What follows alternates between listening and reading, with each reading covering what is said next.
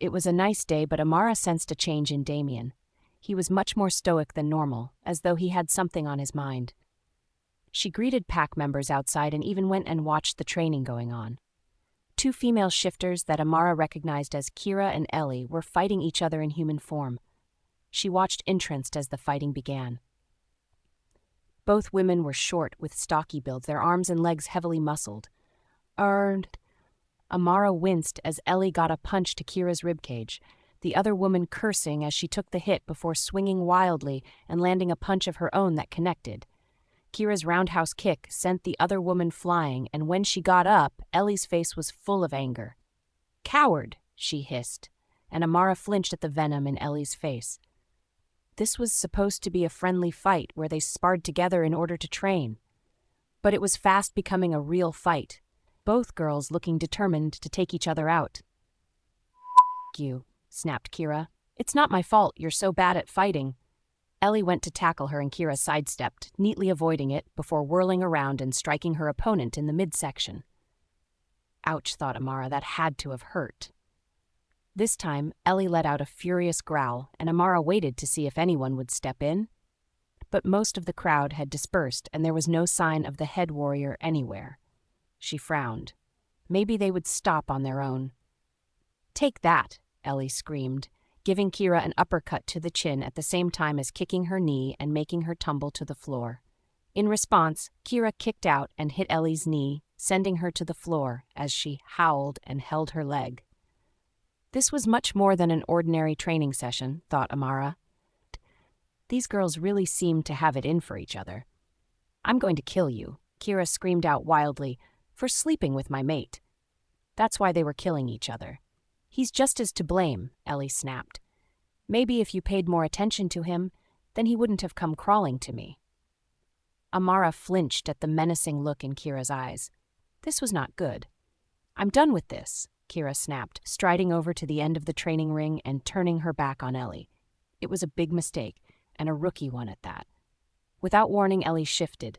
A gray and white wolf stood in her place, and she didn't hesitate, tackling towards Kira as Amara screamed out a warning. Kira shifted and just managed to get out of the way, her own wolf a bland silver all over, snarling and snapping her jaws at Ellie, who snarled back. "Stop," Amara thundered, her voice loud and cracking, but none of the wolves took notice, too busy trying to kill each other right in front of Amara's eyes. Amara didn't know what to do. She couldn't shift, but she was still a Luna, for heaven's sake, one who was being disrespected. She strode grimly into the middle of the two of them and held her arms out, preventing them from having a go at each other. "Listen right now," Amara snapped, her chest heaving in anger. "You are both shifters who know better than this. You do not shift and start trying to kill each other over personal In fact, neither of you should have been sparring together at all," she thundered, and the wolves cowered at her tone, knowing they had gone too far and in front of their Luna as well. They bared their necks in submission. "Now shift," Amara roared, and the two wolves hesitated. Kira was the first to shift back, standing there completely nude and uncaring, her arms folded over her small and perky breasts. Amara folded her own arms and turned to the other wolf, who scowled and then reluctantly turned into Ellie. Amara mind-linked some warriors to help her. "What you have both done is shameful," Amara scolded them, Ellie not looking at her and Kira avoiding her eyes. "You both took your personal problems to the training grounds and didn't stop. Ellie, you tackled Kira from behind when it was clear she was leaving," she hissed. "Kira, you shifted as well, and if I hadn't jumped in, you would both be fighting." They didn't even look contrite, both women glaring at each other. Several warriors came running due to Amara's mind link. "What do you have to say for yourselves?" Amara demanded. "I apologize for my actions, Luna," Kira whispered, and Amara gave her a little nod. Part of her felt really sorry for Kira, whose mate had slept with another. She must have felt it through the mate bond, and Amara could think of nothing more despicable for a mate to do. The fact that Ellie had known Kira was his mate and still slept with him was reprehensible.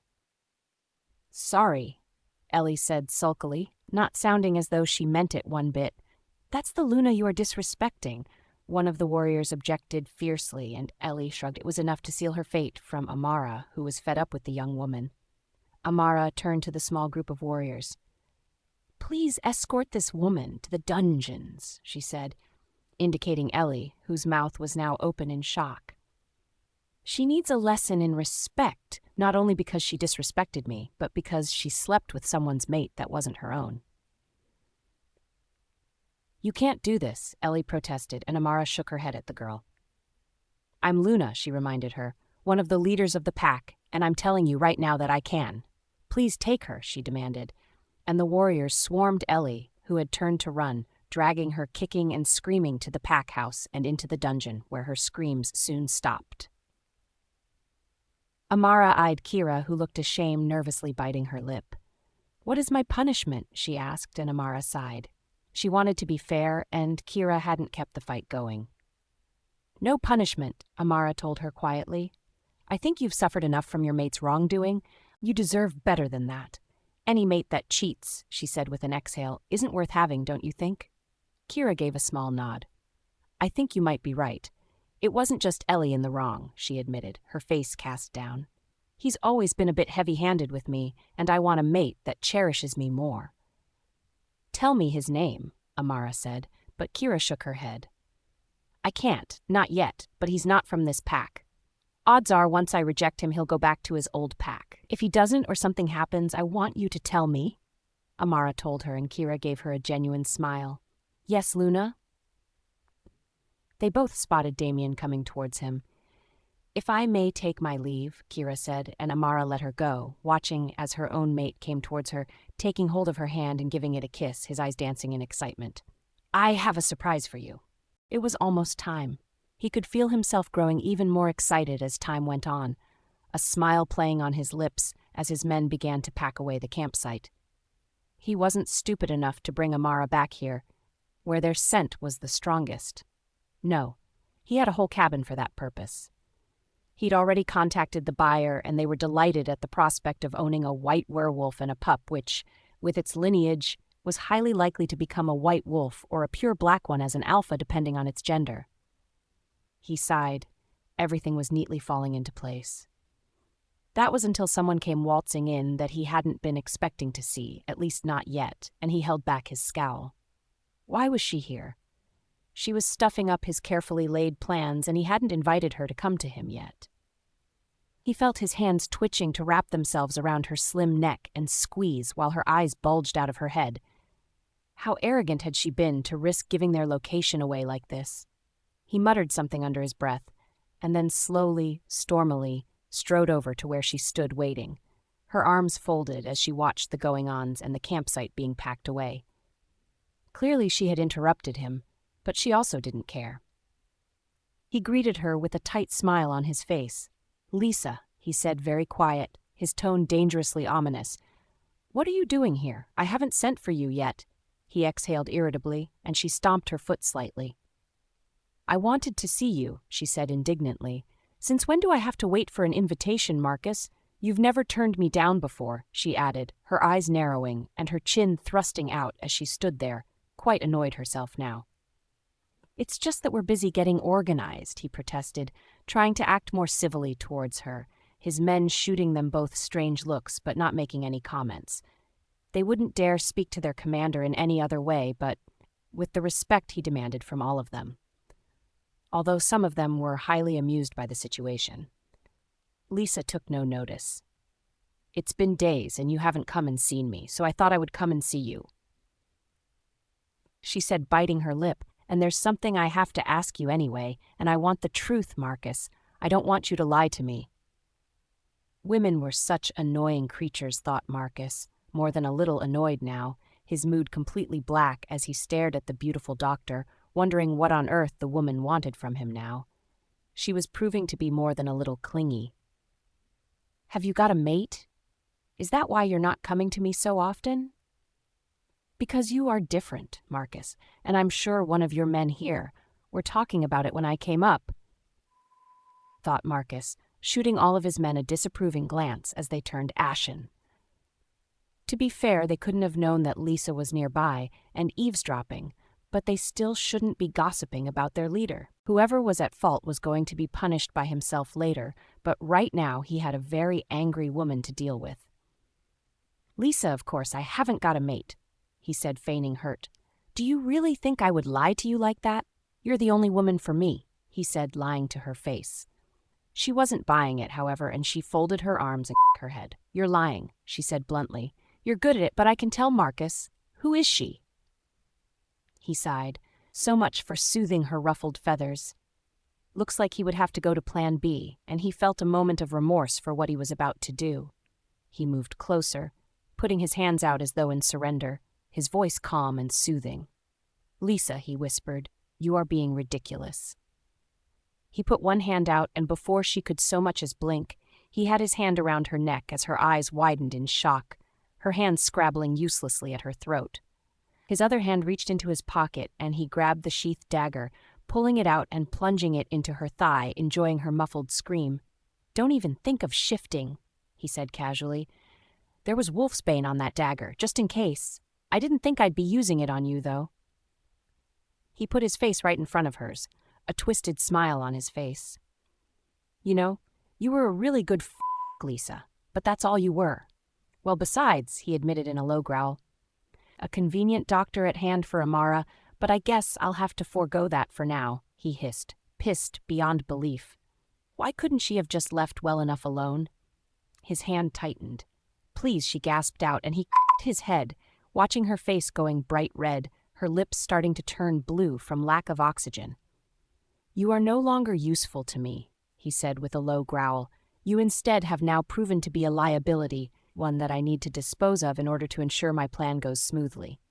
You only have yourself to blame," he told her, his hand tightening until he heard a loud crack as her neck broke, her body going limp in his hand, feeling much like a rag doll he was holding. He threw the body down in disgust and spat on it. Good riddance.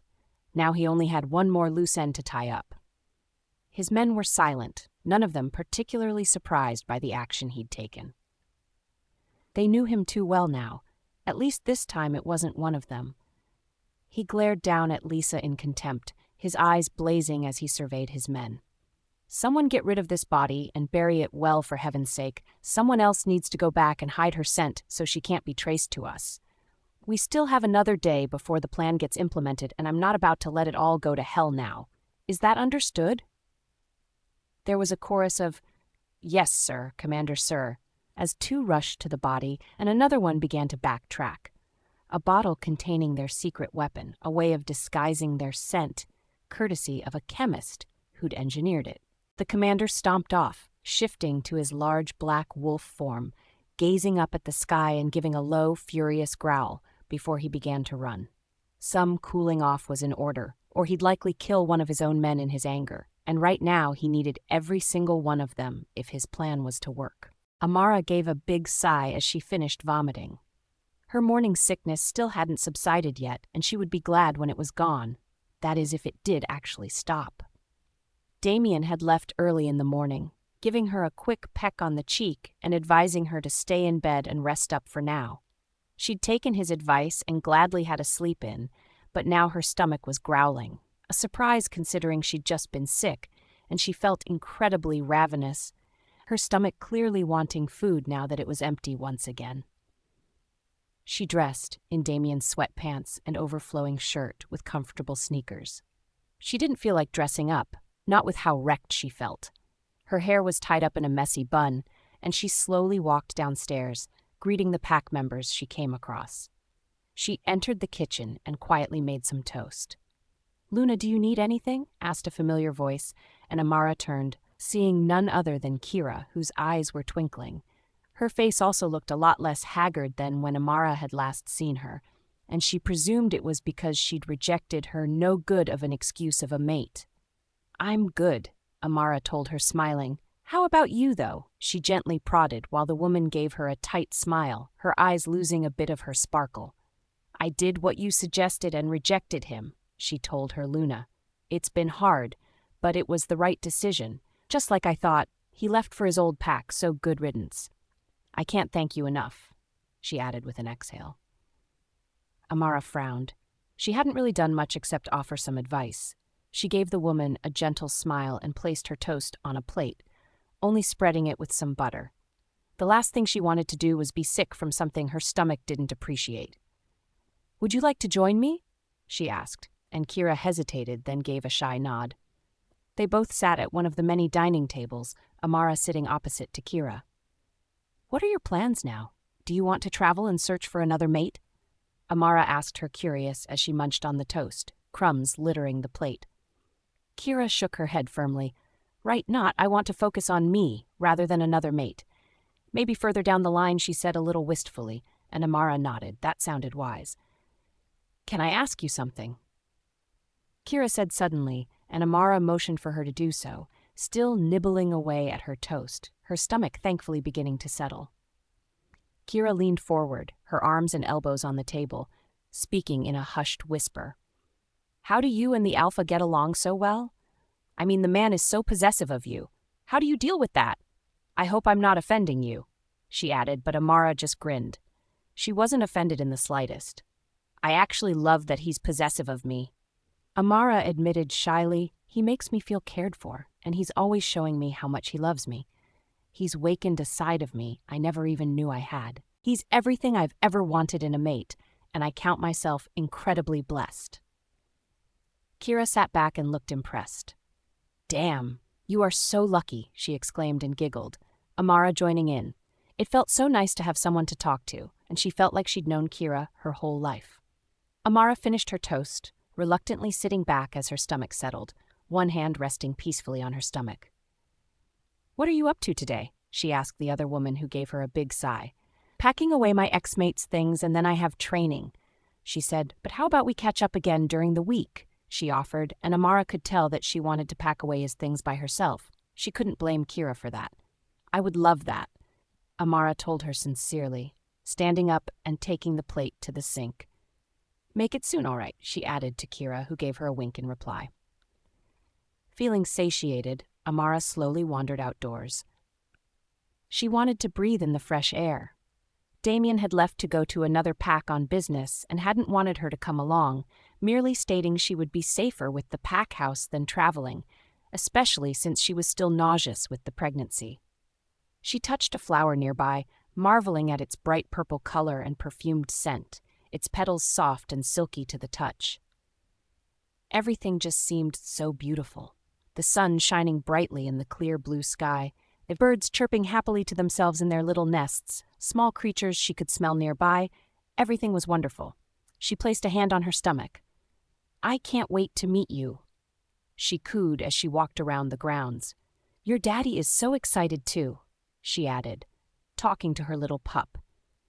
Amara believed that babies could hear their mother's voice even while in the womb, and she took every opportunity she could to talk to her child, still unaware of her child's gender. She still needed to come up with baby names, but that was something she desperately wanted to discuss with Damien once he was less busy with his work. Although she had to admit she loved the name Lorelei for a girl and Callan for a boy. But Damien needed to have a say as well, and she would compromise with him.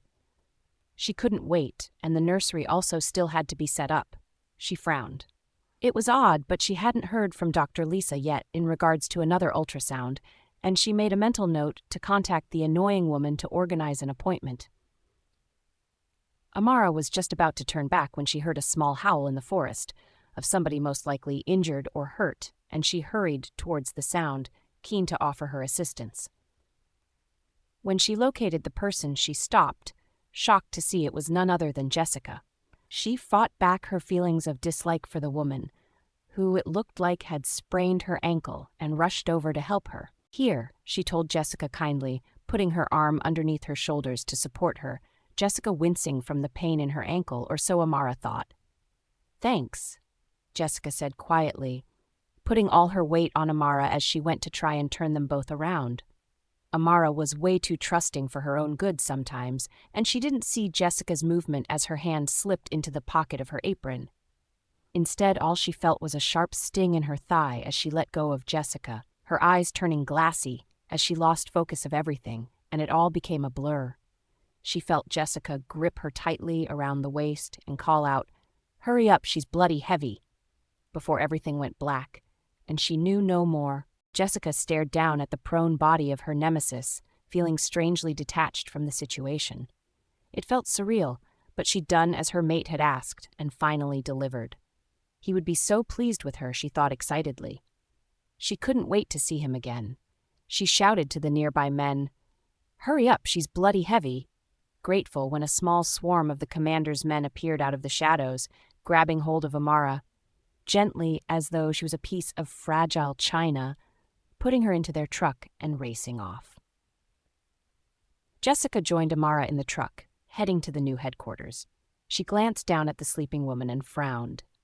She knew that her mate was planning on selling Amara, and she felt no compunctions about that. In fact, the only thing Jessica feared was Alpha Damien finding out that she was involved in torturing her.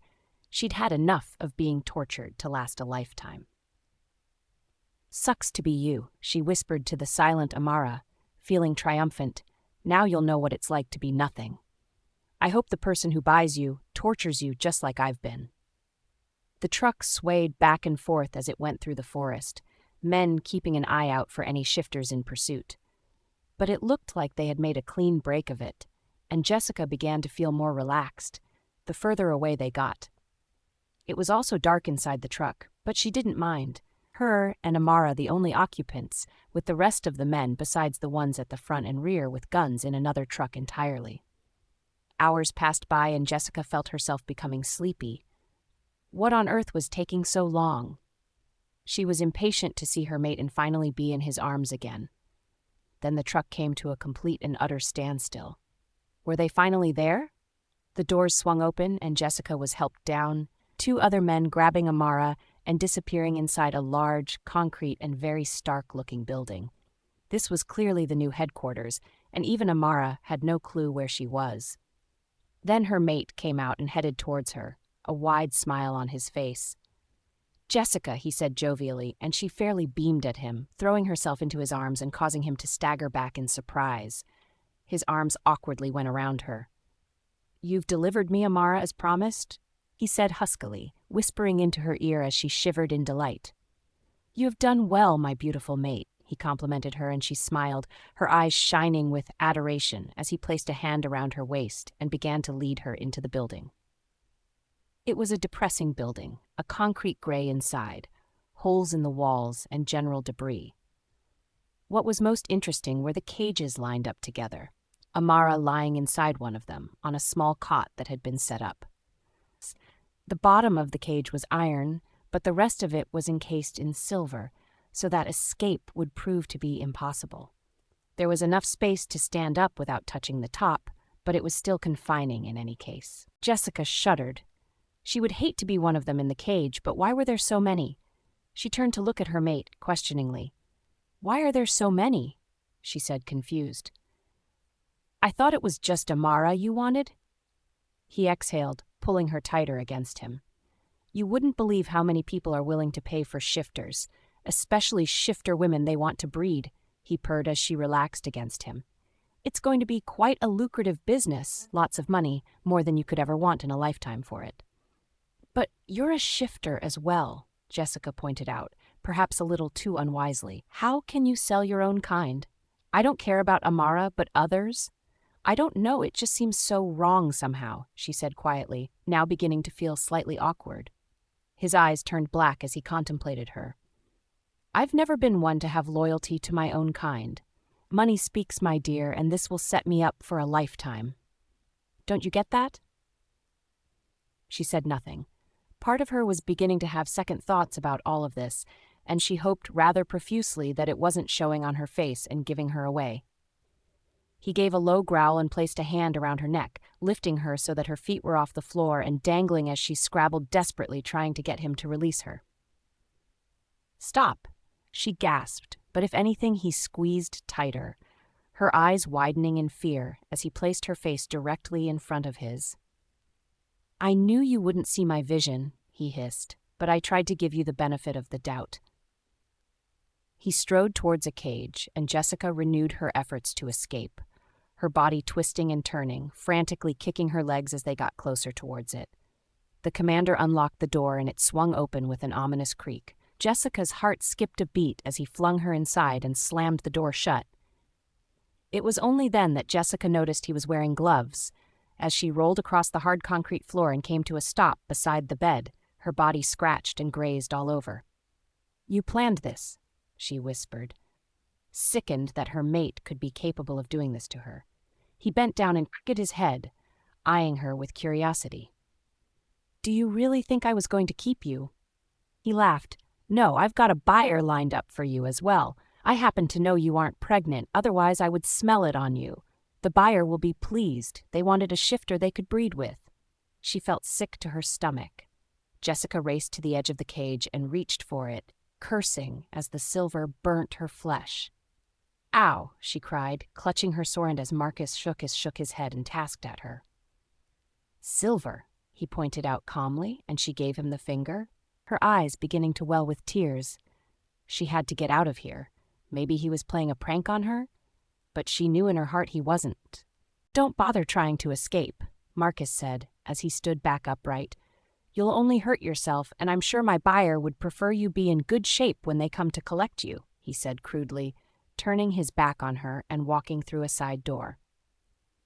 Jessica sank to the floor, other men coming and going without shooting her a glance. She knew better than to try and scream for help. None of these men would dare try and help her. She began to sob as she looked over at the cage next to her and saw Amara still lying there, completely unconscious. If she hadn't let her hatred for the Luna get the best of her, she wouldn't be in this situation. She'd be free. Why had she been so stubborn and hateful? What good was it doing for her now? She closed her eyes in resignation. This was her karma coming back to bite her in the ass, and she was as good as dead because there was no way she was going to let some human male breed her. She'd die first. Amara gave a small moan, a hand going to her head which was pounding, her whole body feeling shaky and weak all over. What had happened? The last thing she remembered was seeing Jessica and then something stinging in her leg. Her eyes widened. Jessica had plunged a syringe into her, she remembered suddenly, confused at the dark gray ceiling she was staring at. Where on earth was she? She sat up and saw the bars of a cage, tentatively reaching out to touch it and leaping back as her skin burnt. "Ouch!" she cried and heard a snort of laughter coming from the cage next to her. She turned her head and gasped as she met Jessica's eyes. The woman looked a little crazed, was the only description that came to mind. Her eyes were red and puffy, dried tear stains on her cheek, and her normally immaculate blonde hair was standing on end in all sorts of different directions. She was also sitting curled up, rocking back and forth, muttering to herself.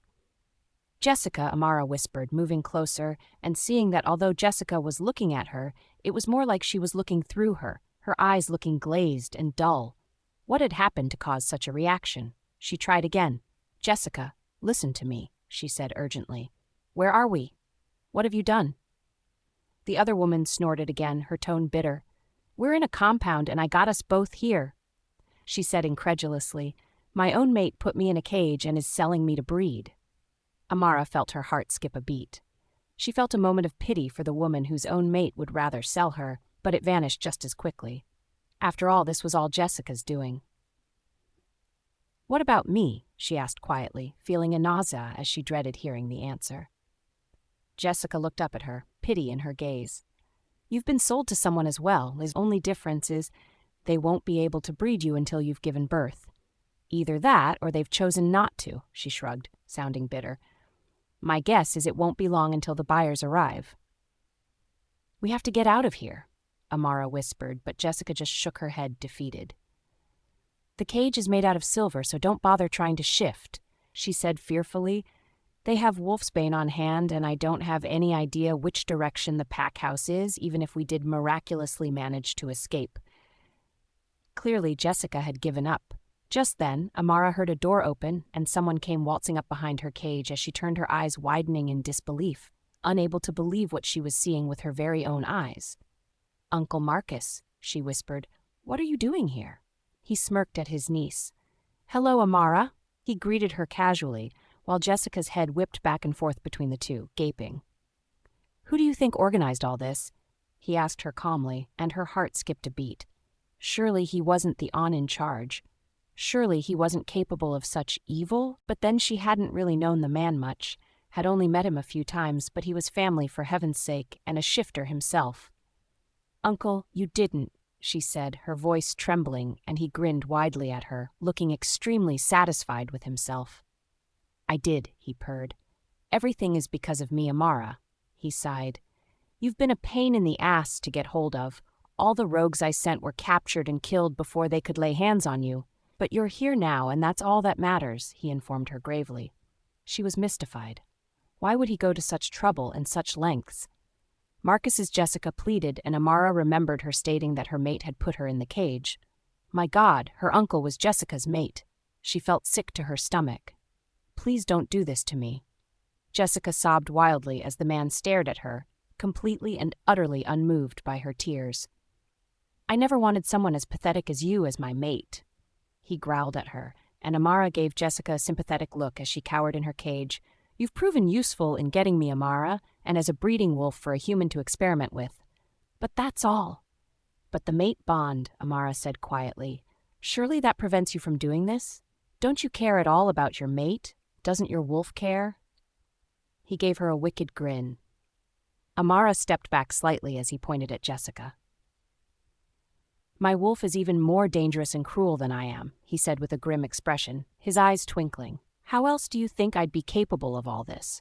Any other wolf would have prevented me from doing this or hurting my mate, but my wolf relishes it, and so do I," he exhaled. He cocked his head, his face thoughtful now. "As for the mate bond," he murmured, coming right up to Jessica's cage, staring at her in contempt, his lip curled. "I, Marcus, reject this woman Jessica as my mate now and forever. Sever the mate bond," he declared, and Amara watched as Jessica curled up in pain, crying out, Marcus hissing as he felt the mate bond begin to sever between the two of them. "I, Jessica, accept your rejection," she whispered dully, and the pain subsided as Amara bit her lip, concerned about the girl who had gone as pale as a sheet. "Excellent," Marcus said, pleased. "I have no desire to feel everything you feel when you go," he told Jessica, who continued to stay curled up in a small ball, unable to talk due to the pain she'd experienced.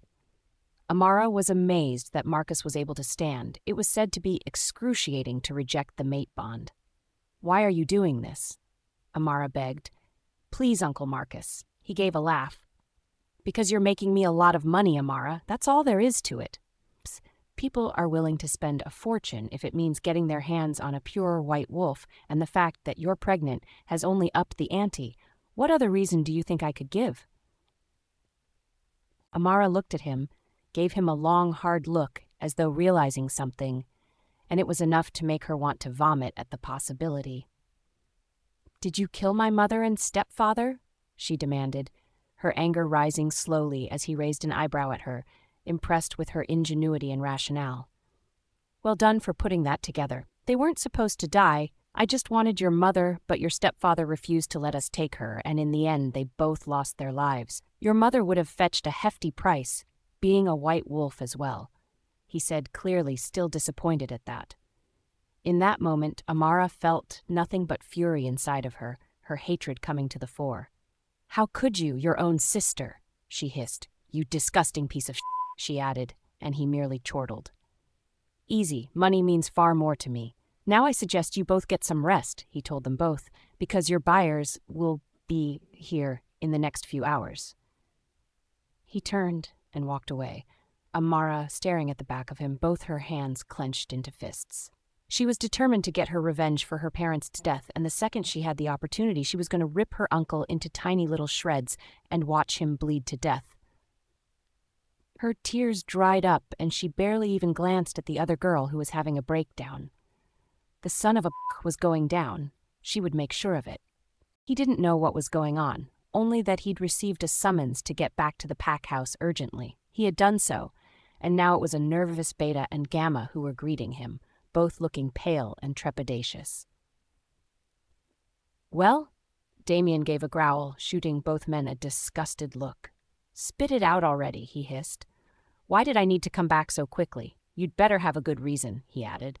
The two men glanced at each other, and the Beta, Jonathan, sighed and stepped forward, running a shaky hand through his hair, unable to meet his alpha's eyes. "The thing is," Jonathan stated guiltily, glancing down at the floor miserably, "is that Amara appears to be missing," he whispered, tensing and preparing himself for the inevitable explosion which wasn't long in coming. "What?" roared Damien. "You both were supposed to be keeping an eye out for her while I was gone. You knew the danger she was in." They glanced at each other sheepishly. "We both thought the other was watching, and then when we realized she was gone, we've checked everywhere for her," Jonathan said grimly, and Damien gave a low growl, furiously pacing back and forth. There was a sudden knock on the door. "What?" shouted Damien, in a thoroughly pissed-off mood, and not in the mood for a random pack member to come bursting into the study. "Alpha Damien, I may have some information in regards to Amara, sir." "Come in, then," he shouted, and the door slowly opened, a young woman looking nervously at him from the doorway, wringing her hands. "Talk," Damien demanded, and the girl looked as though she was about to faint, biting her lip and looking at all three men who easily towered over her. "The thing is," she began, trembling, "that I saw Amara going for a walk earlier in the day," she whispered. "I didn't think much of it, because she does that quite often." Damien knew that, giving her an impatient look. She stammered. "I also saw one of the Omegas go into the forest before Amara's walk, and I didn't think much of it, but it's just occurred to me she shouldn't have been there in the first place. Omegas don't generally go in the forest, at least not during the day when they are supposed to be performing their duties. I just didn't put two and two together until now." "What did the Omega look like?" Damien hissed, coming closer to the woman who shook all over. The woman opened her mouth, and Damien prepared himself, already having an inkling of who it might be. "I can do better than that. Her name is Jessica," Kira told him quietly, and he let out a furious bellow, sending the desk and everything on it flying across the room and into the wall. Kira backed away slowly, in fear for her life and too frightened to run. "Show me where she was walking," Damien snapped, grabbing hold of the woman's hand roughly, and she gave him a small nod, pulling him after her. Kira walked across the grounds in a hasty pace, almost jogging across it, stopping near the edge of the forest. "This is where I saw Jessica walk in," she said, pointing between two large trees, "and Amara was nearby." She added, "She always walks around the perimeter of the grounds. I'm sorry, Alpha, for not coming to you sooner," she added, hanging her head remorsefully. Damien eyed the forest grimly, sniffing intently as he walked in, ignoring Kira, who stayed watching in the background as Jonathan joined him. He could smell Amara's scent, but it was extremely faint, following along. There was also something else he detected, though, which had him frowning. It was the smell of a very familiar herb, and as they traveled further in, it was Damien's intent gaze that swept over a syringe which had been abandoned on the forest floor.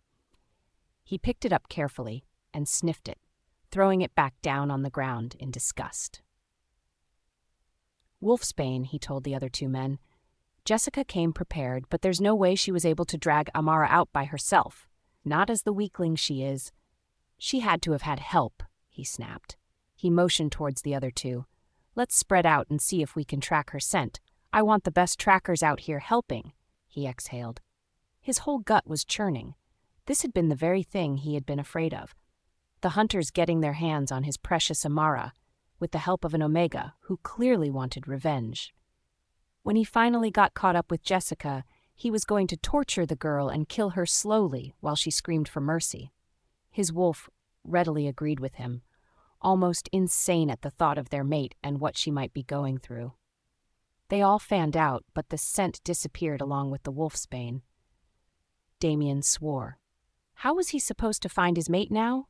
He could already picture how terrified Amara must be, and it was killing him inside, making him desperate. To his shock, another alpha appeared out at his boundary, out of nowhere, a grim expression on his usual jovial face. "I heard your Luna is missing, Alpha Damien," Alpha Lawrence said quietly. "May I have a word?" he added, and Damien gave a tight nod, glaring at the other pack members, who hastily looked away and continued to spread out. "What can I do for you, Alpha Lawrence?" Damien said thickly, wanting to get back into the thick of things. "My dear man, actually, I think I can help you," Alpha Lawrence said, retrieving something out of his pocket. It was a USB stick. My security cameras picked up something very interesting along the main roads. You know how paranoid I am about threats, he added, and boy did Damien know. The man was legendary for his conspiracy theories and determined to ensure no threat ever reached his border. This may give you the answer you're looking for. A half-dozen trucks with men who look possibly military, guns and prepared for a fight, also possible hunters. Luckily, they headed away from my pack rather than towards it, he said lowly. Damien could have kissed the man. He knew how extensive and how far his security cameras panned out, and his own tech team could trace license plate numbers or use other cameras along the roads to track them down. Thank you, Alpha Lawrence, he said huskily, taking hold of the USB stick. The other man looked at him sympathetically. I hope you get your Luna back, he said. If you need any help, please let me know. I can easily lend you my warriors. Damien shook his head, a wicked grin on his face. I appreciate the offer, he said honestly, but that won't be necessary. Elle and Lucifer are more than capable of killing a few hunters. The other man shuddered. He'd met Lucifer and frankly found the wolf disturbing. He had no doubts the two of them could take out a small army and still be smiling. He very calmly turned around and gave them a small wave, disappearing back through the forest as he shifted. Damien's hand clenched around the USB stick. He turned and almost ran back to the pack house, mind-linking all of his tech team to meet them there. If this contained the answers, his tech team would let him know, and with luck, he'd be killing hunters and men in a few hours to get his Amara back. It had been a few hours at least, Amara estimated, sitting inside her cage while military men swarmed about, none of them shooting her or Jessica the merest glance. It seemed that many of them were frightened of who they referred to as the commander, but was in actual fact her Uncle Marcus. She seethed. Jessica, on the other hand, had gone strangely quiet, sitting still as a statue. Ever since he'd gone and she'd been rejected, she'd been quiet, not a word uttered out of her mouth. She stared into the distance, eyes staring at nothing in particular, her expression oddly blank. It was as though she'd resigned herself to the situation and had no fight whatsoever inside of her. Jessica, Amara hissed, fighting the urge to slap some sense into her. Not that she could reach her, but still there was an urge to do so. Snap out of it already, she tried, moving as close as she dared to the edge of her cage. Jessica just blinked and Amara sighed in frustration. There was no way she could rely on the girl to help her. Not in this state. They heard the door creak open and Amara flinched, moving backwards while Jessica sat, her eyes blank, her body beginning to rock back and forth. Her Uncle Marcus came forward, 2 small plates of food in his hand. Amara glared at him contemptuously. There was no way she would eat anything he'd made. It could contain anything. Hungry? He asked, and Amara shook her head. Jessica said nothing, and Marcus gave a low whistle. She's lost the plot, has she? He remarked, shaking his head in disgust. Not surmised, considering she's nothing but a disgusting omega. He exhaled, opening the door to the cell and sliding in the plate that contained a sandwich. He hastily slammed the door shut. Don't do it, Jessica, don't eat it, Amara shouted, but it was like the girl couldn't hear her at all. Jessica slowly reached out with one hand and grasped the sandwich while Amara watched helplessly. If she could reach through the bars, she would slap the food away from her. Instead, she was forced to watch with wide eyes as the girl nibbled on the bread. Damn it, Amara shouted in frustration as her uncle gave her a sideways glance, looking nonchalant. The food's not poisoned, he offered, but Amara didn't believe him. She watched intently as Jessica finished the food, and true to form, Jessica's eyes widened and her body flopped to the floor, convulsing wildly, foam coming out of her mouth. Amara gave a shout, but it soon finished, Jessica unconscious on the floor. You said it wasn't poisoned, Amara shouted at her uncle, accidentally grasping the bars and cursing as it burnt her flesh. Uncle Marcus shrugged. I said it wasn't poisoned. It only contains the merest hint of wolfsbane. She'll be fine. Another man came up behind him, dressed in a fancy suit, rubbing his hands in glee. Amara scowled at him. His stomach was protruding like a beer gut, his face red and covered in sweat, his hair receding. He was middle-aged, and she hated him on sight. Was this one of the buyers? Marcus motioned to the unconscious girl. What do you think? he asked sincerely, and Amara watched the other man's beady eyes twinkle as he closely looked at the girl. "She's very pretty," the other man murmured approvingly. "She'll look great cleaned up. Is she fertile?" He checked, and Amara sucked in a breath as her uncle gave him a nod.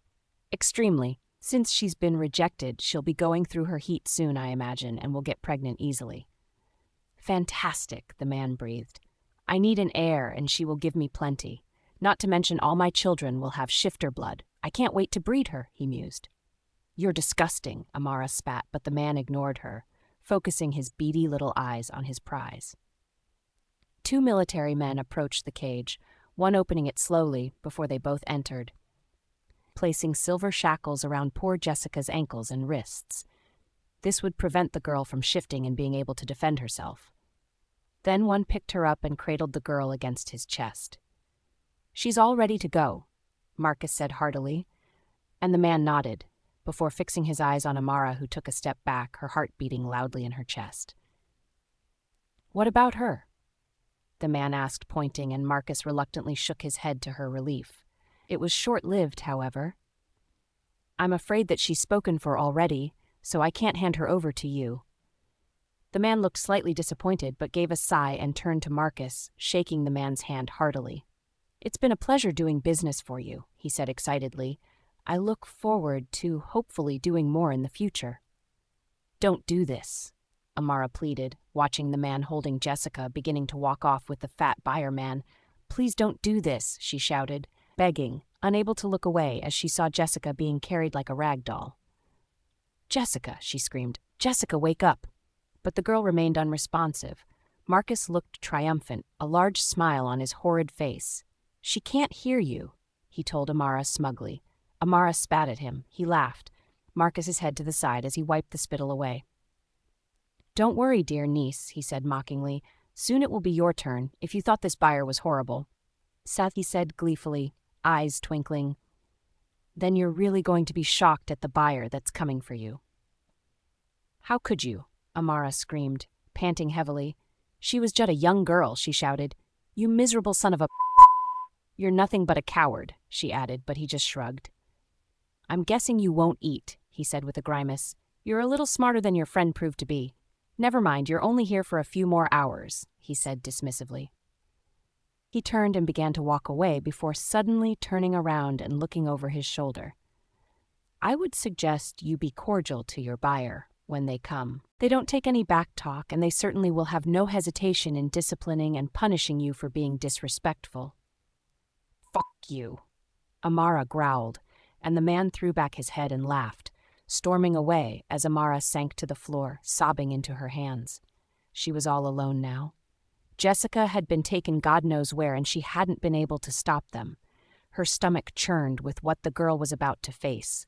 Dread pooled in her gut at the thought she might be facing the same thing in a few hours if she didn't manage to escape. Damien was desperate as he powered up the USB and waited for the security footage to emerge, pacing back and forth as his most trusted and valued member of his tech team came rushing in. He was only 18 years old, but the boy was a prodigal genius, capable of hacking into most secure sites, even the kind he wasn't supposed to. He was a valuable asset to have, and it was Damien's good fortune that he'd found the lad in the first place. Jordan looked slightly harried as he cast his alpha a determined look, pulling up a seat and surveying the grainy and hard-to-decipher camera footage Damien had received. He pushed his glasses up his nose and squinted. "It's certainly not the most technologically advanced footage," the boy mumbled in disgust, his fingers flying across the keyboard now as Damien hovered over his shoulder, a grim look on his face. "Can you trace them to their final destination?" "It will take some time," Jordan said with a sigh, bringing up surveillance cameras and even traffic cams in an attempt to track the route the various trucks had taken. He was also trying to bring up clearer images of the men and the license plates, but they had been covered in mud, apparently the men in charge anticipating it. "I need it now," Damien growled, aware of the time that had passed with Amara missing, his heart in his throat. His wolf was going insane right now and would go berserk soon if Amara wasn't by his side to calm him down. Jordan scowled at him, looking extremely put upon. "Would more members help?" Damien offered in desperation. Jordan shook his head, his brown hair in disarray and in various directions. No, we would only get in each other's way, and I'm the best you've got for hacking into security systems. Jordan brought up an image, exhaling and looking towards Damien, who'd glanced away for a second. It was one of the men, standing on the side of the truck, a large rifle dangling over one shoulder. It was clear and crisp, the image frozen and suspended in time. "Do you recognize this man?" Jordan asked as he prepared to bring up more images. The trucks had taken a different route to the main roads, not unexpected, considering they didn't exactly blend in. But with the number of trucks they possessed and the military uniforms they wore, it was clear they also possessed a fair amount of weapons at their disposal as well. Damien went to shake his head and then stilled, his eyes narrowing. Why did the man look so familiar to him? As though he'd met the man before. He tried to place him and then gave a small growl, a furious one that had Jordan wiggling uncomfortably in his seat. "He looks like Amara's uncle," he spat out, pacing back and forth as Jordan watched him with wide eyes. "What was his name again?" he murmured to himself, his head and thinking. "I believe his name is Marcus," he finished with a large inhale as it dawned on him. "That son of a is responsible for his own niece's kidnapping. I'll kill him," he roared, and Jordan flinched as Damien thrust his fist into the wall, leaving a large round hole as he withdrew it. There was no sign of pain on Damien's face whatsoever, and Jordan gulped nervously as his fingers flew across the keyboard. The lad was extremely nervous, being alone in a room with an alpha whose wolf was notorious for being a little brutal when he took over. Jordan wanted to get out of the room before a wolf tore him to shreds. "This is the start of their trip," Jordan said, showing him images just outside of the pack boundaries where they could see Jessica hopping into a truck, while Amara was almost flung inside, clearly unconscious. Damien gritted his teeth and clenched his hands. This was pure torture to him. "They then went this way for several miles," Jordan continued, bringing up traffic cams as Damien watched intently. They had taken the main road but stuck to back ones whenever possible, and even used trails in the forest as well. He thanked God for paranoid alphas who had installed security cams on their pack boundaries and grounds. He would be doing the same once Amara was found. "This is where it gets interesting," Jordan told him. "They go missing for several minutes, and then it's like they're suddenly vanished into thin air. However, there is a single structure in the vicinity." He brought up the image of a desolate gray building. "As you can see, there are the trucks and the men are moving about freely. It's where they appear to be right now, but it also looks like the men are preparing to head out shortly," Jordan said, concerned, as the men were placing items into the trucks and scurrying around in a hurry. "What's the location?" Damien said grimly. "Send me the coordinates and do the same to the warriors in my pack." "Done it already," Jordan shouted after him, watching the back of Damien as he almost threw himself out the door, Jordan wiping away the perspiration on his forehead with relief. He was still in one piece, thank goodness, but he pitied the people if they were still at the building when Damien arrived. Damien headed directly to his car. Shifting would take precious time, and he needed the navigation and route on his phone that Jordan had sent out. Jonathan joined him. "Warriors are already in their cars and pulling out," he informed Damien, putting his seatbelt on as he sat in the passenger side. Damien shot him a sharp look, and Jonathan sighed. "I also told them to stay back until you arrived," he grumbled, fully aware of the rising anger in his alpha and what would most likely occur once they had gotten there. Damien could be cruel and brutal, but it was nothing compared to what Lucifer was going to be like, and the men who'd taken Amara would soon find themselves in a bloodbath, wishing they hadn't been so foolish as to take an alpha's mate from him.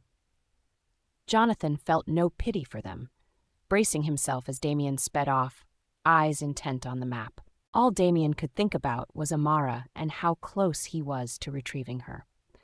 Lucifer was ready to shred people to pieces, and Damien would gladly give him control, if it meant the safety of his mate and revenge on those who had taken her from him.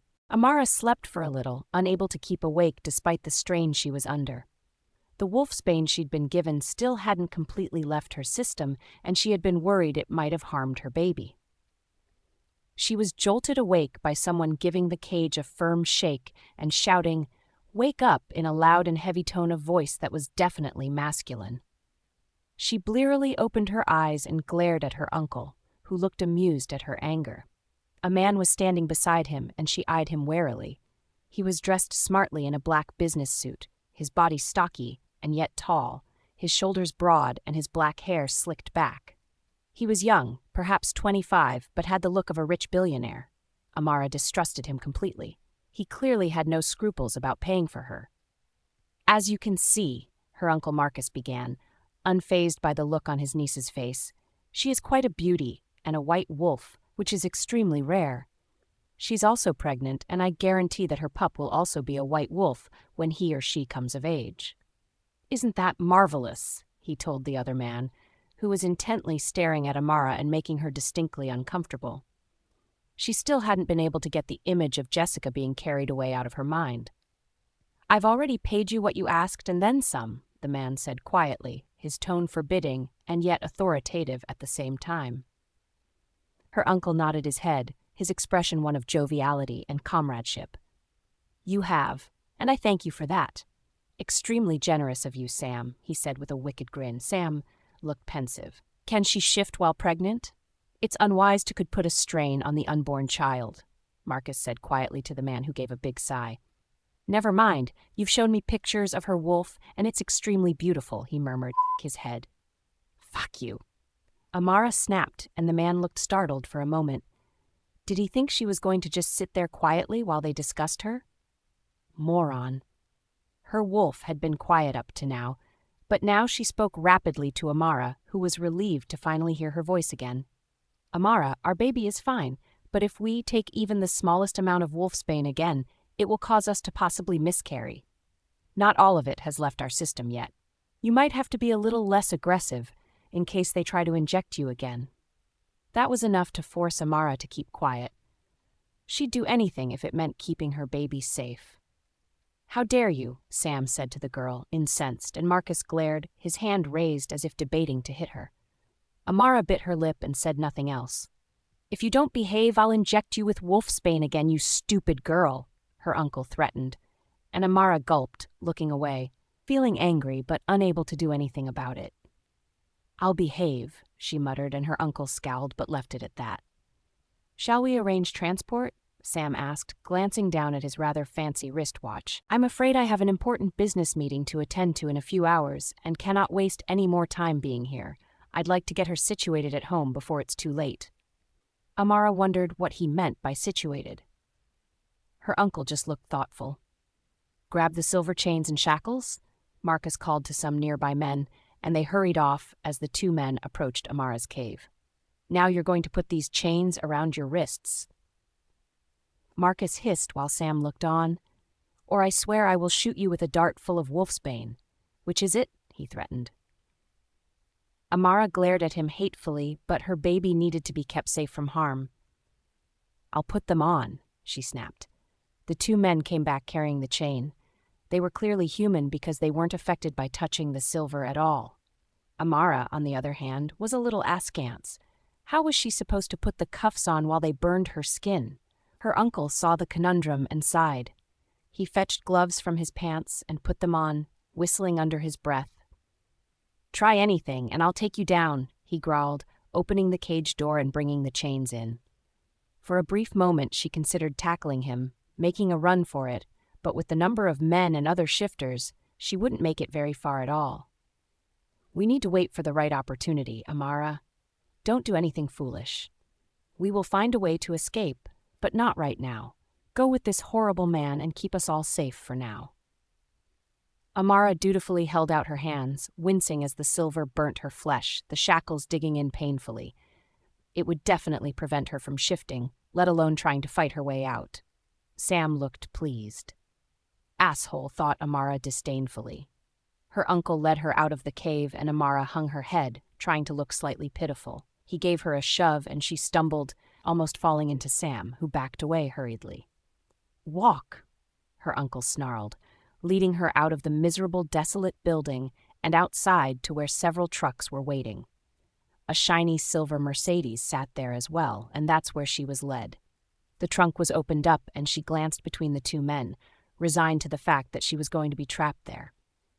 "I will lend you one of my men to accompany you in case anything goes wrong," Marcus told Sam, who nodded before shoving his niece into the boot and positioning her so that she wouldn't roll around too much, several cushions having been shoved towards the rear and along the sides. "This should do," he told Amara, who rolled her eyes. God help her. She wanted to tear his throat out, but with the silver burning her, she was weak and unable to do anything to this man. Her eyes narrowed. She would get her revenge, tear him limb from limb, leave his entrails for the animals to eat. She would kill him slowly while he screamed. Such was her hatred at that moment. "Don't panic. I'm sure Damien is searching for us right now. Just hang on a little longer. We can do this, Amara. Don't give up on me now. Stay calm." "Easy for you to say," grumbled Amara in her head, even as she acknowledged her wolf's words. She watched as Marcus shook hands with Sam. "It's a pleasure doing business with you. Should you need anything at all, you have my number," he said quietly, and then turned around and left. The last thing Amara saw was Sam slamming the trunk of the car down, and then all she could see was darkness enveloping her. Damien stared at the desolate building, his lip curled in disgust, his wolf, Lucifer, begging to be let out. From what he could determine, there were several guards and some men moving around inside, but no sign of Amara. She had to be in the compound somewhere, though. His warriors waited, as did his beta. Damien mind-linked them all. "Move out, but be warned. I want the son of a responsible for Amara's captivity. Do you understand me? He's mine." The men agreed, cutting the mind link off and shifting almost simultaneously, Damien doing the same, Lucifer impatient in the background. "Let me take control, Damien, already. I must find our mate," he growled, and it was with reluctance that Damien was forced to give his wolf control, aware that not only would it save time, but because Lucifer was much more bloodthirsty than himself even in this situation. All of them spread out. It was a relatively easy process to take out the guards, tearing them from limb to limb. They were human, and although they carried guns for their safety, they were not fast enough to save themselves. Lucifer was amongst them, tearing out throats and reveling in the bloodshed, the first to make it inside the building, where he smelt several shifters amongst more human beings. He growled, taking in the cages set up by the military men and seeing that bastard Marcus at the very back looking quite pale. Evidently, the man had not known how fast and capable they would have been tracking him down. Damien's warriors swarmed around him, ready to pounce, shifters shifting into their wolf forms and attacking Damien's men. As much as he wanted to make a dash for Marcus, Lucifer was at least willing to help his pack members first, darting back and forth as he took the lead, easily overpowering the other shifters who were no match for him, until finally Marcus was left. He, of course, had shifted, his fur black like Damien's, but his wolf was smaller, even for an alpha. Lucifer growled, pacing towards him, his warriors staying well back. He needed to know where Amara was. He sniffed the air, and although he could detect her scent, it was faint, as though she was no longer there. Had this man moved her to a different location before he was able to get there? Damien warned an irate Lucifer not to kill the man. They needed Amara's whereabouts. It didn't stop Lucifer going on the offensive, leaping towards the other wolf who tried to dodge him. It was a bloody battle, Lucifer ripping chunks of fur and flesh out of Marcus, while he howled and swiped, missing Lucifer, who was much faster and more agile.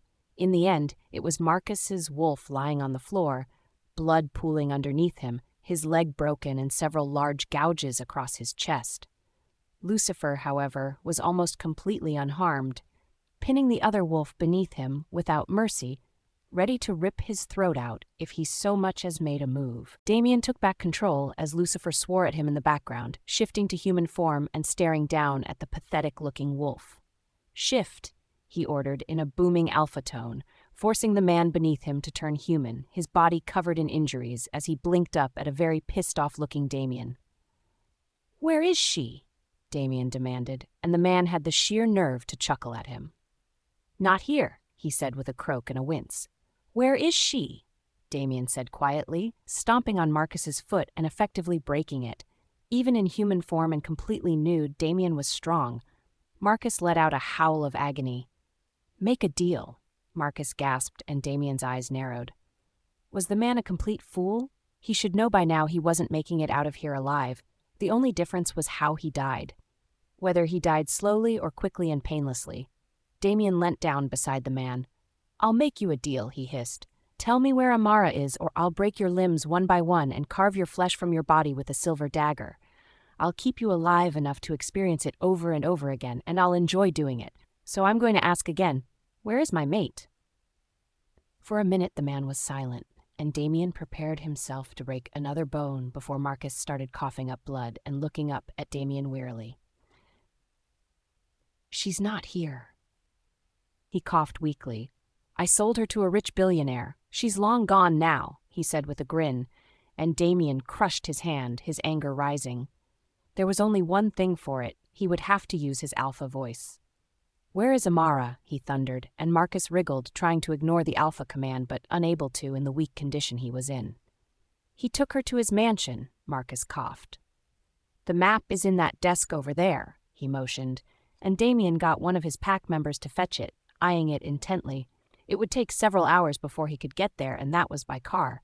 He cursed vehemently. He was so close, and he'd let her slip through his fingers. Another thought occurred to him. "Where's Jessica?" he demanded, itching to kill the... Marcus laughed outright. "I sold her too," he murmured. "No way was I going to keep her. She's been taken to a separate mansion." Damien's head...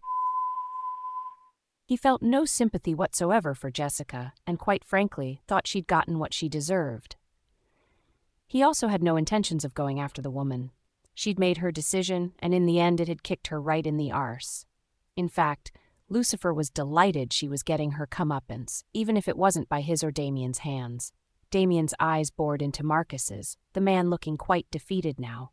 "Why Amara?" Damien whispered, his tone menacing and dark. "Why choose her?" "I wanted her entire family," Marcus snarled, "but her parents ended up dead and she wasn't with them.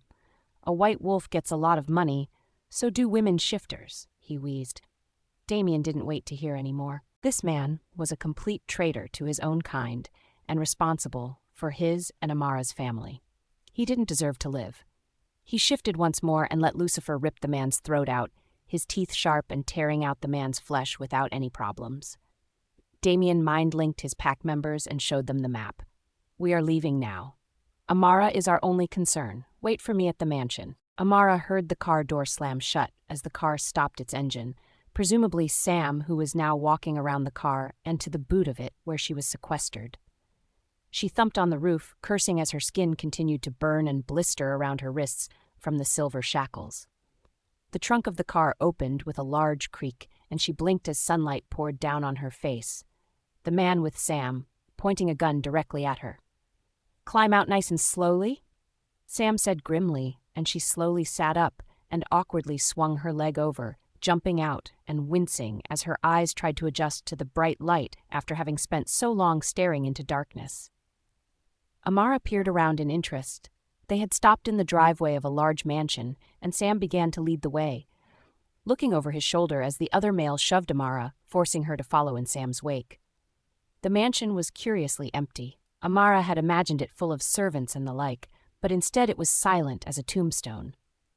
"Down here," Sam huffed, pointing through a door and some stairs that led downwards. Amara hesitated. It was dark and dreary, the smell of dampness and mildew heavily present. The other man pushed her warningly, and with great trepidation, she slowly placed one foot onto the first step, before following with the other. There was thankfully a railing to clutch onto, and she walked down, her heart thumping wildly in her chest. There was no doubt in her mind that they were heading down into the basement. Her feet reached the ground and she stopped, Sam coming up beside her. Her mouth gaped open in shock.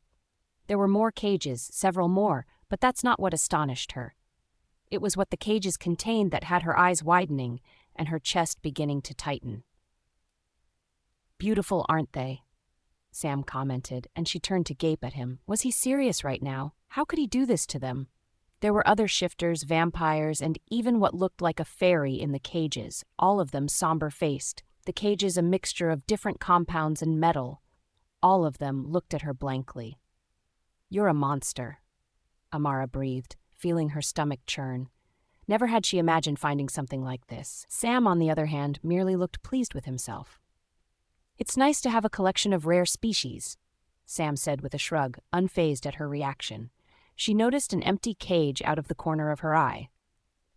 Now see this empty cage? Sam said pleasantly, and Amara gave a shaky nod, wishing she could turn and run, dangerously aware of the gun pointed at her back, not to mention the silver that continued to burn. You're going to walk in there without giving me any trouble, Sam said cheerfully, before his eyes narrowed on her pale face, which had gone completely ashen. Because if you don't, he warned, I will kill one of the supernatural creatures in here. She gulped. There was no way she was going to be the reason for someone else's death, something Sam was highly aware of. Son of a she thought unhappily. He had her, and he knew it. Amara slowly walked towards the cage, forcing herself to move when her feet didn't want to cooperate. The cage was large, easily 2 sizes higher than herself and twice as wide, with a basic cotton chair. Her mouth went dry. How long would it be until she, too, looked as broken as the other occupants in the room? She walked into the cage, turning around to face Sam, whose face looked triumphant. At least get rid of the shackles, Amara pleaded, desperate to get them off. The cage was made of silver, so she couldn't escape it anyway. Sam shut the cage door, and she felt a brief moment of panic. She couldn't bear to have the shackles and restraints around her any longer. Hold your arms out, he instructed, and she did, careful to ensure she didn't touch any of the bars. He fidgeted in his pocket, and Amara gave a sigh of relief as he produced a key. He took his time, though, unlocking the restraints, which Amara let fall to the ground, moving her hands around experimentally. Already her burnt flesh began to heal itself. Someone will come down later and give you some food, Sam said with a smile, leaning down to stare into her hostile eyes. Everyone gets fed at the same time, he exhaled, looking around at the creatures who looked at him stiffly. My collection is almost complete, he murmured, and Amara wondered what else he could possibly want. You're going to give me a child to raise, he told Amara, who felt sick. But I also want an heir, one of my own blood, he sneered, and you'll be providing me that as well. She spat at him as he laughed, missing him unfortunately. He merely stood upright and wandered over to some of the other cages, the other man still in the background, gun pointing into the room, his eyes scanning for danger. Well, I have a business meeting, but I'll be back later to see how you are settling in, he said calmly, heading upstairs while Amara watched, forcing back the tears that threatened to spill over. It might seem like there's no hope right now, but Amara, listen to me. You can't afford to lose hope. Damien will be looking for us. You know he won't give up until he's found us. Not to mention how stubborn Lucifer is. We can find a way out of this, but you have to start believing in yourself. We'll get out. Just wait and see. Amara felt a renewed sense of purpose as she looked around. There had to be a way of getting out of the cage. She remembered what Sam had said about someone coming down to give them food. It sounded like the perfect opportunity to make her move. But then, if it was that easy, she thought to herself, then why had no one else managed to escape? Unless it wasn't a person who was feeding them, but another supernatural creature? Her wolf's voice came back to her and she gave a grunt. Screw it. She'd take the chance. Because anything was better than being stuck in this basement, chained up like a wild animal. Amara stared around, feeling dismal. None of the other creatures would even look in her direction, let alone speak to her. The whole atmosphere in the room was bleak and gloomy. Clearly, none of them had the fight within them to even attempt to escape, which Amara found extremely sad. She heard the creak of a door, and then saw a panel in the side of the room pull back to reveal a person, wheeling in a trolley of some sort. That made the creatures sit up and pay attention. Amara saw with curiosity. It seemed like it was just an ordinary human, but as she peered closer, she saw that they were wearing a collar of some description with some weird inscription on it that she couldn't decipher. It wasn't any language she had seen before. The woman was tiny, her hair disheveled, her eyes blank as she moved further into the room. She once must have been a stunning beauty before she was captured, but being confined had taken its toll on her. Her black hair was matted and greasy, her blue eyes lifeless, her skin so pale it was almost translucent. She was also dirty all over, her body's odors stench one that was difficult to take. When was the last time this woman had bathed? Wondered Amara. She saw several bottles of what looked like blood that the woman promptly flung through the bars to give to the vampires, who pounced on them eagerly, gulping the vile liquid down and licking their lips. Color seemed to flood back into their faces, and it occurred to Amara they must not be fed often, not for them to react in such a manner. The fairy was handed some sort of sweet food, and then the woman went over to Amara, her head, and staring at her with curiosity blazing in her eyes, which had now come to life. "Shifter," the woman whispered, her voice thready and thin, hoarse from lack of use. Amara nodded, moving as close as she dared. The woman smelt different to a human, but she couldn't put her finger on it. What kind of race did she belong to? She picked up a plate from her trolley, but Amara firmly shook her head. There was no way she would accept any type of food that could possibly be drugged or worse. The woman's face fell, and she looked apprehensive. "Please," she whispered pleadingly, "you must eat, or I'll be punished." Amara took the plate, which, to her surprise, was able to move through the bars. Realization dawned, and she stared at the woman, knowing now she must be a witch of some kind. Did the collar prevent her from escaping? "Why would you be punished?" Amara asked urgently, and the woman hesitated. "He likes to punish. Sam does," she murmured, trying to warn Amara. "He'll beat you so severely it's a miracle you haven't died. See those vampires?" she whispered, pointing to them. "He deliberately keeps them weak so they can't escape. That's the first meal they have had in a month. This collar," she croaked, pulling on it, "only allows me to use the barest of magic, and it shocks me if I leave the house. We are all stuck here. There is no way out." Amara refused to believe that, even as her eyes filled with pity for the young witch. It was evident she was terrified of Sam, the other creatures as well. "There must be a way out," Amara said quietly as the woman listened, her face looking pensive. "Please. Something must have occurred to you, some sort of way. What about the keys to the vampires' cages?" The witch shook her head. "Even if they got out, they are still far too weak to make it far. The blood I just gave them is nowhere enough to satiate them. It's merely enough to keep them alive," she said with despair in her tone of voice. Amara refused to give up. Something was hovering in the back of her mind, an idea, but she wasn't sure if it would work.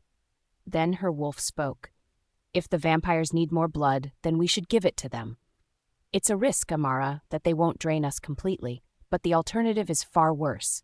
So long as they only take what they need, we and our precious pup will be fine. The problem is convincing this young witch to use a key to let them out. She looks terrified. I wonder how long she's been stuck here for? Witches are one of the strongest races, along with vampires, so it's quite frightening that Sam was able to get his hands on them in the first place." Amara silently agreed. The young witch made a move to turn, and Amara hastily called out, "Please stay for a moment," and she reluctantly turned back, her eyes boring into Amara's. "What if I gave my blood to the vampires? Would it be enough to replenish them?" The witch hesitated, giving it some thought. "It might, but you are carrying a pup, are you not?" she said to Amara's complete surprise. "Yes," Amara confirmed quietly. The witch hung her head. "If they take too much, they could kill your pup," she said with despair. "It is not worth the risk, and they could leave us here to rot. I won't let them take too much." Amara said confidently before pointing to her collar, "Can they remove that?" The witch nodded, looking thoughtful. "Only another race as strong as mine can, and vampires are notoriously strong. I am unable to remove it without being shocked. But they will not do it, not after my complacentness in starving them. They despise me and my kind." "They won't," Amara said grimly, just as another voice chimed in, clearly having been eavesdropping on their conversation. "If you let us go, we will help everyone here," the male vampire said firmly, his tone brooking no arguments from the others. The other vampires nodded, their red eyes glowing. "Celeste," the vampire said, his eyes red as well as she looked at him, timid and cowering, "you've been just as abused as us.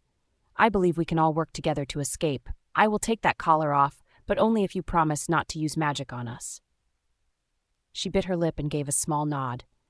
Glancing over at Amara, Amara spoke, "I will give blood only if you promise to take what you need, no more than that." The male vampire looked concerned. I don't think just your blood is going to be enough, he admitted. Take mine as well, Celeste whispered. If it means getting away from this place, I will happily sacrifice some of my blood as well. The vampire gave a grim nod. Then release us from these cages and let's get started. It was cold. That was the first thing she noticed as she sat up, her head feeling like a ton of bricks was sitting on it, her mouth all dry and her mind fuzzy. The last thing she remembered was that she had been in a cage, stuck with that blasted Amara sitting in one beside her. She'd been starving, hungry, taken the food offered without question, and then everything went blank. Jessica cursed as she realized the food had been laced with drugs. How stupid could she have been? She looked around with interest and saw she was in another cage, one that was larger than the one Marcus had stuck her in. A simple cot lay in one corner, a bucket she saw with her nose wrinkled in another. But she was also in a bedroom and her heart beat faster as she remembered Marcus selling her in order to be bred. Thankfully, for the moment she was alone, but she knew that might not last for long. Jessica hung her head. She couldn't believe what she had gotten herself into. If only she could have put aside her hatred and left Amara alone, she never would have ended up here. Let alone found a mate who'd used her and then rejected her, cast aside as though she was nothing to him. The mate bond had made her blind to his true nature, and now she was paying the price for all of her misdeeds. She heard footsteps and sucked in a breath, her eyes scanning wildly, even as she acknowledged there was no escape. She couldn't touch the bars on the cage as they were silver. She swore vehemently to herself as the door to the bedroom slowly opened, and a man, presumably the one who had bought her, came sailing into the room, a wicked smile on his face. Jessica shuddered as he eyed her hungrily, as though she was a piece of meat and he was a lion. He perused her for the longest time as she sat and waited, as far back as she dared without touching the cage, too frightened to say anything to him. "What do you want?" She wanted to scream at him, her rage rising even as he said nothing. Finally, he spoke and Jessica trembled from the desire in his eyes. "I see you're awake," he murmured, coming closer and putting both hands in the pockets of his trousers. "That's good. I would have hated having to wake you up for later." She said nothing, shivering violently. She didn't want to even contemplate what he meant by later. He kicked his head. "Nothing to say? I'm sure you have questions," he said calmly, and Jessica forced herself to meet his gaze, utter contempt in her face. "What do you want with me?" she whispered, fearing she knew the answer. He laughed. It sounded menacing and threatening. "What do I want with you?" he repeated with a broad smile that she wished she could wipe off his stupid face. "Well, not only are you a beauty," he whistled, "but I require an heir, my dear. One that will have strong shifter blood and make him or her strong and strengthen our bloodline for generations to come." He sounded insane, thought Jessica numbly. Was she just an object to him? Something to be used and used until she was no longer able to do what he wanted? "I won't sleep with you," she hissed, and he just shook his head, his eyes narrowing with determination. "You won't have a choice, my dear," he said with a chuckle. "Because I have a rather large supply of wolfsbane at my fingertips and silver shackles, I can make it pleasant for you," he added with a warning glance. "Or we can do this the hard way." He shrugged. "Honestly, I get turned on by screaming, so if you want to choose the latter, I'm all for it," he said with a sick, twisted smile. Jessica wanted to vomit. God, he sounded serious. The wolfsbane would paralyze her, let him do whatever he wanted with her, and she would be helpless to stop him. She felt sick as she cowered away from him. Being a shifter would not help her in this situation. She felt tears come to the corner of her eyes. "Leave me alone," she pleaded, and he just sighed, bending down on one knee to peer at her with amusement. "Never fear, you'll be alone for now. I happen to have an important business meeting and won't be back until the morning," he said, sounding extremely disappointed as he stood up and backed away a few steps. "But the second I get back," he whispered as she shuddered, "we'll have some fun and get started on this heir business." He turned and walked to the doorway and gave one last glance over his shoulder. "I'm afraid that no one is going to feed you, but I'll remedy that tomorrow. I don't trust anyone not to free you, and I've dismissed all my servants for the day," he said with a sigh. "Inconvenient that, but necessary." Have a good night, he chortled and left as she threw herself onto the cot face down. Jessica sobbed wildly, full of terror. Her heart was thumping scarily fast, and her breath came in short spurts as she cried. Jessica had no doubt that there would be no one coming to save her. Even if Damien managed to get Amara back, there was no way they would go to the trouble of locating her. Not after everything she'd done. She thumped the mattress in frustration, feeling her stomach churn with dread.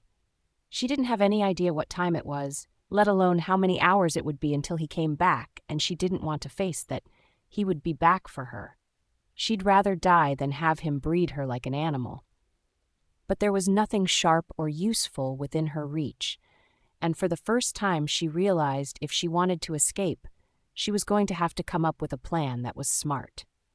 She couldn't rely on someone else to save her. She would have to depend on herself and use what she could at her disposal. She sat up and wiped her tears away. Jessica felt a renewed sense of determination as she started to scan the room. Whatever she did, she needed to come up with a plan, and soon, before that disgusting, putrid, repugnant man came back and tried to take her. Amara watched Celeste straighten her back, a look of resolve on her thin, pale face.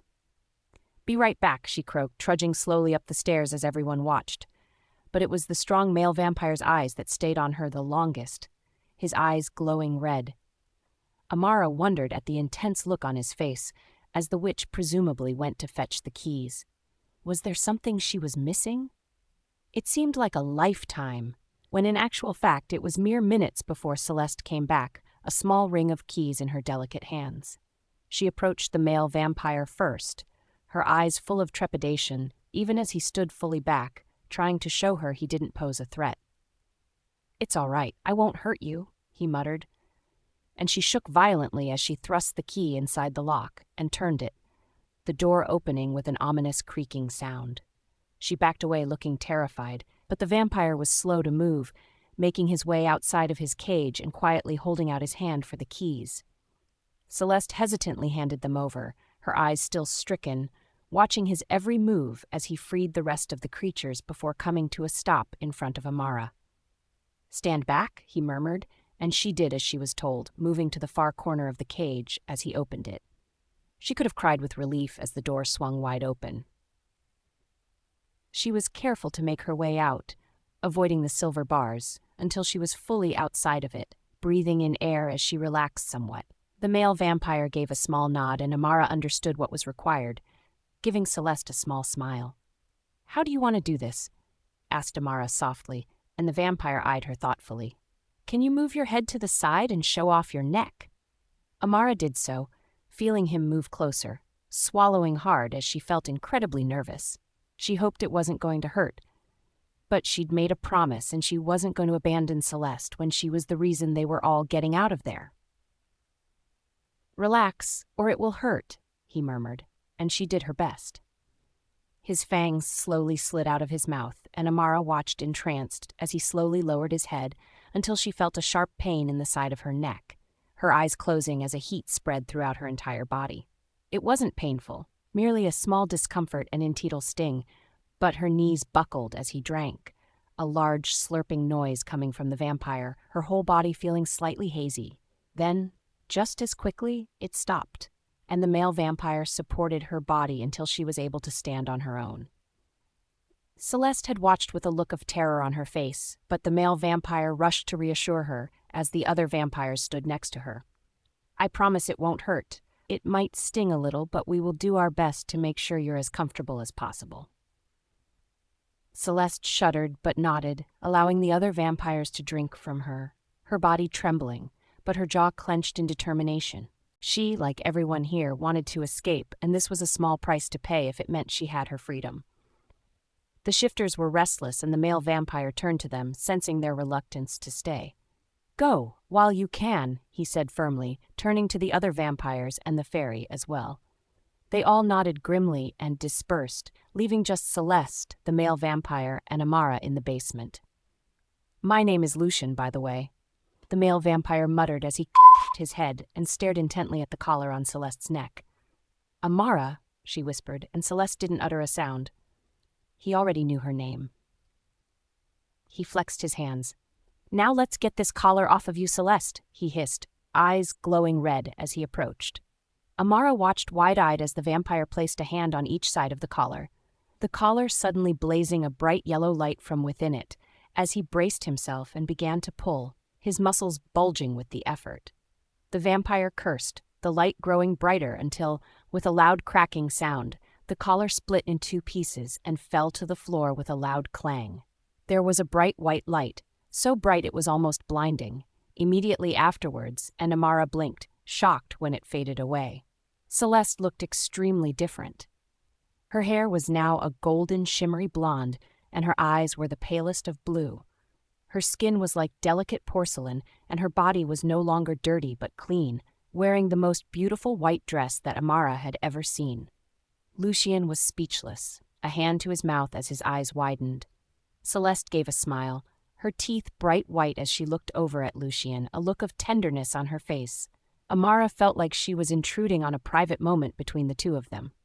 "Mate," Celeste whispered, and Lucien nodded, grabbing hold of her in his arms and kissing her passionately on the lips, as Amara fidgeted, not wanting to interrupt such a pivotal moment for them. Finally, Lucien let go. "I'm so sorry," Celeste cried, but Lucien waved her apology away. "You were under a spell and couldn't help it," he said briefly. "No apologies necessary," he growled, and Celeste gulped and nodded while Amara finally found the courage to speak. "We need to move before he comes back," Amara said urgently, and they both looked at her, as though forgetting she was with them. "Of course," Celeste murmured. "This way." Celeste led the way out, her footsteps steady and sure as they trudged upstairs and through the main parts of the mansion. "Just up here," she breathed, and Lucien grabbed hold of her hand, feeling protective of his mate, while Celeste fairly glowed with happiness. Amara sighed. She couldn't wait to see Damien again. She missed him like crazy, wanted him to hold her in his arms, and wanted to kiss him like there was no tomorrow. Celeste suddenly paused, and Amara almost walked right into the back of her. "What's wrong?" hissed Amara, and Celeste bit her lip. "I don't know. I can sense something," she whispered as Lucien began to scan the surroundings for danger. Always trust a witch's instincts, thought Amara, beginning to do the same. Amara took a giant whiff and felt her stomach churn. She would know that smell anywhere. It was forever imprinted on her. She fought back the bile in her throat. Her heart began to thump wildly in her chest. A low growl sounded from behind her as she turned to face the man who'd brought her here. "Where do you think you're going?" Amara turned and faced the monster, her breath hitching in her throat. Behind her, Celeste made a small sound of protest. "Amara," she hissed, "he's got the whole mansion spelled against my magic. I'm useless in this fight. We have to run." "I'll take care of him," Lucien growled, his eyes turning red as he shoved Celeste behind him, but Sam held up some sort of necklace triumphantly, and Lucien hissed. "Do you honestly think I wouldn't have thought of everything?" He cackled as several men with guns came to his side. "This necklace is spelled to repel vampires, so you haven't got a chance in hell of getting near me." Lucien swore while Amara eyed the man carefully. One wrong move and she knew he wouldn't hesitate to take all of them out. She could smell the wolfsbane from there, but they were so damn close to the exit. Amara gave Lucien a sideways glance. Sam might be protected, but none of his men were wearing the necklace, something that Lucien seemed to realize as well, because he cracked a grin and let his fangs slowly come out of his mouth. "Your men aren't safe from me," he hissed, and before Amara and Celeste could so much as blink, he was running in circles around the men, taking them out one by one, as Amara and Celeste sought safety from the ricocheting bullets and darts as the men shot in panic.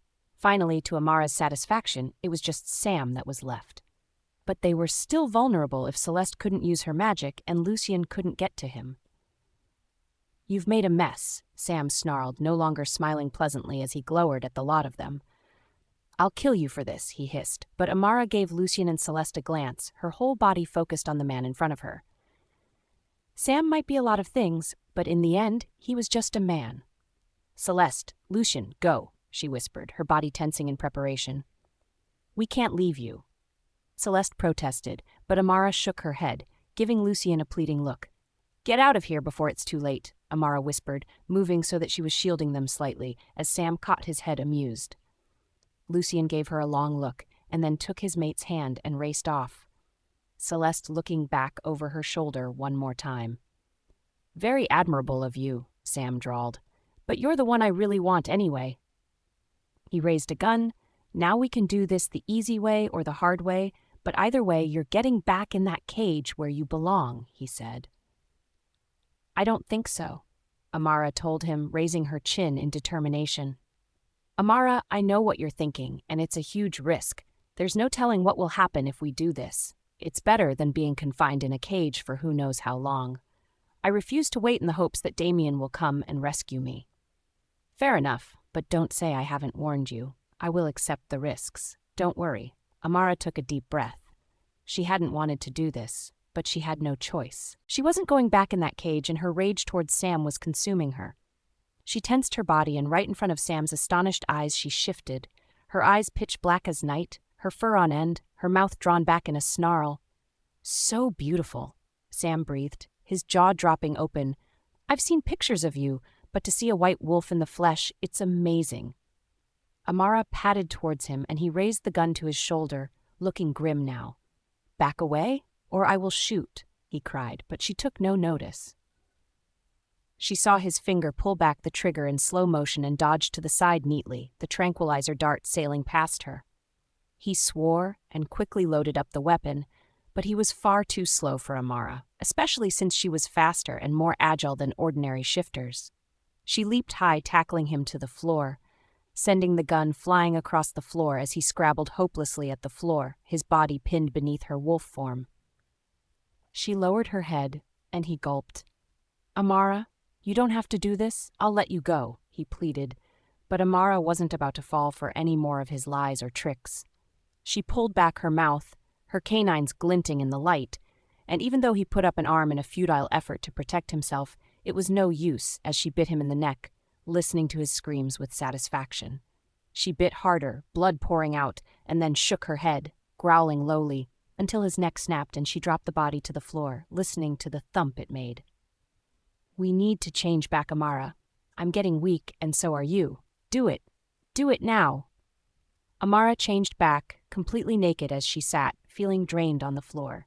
Is my pup all right? For now, but I'm going to have to do something in order to preserve his life force. I'm sorry, Amara, but it's the only way. Shifting takes too much of our energy and life force. Amara heard the door open and turned, assuming it was Celeste and Lucien who had come back, but instead she was startled to see a large black wolf, one that she recognized immediately. Damien shifted and raced towards her, in his arms and searching her all over with his eyes, wanting to make sure his mate was all right. Amara, he said, kissing her fervently as she closed her eyes, clinging onto him for dear life. Are you hurt? Did they do anything to you? He growled, and she shook her head as he glanced over at the dead body nearby. Amara could feel her body becoming extremely weak and knew it was a matter of time before she passed out. She needed Damien to do something for her, something urgent, and she needed to make him understand while she could still speak. She took a deep breath and wheezed. Jessica. Screw Jessica, Damien said angrily, but Amara shook her head and placed a hand lovingly on his face, gripping his chin and making him look at her. Find Jessica, she said softly, for me. I'm begging you, Damien, she whispered, and he hesitated before finally letting out a scowl. Fine, I'll find Jessica, he promised, seeing how tired she seemed.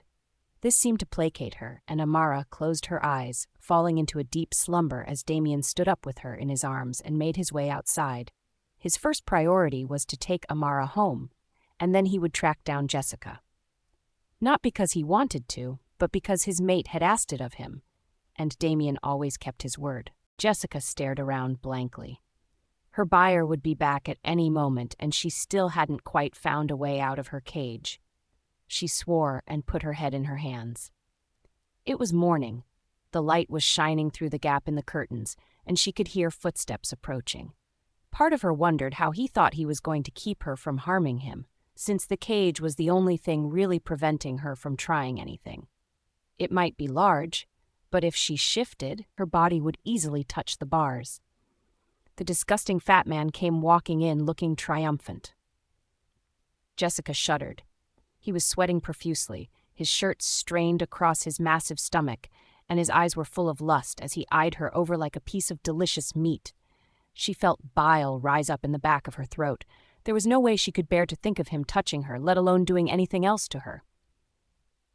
He was holding something in his hands, and she swallowed when she saw it was restraints, silver ones with shackles, as well as a large silver ring, which she realized with utter horror was a collar of some description. It would burn her skin around her neck.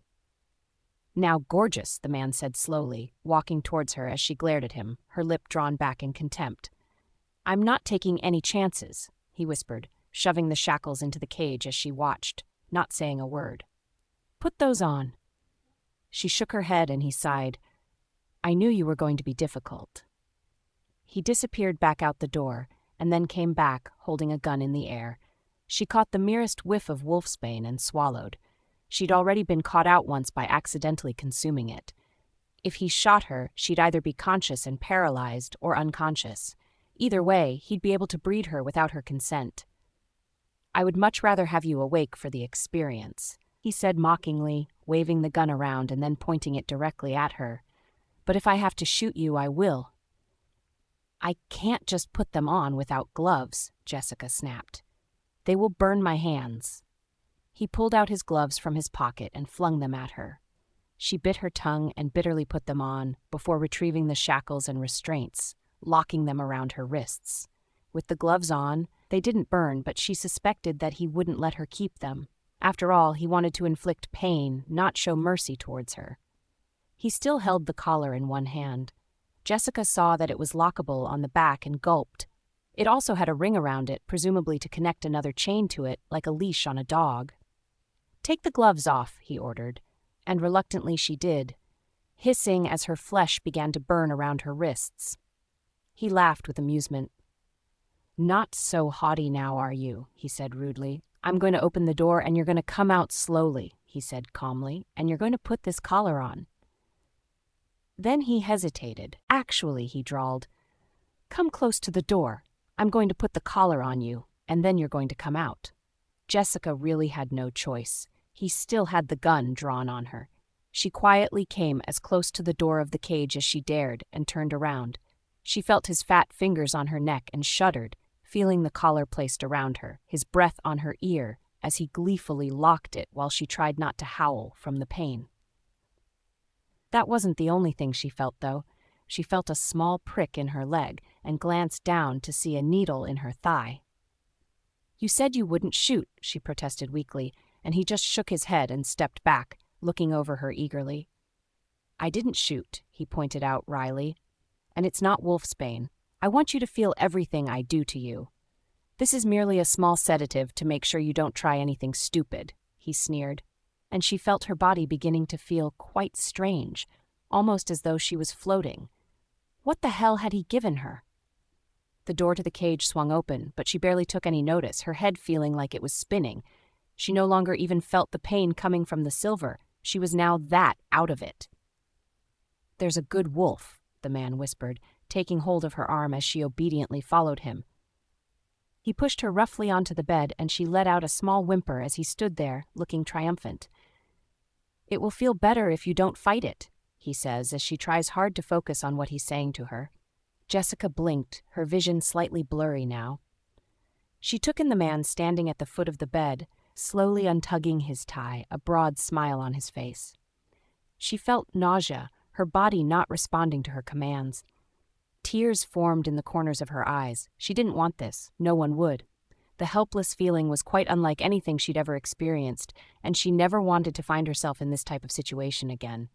But she didn't know how to get herself out of it. Jessica scrunched up her eyes, her body trembling. He began to undo his shirt, hurriedly, buttons popping off from his rough handling. It was only a matter of time before he took her, and then she heard a voice she'd been longing to hear. Her wolf's, "Look to your right, Jessica." Jessica looked but was confused. There was only a window. What did her wolf want from her? "I can gather enough energy for you to move, but obviously we can't shift." "Jessica, you're going to have to jump." It also means you're going to feel the pain from the silver again. If I jump through that window, we'll die. Better to die than to go through this. It's up to you. If we jump, we may survive, otherwise we go through this ordeal.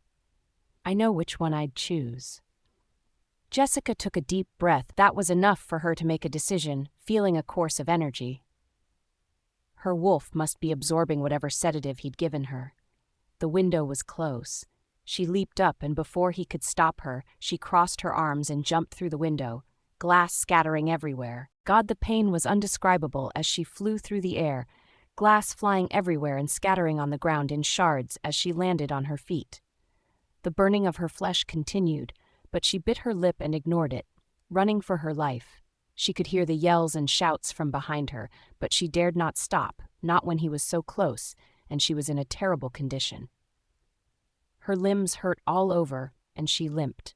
She'd injured her ankle and more when she'd landed, but she wasn't about to let that stop her. She forced herself to keep going, and soon found herself surrounded by bushes and trees on all sides. "You stupid," the man screamed, his voice reverberating throughout the silence. "When I get my hands on you, you're going to wish you'd never been born," he seethed, and she heard the sound of the gun being and his footsteps. She didn't have much in the way of choices. She'd tried to pull the restraints off with no success, and the collar was impossible to pull off. Shifting would have been a great help right then. Instead, she stared wildly around, pondering what to do. She couldn't keep running. It was likely he'd catch up with her, and she was doing a terrible job of keeping her tracks hidden. She needed to take him by surprise, but how? Jessica eyed the tree that was right above her. There were plenty of branches to climb, and it didn't look too difficult. She would have to jump, however, to grab hold of the first one. She took a deep breath, and then, heart hammering wildly in her chest, she leaped for all she was worth, grabbing hold of the first branch, wincing at the pain in her wrists, but grimly refusing to let go. She dangled there for a moment, and then, gritting her teeth, slowly began to pull herself up, climbing steadily upwards as she tried to hide herself within the leaves of the tree in an effort to not be seen. An idea formed in the back of her mind. Her keen sense of hearing picked up his footsteps, his voice as he cursed and swore, blundering through the trees. The fool had come running after her alone. The stupidity was in her favor, however, and she tensed waiting. She could hear the sounds of branches breaking beneath his feet, leaves crunching on the dirt floor, the sounds of cars in the distance, guessing she was close to a road. He mumbled beneath his breath, stomping and coming into view. The man was sweating profusely now, and he was making no efforts to keep his movements quiet, perhaps thinking she was still out of it due to the sedative he'd given her. He came into view and stopped, wiping his sweaty forehead with his shirt, the gun held limply in one hand. Jessica barely breathed, waiting for the right moment. He turned his back, looking around, looking for her, and she took the chance, jumping down and tackling him to the ground. They both fell, and she rolled over, her hand grasping the gun that had gone flying. She stood up and backed away, limping as he stood up slowly, eyeing her nervously. "Give me the gun, you stupid girl," he hissed, and she raised it, pointing it directly at him, pleased to see it was locked and loaded to go. But she couldn't afford to miss. "Where's the key?" Jessica whispered hoarsely, her throat on fire. He said nothing, and she glared. "I will shoot you now if you don't produce the key," she whispered, and he blanched, digging around in his pocket and producing a ring with 2 small silver keys on it. He flung it to the ground and stared at her challengingly. She didn't move. He, however, was in a fine temper now and started to storm towards her.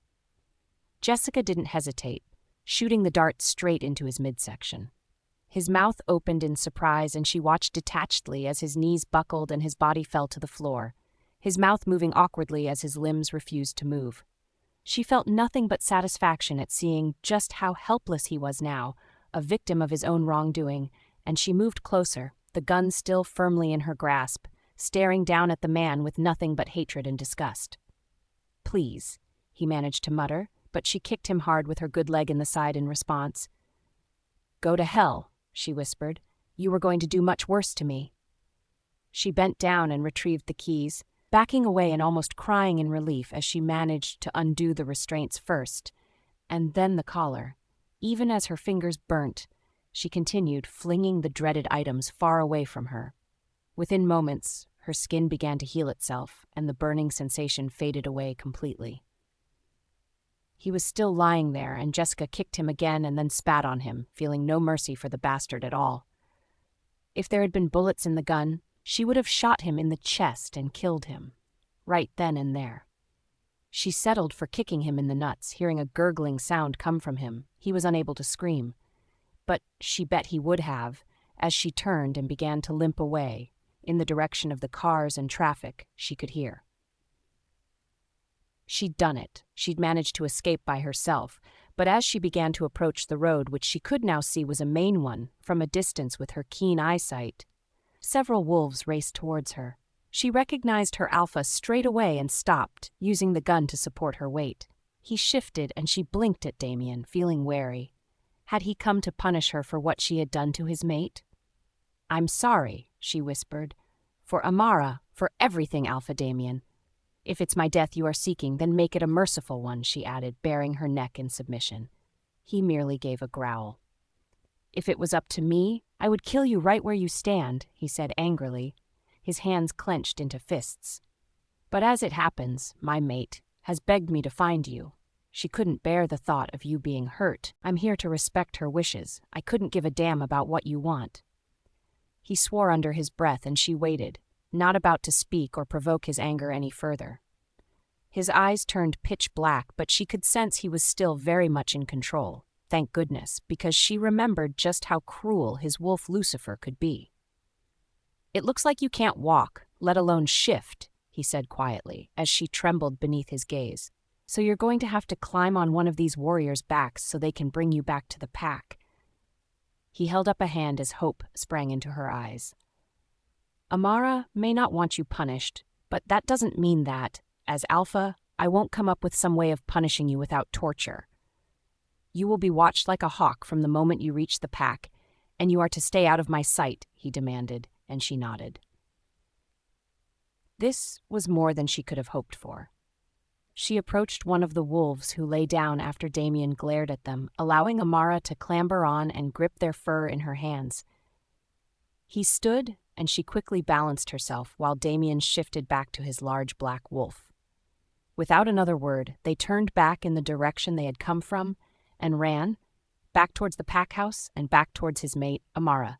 She sat, watching the sky pass idly by, the clouds nice and fluffy, the sun bearing down on her beneath the tree. Leaves rustled in the wind and small animals flitted between the trees and bushes. It was heaven, but so perfect that something seemed off. Amara glanced down at the white dress she wore, not recognizing it as one she had worn before, or even picked out for that matter. Not only that, but it was sheer, see-through with a slit up the leg. It wasn't anything she would normally choose for herself, a little too revealing for her taste, even it was beautiful. She had no sense of where she was or even a sense of urgency. Here it was like time was passing by incredibly slowly. It just seemed so incredibly peaceful that she didn't even want to move, let alone get up. She was content to sit and just watch the sky and listen to the birds that chirped from up above. "Hello, Amara," said a voice that was incredibly musical, and she turned her head to see a woman walking towards her. She had the lightest blonde hair Amara had ever seen, that cascaded in waves down her shoulders and to her waist, stunning silver eyes, the palest pink lips, and a stunning pastel pink dress that flowed around her.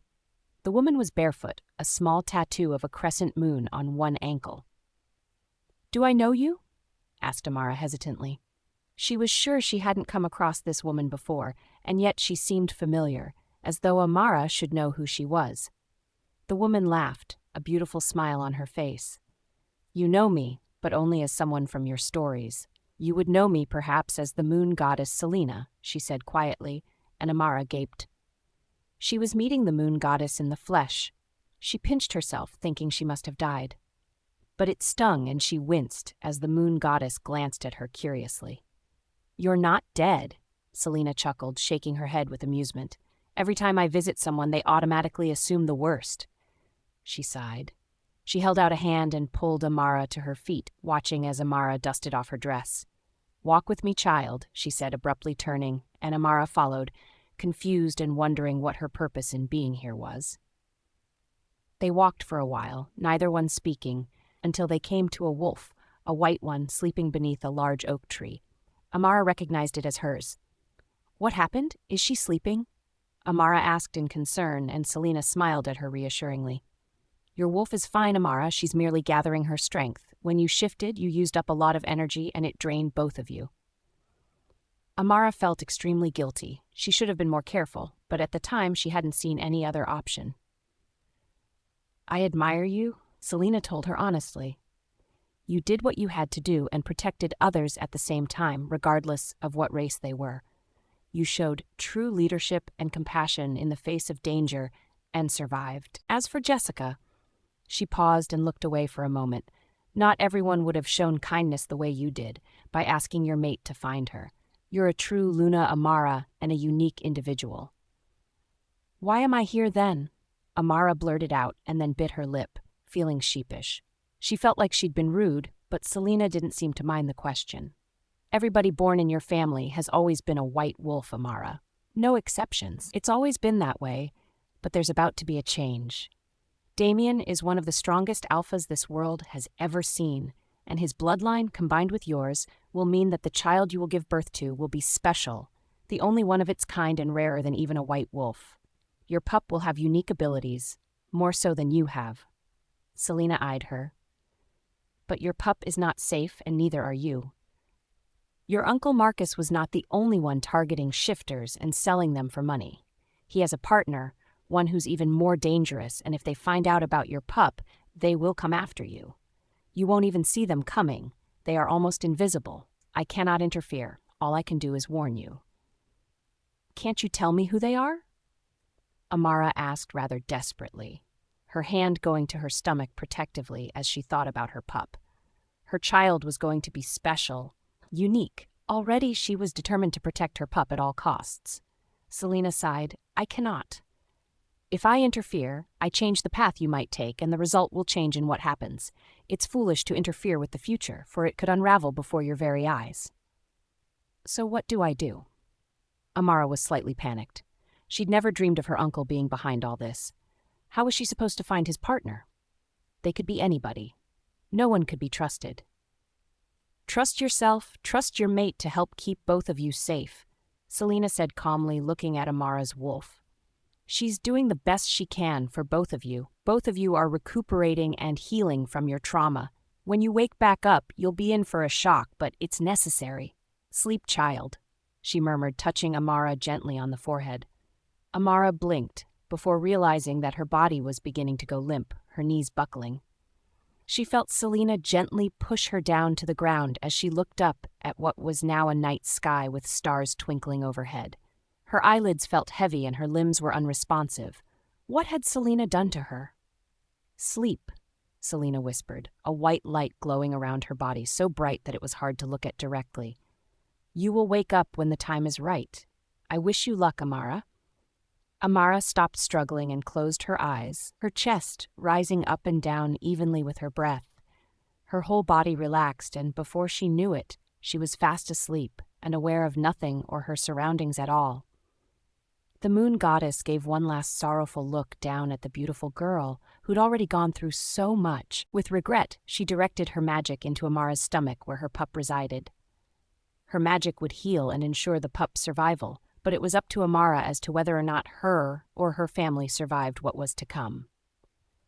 With one last glance over her shoulder, Selena quietly drifted away, leaving both Amara and her wolf to slumber. Damien stared at the man in frustration, fighting the urge to punch the wall in his anger.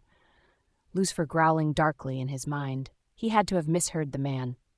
"What do you mean she's in a coma?" He spat out, and the man looked decidedly nervous as he faced the alpha. Damien idly glanced at his badge. It read Dr. Simon. "She's unresponsive to any stimuli at present, but her brain is still active and working perfectly. We've done all the tests, and from what we can determine, Amara is in a coma as though she's healing from an injury. Her wolf appears to also be asleep," he said, and Damien let out a hiss as he looked over at his mate.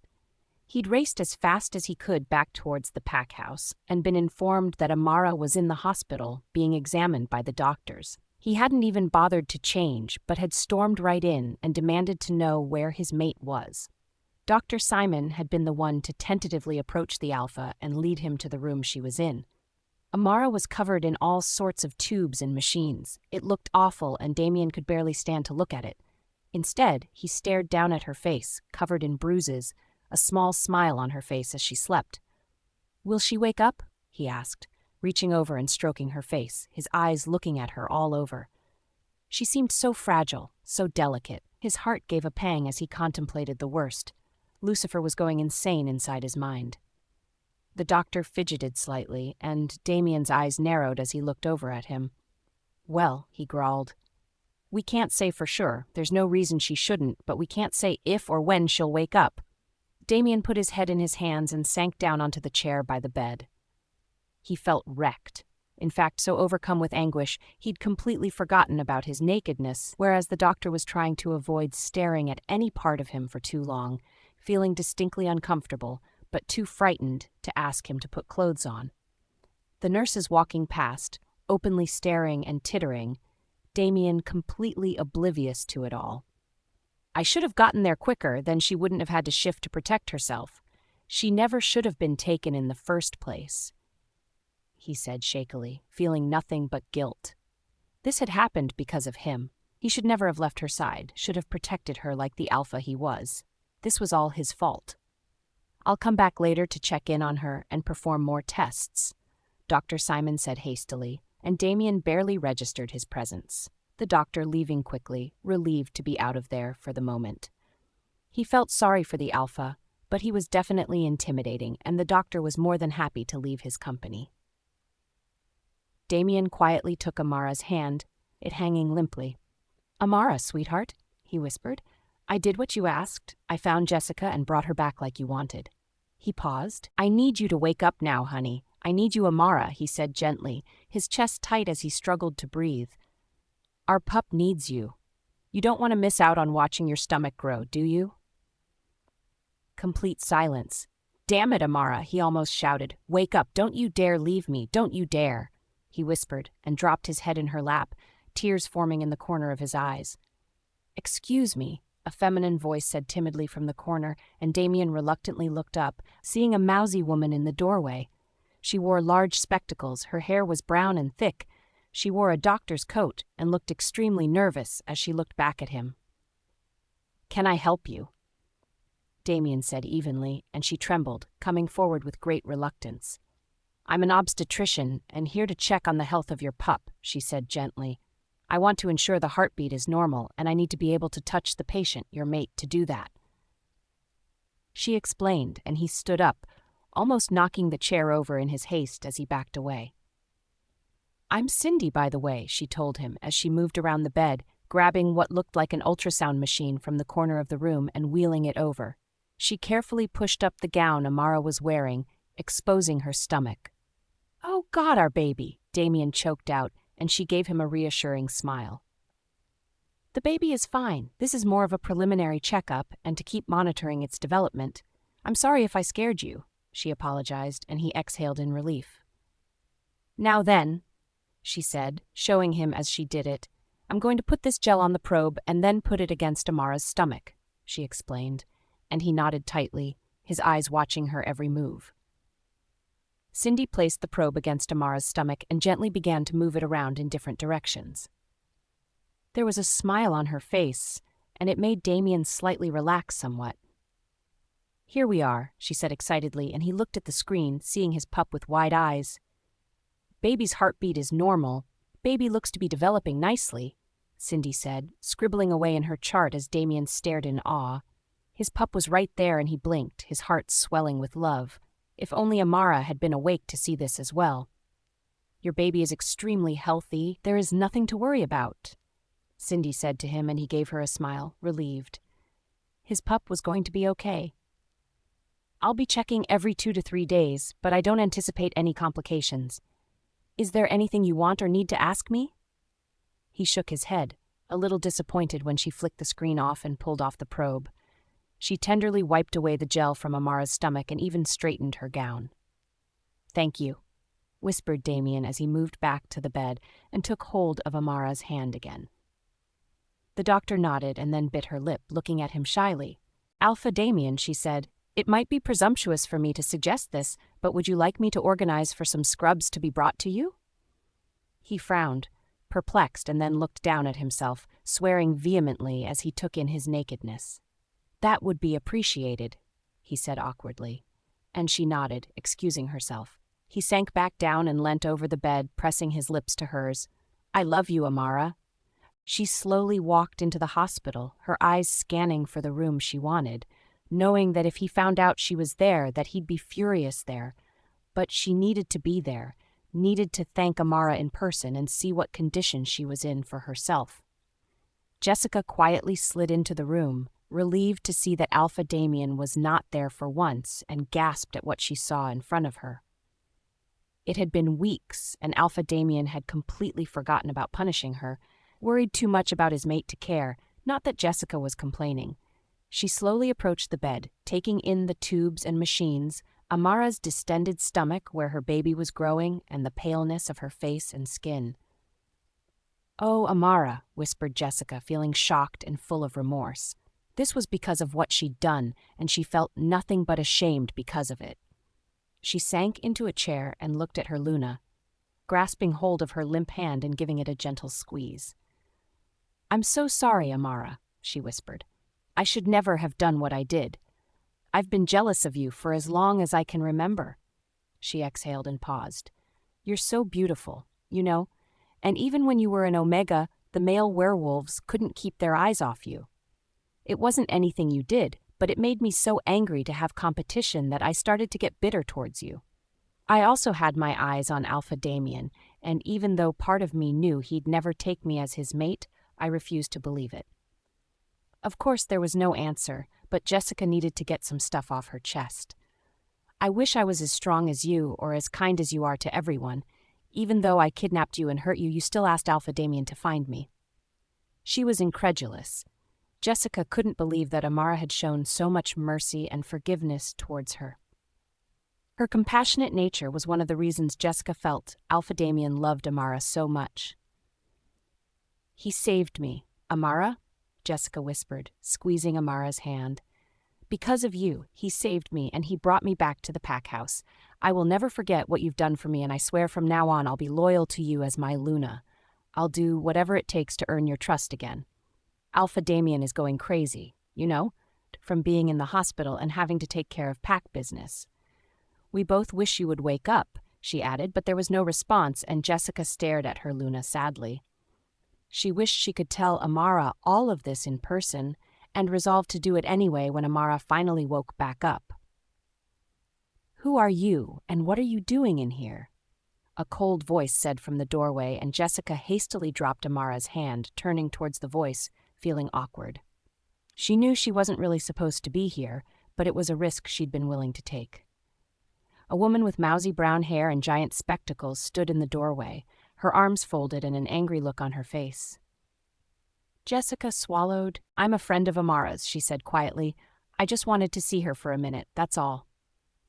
The woman looked at her snidely. "Only Alpha Damien is permitted to be in here with his Luna." "You'll have to leave," she snapped, and Jessica reluctantly stood up and made her way to the doorway. "Next time I see you, I won't hesitate to grab security," the woman snarled, and Jessica dropped her head down and shuffled around her. "It won't happen again," she mumbled. "See that it doesn't," the woman hissed, and Jessica left, hurrying towards the exit, hoping she didn't run across the Alpha on her way back home. Jessica slowed down to just walking. She wasn't in a hurry. She hadn't even been placed back onto her Omega duties and had been sentenced to a lone cottage on the outskirts of the pack. Jessica wasn't complaining. It wasn't even close to what she'd imagined her punishment being. She thought about the woman. She'd clearly been a doctor of some description, because she'd been wearing a white coat and there was a badge on it, one she hadn't thought of looking at before she left. If she had to guess, the doctor might have been an obstetrician, to monitor Amara and Damien's baby. But there was something else that was troubling Jessica. She couldn't quite put her finger on it. It wasn't the way the woman looked, but rather something about the woman's eyes. Not to mention that she smelt funny. Rather odd, actually.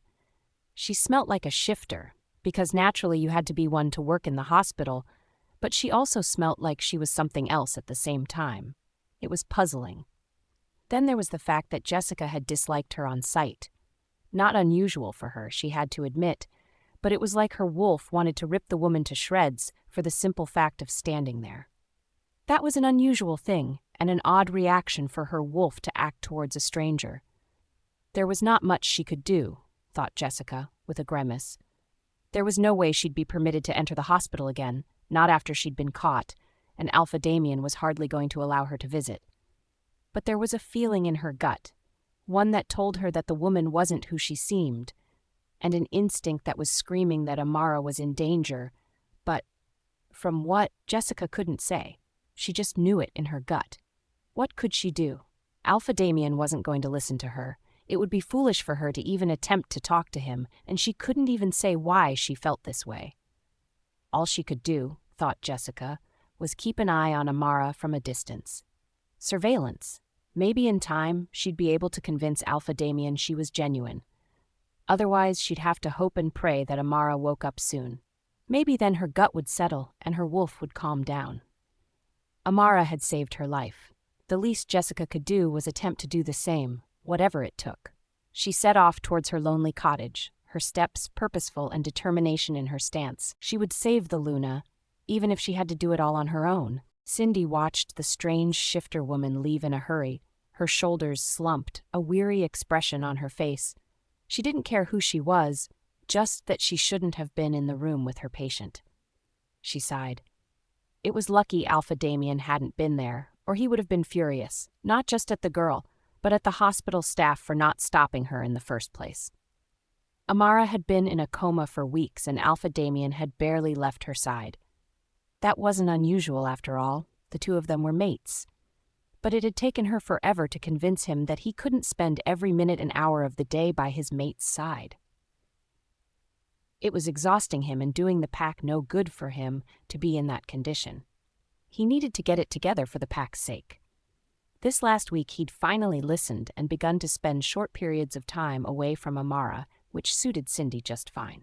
She walked into the room and examined Amara's chart, perusing it carefully. All of her vitals were good, and there appeared to be no changes. That was excellent. Cindy began to hum under her breath as she slid the ultrasound machine over, careful to avoid the tubes and power sources of the machines Amara was hooked into. "Let's have a look now, shall we?" Cindy murmured, plugging in the machine and placing gel on the probe. She bunched up Amara's hospital gown so that her now-growing stomach showed, and placed the probe gently against her stomach. "Now then, let's see how Bubs is developing," she said calmly, moving the probe around until she could see the Bubs lying there comfortably from the looks of it. It was almost fully developed now, and she smiled in satisfaction to see that everything appeared to be going well, and that the pup was very healthy despite Amara's condition. "Fantastic!" she breathed, putting the probe away and wiping away the gel. She scribbled furiously on the chart, noting everything down carefully. She wouldn't be the only one checking the charts for information after all. She pushed the ultrasound machine back into the corner and even placed blankets back over Amara's body before leaving. Cindy made her way downstairs and straight into the basement where two of her people were waiting, looking extremely bored. "How's it looking?" the man asked bluntly, and she frowned at him. His name was John, and he turned pale as she glowered at him. "The pup is developing at a normal pace," Cindy hissed. "And remember who it is you are talking to," she added for good measure, as he shrank back slightly. The woman, Opal, came into view. "How long until we start to implement your plan?" she asked politely, and Cindy frowned, pulling off her spectacles and wiping them across her shirt to clean them. She placed them back on her eyes and blinked. "A few weeks. The baby needs to develop far enough, along that it will survive the operation," she said bluntly. "Otherwise we risk it dying and Amara too. Then there will be no payment for any of us," she said warningly. This had better be worth it, John grumbled, and Cindy stared at him, advancing threateningly. Do you have something to say, John? Because if you do, now would be the time to tell me to my face, she whispered in a menacing tone. He hesitated for a second. As well he should. Any more disrespect, and she would rip him from limb to limb with ease and leave his body for the rats to consume. No, I have nothing more to say, he said sulkily, and Cindy glared at him for another minute before disregarding him completely and turning towards Opal, one of her most trusted people and who was smart enough not to talk back to her. I need you to prepare everything. Most of the equipment we need is already there, but I have a list of things needed. She dug in her pockets and produced a list, handing it over to Opal, who read it and then placed it in her pants pocket. I'll ensure it's done, she promised Cindy, and Cindy nodded pleased. If only all of her people were like Opal and completely trustworthy. Her life would be so much easier, instead of having to deal with people like John. I have to go before someone notices I've gone missing, Cindy said with a grimace. Sadly, I have to maintain this facade and treat my other patients, she murmured, but it's only for a while longer. I can deal. Opal, she said, turning to the woman, inform me when everything has been taken care of. I want this plan to go off without a hitch, she said, and then turned and pointedly looked at John, who swallowed nervously and turned pale. Any mistakes whatsoever, and I will not hesitate to dispose of your corpse. John, I'm warning you now. You will do Opal's bidding and whatever she asks of you. I do not want to be told that you've been difficult, she snarled before turning on her heel and stomping back upstairs. She knew her people would disappear without being seen. They were used to coming and going, at Cindy's behest. There you are, a nurse exclaimed, as Cindy reached the main part of the hospital. Cindy gave her a fake smile. Sorry, is there something you needed me for? She asked, keeping a neutral expression on her face. Damn, she hated having to be at everyone's beck and call. She couldn't wait to get the hell out of here. There's a patient in bed 43 that requires an ultrasound. She's pretty far along and complaining of pain. We just want to ensure there are no complications before inducing her. No problem, Cindy said with gritted teeth. I'll go there immediately. Thanks, Darl. The nurse beamed and left, her feet clacking loudly on the floor. Cindy sighed. Now she'd have to go and check on that patient before doing anything else. She turned and walked towards the patient, annoyed but hiding it behind her false composure. Just a few more weeks, she chanted to herself. A few more weeks, and you'll never have to go near a hospital or patients ever again. A genuine smile on her face, she began to walk towards the patient, feeling much more cheerful. All she had to remember was the reason she was doing this, and it would be enough to get her through. It felt like she was floating in darkness, but she couldn't move, couldn't speak, could just watch as time flew by, boringly slowly and with nothing to do. But she was feeling stronger too, sometimes as though she was underwater, and then she found she could start to push back against whatever it was that was holding her in place and keeping her from going anywhere. Amara began to push back, no longer sleeping, but feeling wide awake, determined to get out of whatever she was stuck in, or wherever she was. It was difficult, her muscles straining, but all she could think about was her mate, Alpha Damien, and getting back to him. She pulled with all her might and swore something ripped in half, a large tearing sound that pierced her eardrums and almost made her scream. Her eyes were so heavy, but she forced them open, hearing the sounds of beeping and all sorts of strange noises as a bright light filled her vision and made her blink, her eyes struggling to adjust to what was no longer darkness. "Doctor," a familiar voice roared, booming over the different sounds. "Doctor, come quick, she's awake." Amara slowly turned her head, seeing tubes and needles sticking into her everywhere, machines beeping and going crazy. Something gripped her hand and she looked over to see Damien holding it, a broad smile on his face and tears in his eyes. How long had he been here?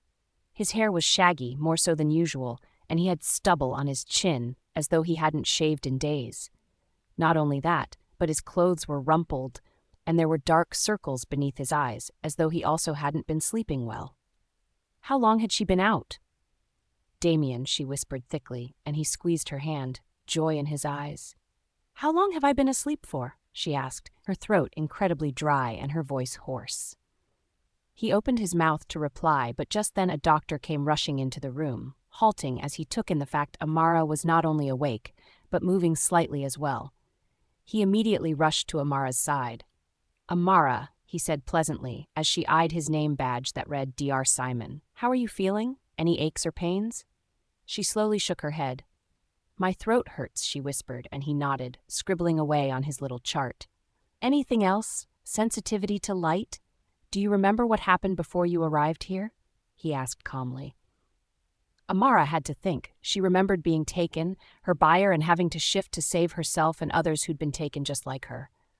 "I remember," she whispered, and Damien looked at her guiltily. "This is incredible," Dr. Simon said blithely. "I want to run a few tests and keep you under observation, but I don't see anything majorly wrong at the moment. It's as though you've just been recuperating your strength for the last few weeks," he added. "A few weeks," thought Amara, dismayed. Damien sighed. "You've been out for a few weeks," he confessed as Dr. Simon realized his mistake. "I've been incredibly worried about you." "Our pup," Amara whispered, slightly panicked now, and he shook his head, keeping her lying down when she made a move to get up. "Relax," he soothed. "Our pup is fine, and is doing really well, actually." She relaxed slightly and then eyed him carefully. "You still don't know the gender?" She checked, and he shook his head.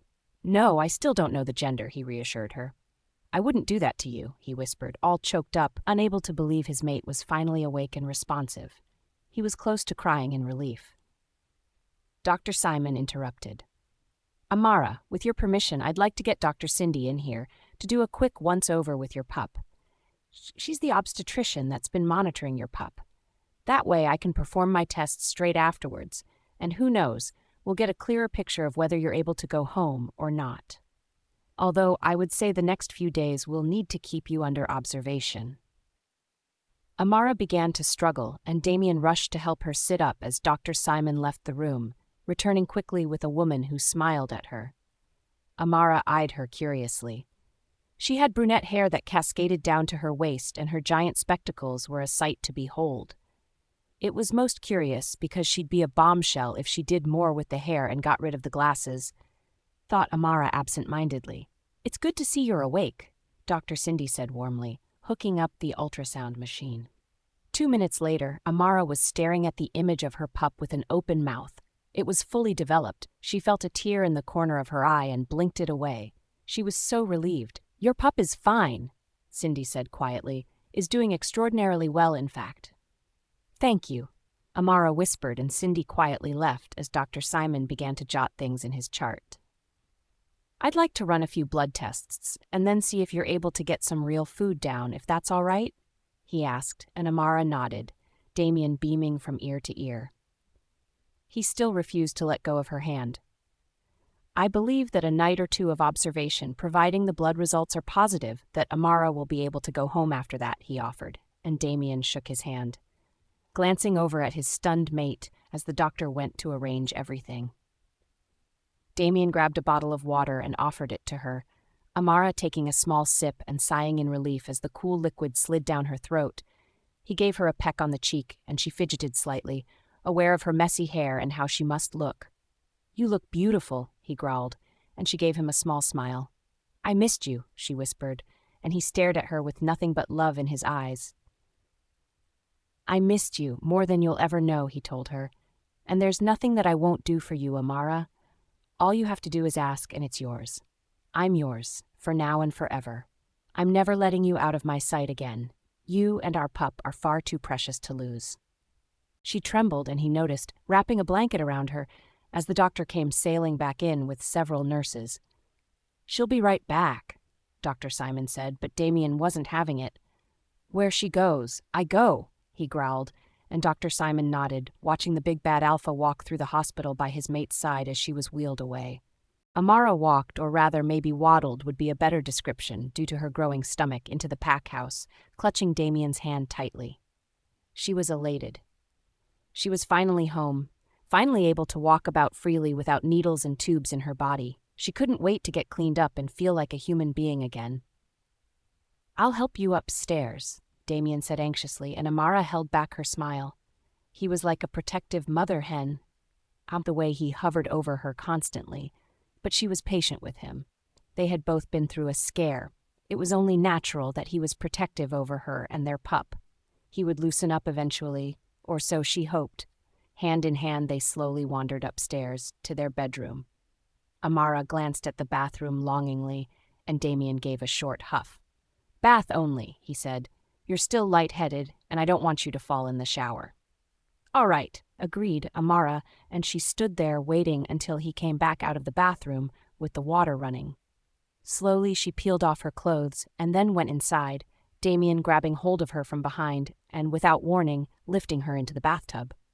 She giggled and sank down, Damien sitting beside her as she sighed, feeling heavenly in the luxurious bath water. It felt like all the dirt and grime she'd accumulated, despite being given sponge baths by the nurses, was washing away to make her feel clean. "Would you like me to do your hair?" Damien said, and she nodded, dunking her head into the water as he grabbed the shampoo and began to lather it in, Amara closing her eyes in utter bliss. He was gentle, extremely so, dunking her head in the water to get rid of it as she spluttered, coming back up. In next to no time, her hair was clean, and she felt incredible. Damien lifted her up and wrapped a towel around her as he carried her back into the bedroom. Amara bit her lip. His carrying her was causing tingles all over her body, and she was feeling an intense desire for him, something that she was sure was reprecipitated in his face, even though, to her great disappointment, he did not act on it as he sat her on the bed. "Damien," she said quietly as he looked at her, his whole body tense, holding himself back. "Please," she pleaded, lust and hunger in her eyes. He didn't have to ask what she wanted. It was plainly obvious in the way she was staring at him, and he bit his lip, desire overwhelming everything else. Amara was happily lying in bed, Damien having been forced downstairs at her insistence.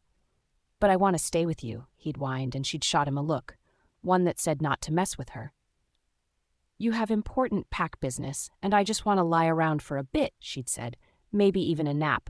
I don't want you to hover over me like I'm a small child in need of help. I can deal, Damien. I'm pregnant, for heaven's sake, not an invalid anymore." He'd sighed, looking unhappy. "You'll take it easy," he checked, and she nodded firmly. "And you'll mind-link me if you need anything at all?" "I don't care if it's just food," he said sternly, and she nodded again, feeling extremely amused at how reluctant he was to leave her. He kissed her on the forehead. "Fine, but remember that I did this because you asked me to," he grumbled with a petulant look on his handsome face. She laughed. "I love you too," she teased him, and he winked. "I love you more," he said, heading out the door as her heart skipped a beat. Amara didn't think she'd ever tire of hearing those words come out of his lips. It just felt like light inside of her whenever she heard it. She was growing bored, though, now. There was only so much a person could read or lie down before they just wanted to go off and do something. Amara was hesitant to mind-link Damien, though.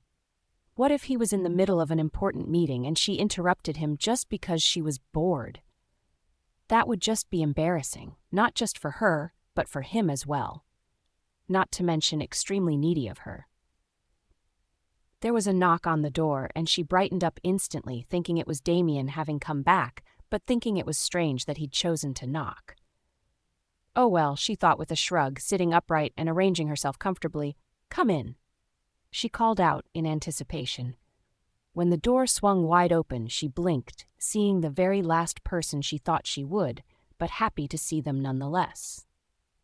Jessica fairly rushed across the room, and Amara instinctively tensed before realizing the girl was hugging her profusely and sobbing on her shoulder. Well, that was a complete shock. But Amara was delighted to see the girl was back at the pack house, safe and sound. Damien had listened to her after all and retrieved her like she'd asked. This was one of the reasons she loved him, amongst other things. "It's all right," Amara whispered, patting the girl awkwardly on the back. "I'm so glad to see you are safe," she said warmly, and Jessica sniffled before slowly pulling back. She began to fidget with her hands awkwardly, and there was only silence for a minute. "Amara," Jessica said quietly, still sobbing, "I'm so sorry for everything." She said thickly, "I never even thought about the consequences. I just wanted you gone, and I see now how horrible of a person I am," she rambled on while Amara listened astounded. She never thought she'd see the day that Jessica would see the extent of her actions or become a nicer person in the process. This was incredible. But she also felt sorry for the girl. Amara wondered what she'd had to go through once Damien had brought her back. He hadn't tortured her again, had he? Damien hasn't hurt you, has he? She interrupted, and Jessica was startled, but readily shook her head. No, she said reassuringly as Amara relaxed again. All he's done is banish me to a cottage on the outskirts of the pack, she said, looking down at the ground, ashamed. It's the least of what I deserve. Amara was greatly relieved. She hadn't wanted Jessica to be punished too severely, as she'd been through enough already. I'm not even supposed to be here, Jessica blurted out, standing deadly still and looking away, unable to meet Amara's eyes. But I wanted to come and apologize in person. I don't know what I can do, or if there is anything I can do to make it up to you, Amara. I know I've been a real and I don't blame you if you don't want to forgive me. In your shoes, I wouldn't, but I'm so sorry for my involvement with everything that's happened to you. Amara held up a hand, forestalling the girl from saying anything else. Her compassionate heart was stirring. What good would come from reliving the past and holding on to a grudge? It did no good and doesn't help anyone at all, just breeds resentment and hatred. Besides, she could see that Jessica was genuine, especially from the way she was crying. I'll forgive you on one condition, Amara said quietly, feeling incredibly sorry for the girl. Anything, Jessica blurted out. Name it, and I swear I'll do it. I don't care what it is. Calm down, Amara laughed. I was going to say that a visit here or there wouldn't go astray, she explained. I could use the company. Jessica's eyes shone with tears. She was incredulous. You would trust me enough to do that? She asked doubtfully, and Amara gave a nod. But what about Alpha Damien? Jessica said hastily. I can't imagine he would be too happy having me visit you after everything I did. I'll speak to him, Amara said quietly. It might take a bit of convincing, but I'm sure he'll come around. Are you back to Omega duties? She asked, and Jessica shook her head. I didn't want to ask, considering the circumstances, she said. I could really use the money, though, she admitted.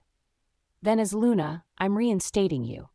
It means you need to come back and live in the pack house, too, Amara said firmly, and Jessica nodded excitedly. Thank you, she breathed, her lip wobbling. You have no idea what this means to me, Amara. Amara smiled.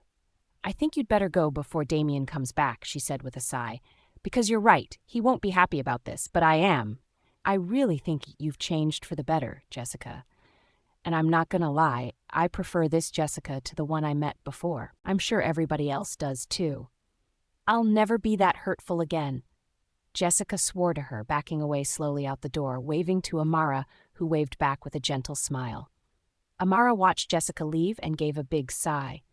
She really hadn't wanted Damien to come upstairs and catch the two of them talking. Heaven knows how he would have reacted, but she had a suspicion he wouldn't react in a good way, nor would Lucifer. She slowly climbed out of bed. It was time to go and find her mate and convince him to take her on a walk. The sunshine was out, and it was too damn good to waste, but she'd be daft to go out on her own and risk her mate's wrath. He'd said to mind-link him if she wanted something, anything, and she was damn well going to mind-link him now. Then she gasped and her hands flew to her stomach in amazement. She'd just felt the pup kick. Damien, come quick. She screamed through the mind-link excitedly and heard his footsteps pounding upstairs at a run. Oops, she hadn't meant to scare him like that. He burst through the door in a panic, and Amara gave him her sweetest smile as he panted, eyes scanning for danger. She grabbed his hand and moved it to her stomach, an apologetic look on her face. The baby kicked, she whispered, and he rolled his eyes but obligingly felt for the baby, his eyes widening as he, too, felt their little pup kick. My God, he whispered, and she felt tears form in her eyes. It was such a touching moment. Then the telephone rang. Damien swore lightly under his breath, reluctantly pulling his hands away from Amara and his pup, grabbing his cell phone and answering it. What? In a dark tone, feeling extremely short-tempered. A beautiful moment that had been ruined by a phone call. What were the chances? He thought grimly. The voice at the other end of the line was hesitant, decidedly feminine and familiar to him as he tried to place it. I apologize if I've disturbed you, Alpha Damien, but I'm calling in regards to Amara and your pup. Where had he heard that voice before? Amara, genuinely curious, had moved closer, her head as she strained to hear the woman on the other side. Is this Dr. Cindy, by any chance? Damien asked suddenly, realization dawning on him, Amara looking apprehensive now. Why was the doctor calling? It couldn't be for good news, surely? Yes, this is Dr. Cindy. I'm calling to arrange an appointment for Amara to come back to the hospital for another ultrasound. I know she's only just gotten out, but it's imperative that I check her and Bubs over. Would the day after tomorrow work? Of course, I understand if it's a bit too early, she explained, and Damien frowned down at the phone. Amara just looked concerned. Damien, if she's calling, it must be important. I think we should go, she whispered, and Damien sighed. The last thing he wanted to do was walk back to that hospital with Amara, but his mate and their pup were his priority, and this had to be done. What time? He growled, and Dr. Cindy's voice came back tentatively, Amara shaking her head and scolding her mate silently under her breath for being so rude. 10 a.m. would be lovely, the doctor said quietly. We'll be there, Damien said tightly, and then hung up before the doctor could say anything else. Cindy placed the cell phone in her pocket, eyes shining with anticipation as Opal and John sat there, patiently awaiting instructions. Opal, did you get everything? It's a little early to take the pup out, but its development means it has a fair chance of survival. Thank God werewolves develop faster than human babies, she added with an exhale. Everything's been set up. I've even managed to secure a surgeon. Cindy's eyebrows raised. How on earth had Opal managed that? She was very impressed. You have to tell me how you managed to do that, Cindy breathed. Opal grinned. It was easy. I just kidnapped a surgeon from this very hospital and took him down with a wolfsbane dart. I can't believe how nobody noticed, but I suppose nobody thinks about looking in a laundry cart for a missing surgeon. He's currently she coughed lightly. Resting in a cage, she muttered, and Cindy tried not to laugh. A surgeon would be very handy should the operation not go to plan, but Cindy had every faith in her abilities, even if she wasn't properly medically trained. John looked disgruntled. What's the matter, John? Getting cold feet, Cindy snarled, and he shook his head. No, just want this whole thing over and done with, he mumbled. If they realize what we are, this plan won't work. It's not like we have the ability to shift like they do. That was true. But they did have a unique ability. It just took them a little longer to change shape, and it was painful. Being a shapeshifter wasn't easy, and it had taken a lot of persuasion and money to get a witch to create a perfume, if you will, that would make them smell like real shifters to the other kind. Cindy shuddered. Truth be told, she couldn't stand the smell of the perfume and hated spraying herself every morning, but it was a necessity. Well, we'll be done in a few days, Cindy snapped, eyes flashing as he flinched. She was the strongest shapeshifter they'd ever come across. Most could only change to 2 or 3 different forms at the most, but Cindy was able to transform into dozens. She was also a hybrid, a witch, although her witch side wasn't exactly active, not like her shapeshifter side. She was also the most aggressive and had killed dozens of her own kind for not obeying her wishes. She had an axe to grind when it came to shifters, her mother having been killed by one, and took pleasure in selling them for money whenever she got her hands on one. It was a shame that her partner Marcus was now dead, but it suited Cindy just fine. John missed him. He was the only one who was capable of reining Cindy in. Now that he was gone, she was more aggressive and demanding than ever. Opal unfurled herself from her chair. After this is over, we need to split up. I, for one, have no desire to be tracked down by an angry alpha wolf. Do you doubt my ability to keep us safe? Cindy asked, and Opal shook her head. No, but this way, you'll only have yourself to keep safe instead of 3 of us. I want to go on vacation with the money for a while anyway. Cindy approved of her, and Opal was right. It would be far easier to look after herself instead of 2 people who, when it came down to it, were easily disposable, no matter how much she liked Opal. I agree, Cindy said calmly. After this is over and done, we split. I'm sure John will be glad of that, she added with a scorching look at the man. To be honest, she was contemplating killing him when this was said and done, her hands itching to rip his head off from his body. Even in this miserable human form, she was incredibly strong. Pegging Dr. Cindy to Ed, pegging Dr. Cindy to ED, came the loudspeaker, and Cindy groaned. She really didn't want to deal with annoying, complaining patients right now. "All right, go already," Cindy said. "I don't want to see you until it's time. Do not get caught, and do not let your guards down." "I will not have this plan go to shreds because of someone else's stupidity," she threatened. The two nodded, sliding out the exit, as Cindy stormed up the stairs and to the emergency department, where a receptionist was impatiently waiting. "You have a patient that's just been wheeled to room 64, the receptionist said snidely as Cindy stared at her, her hands trembling in her anger at the woman's tone.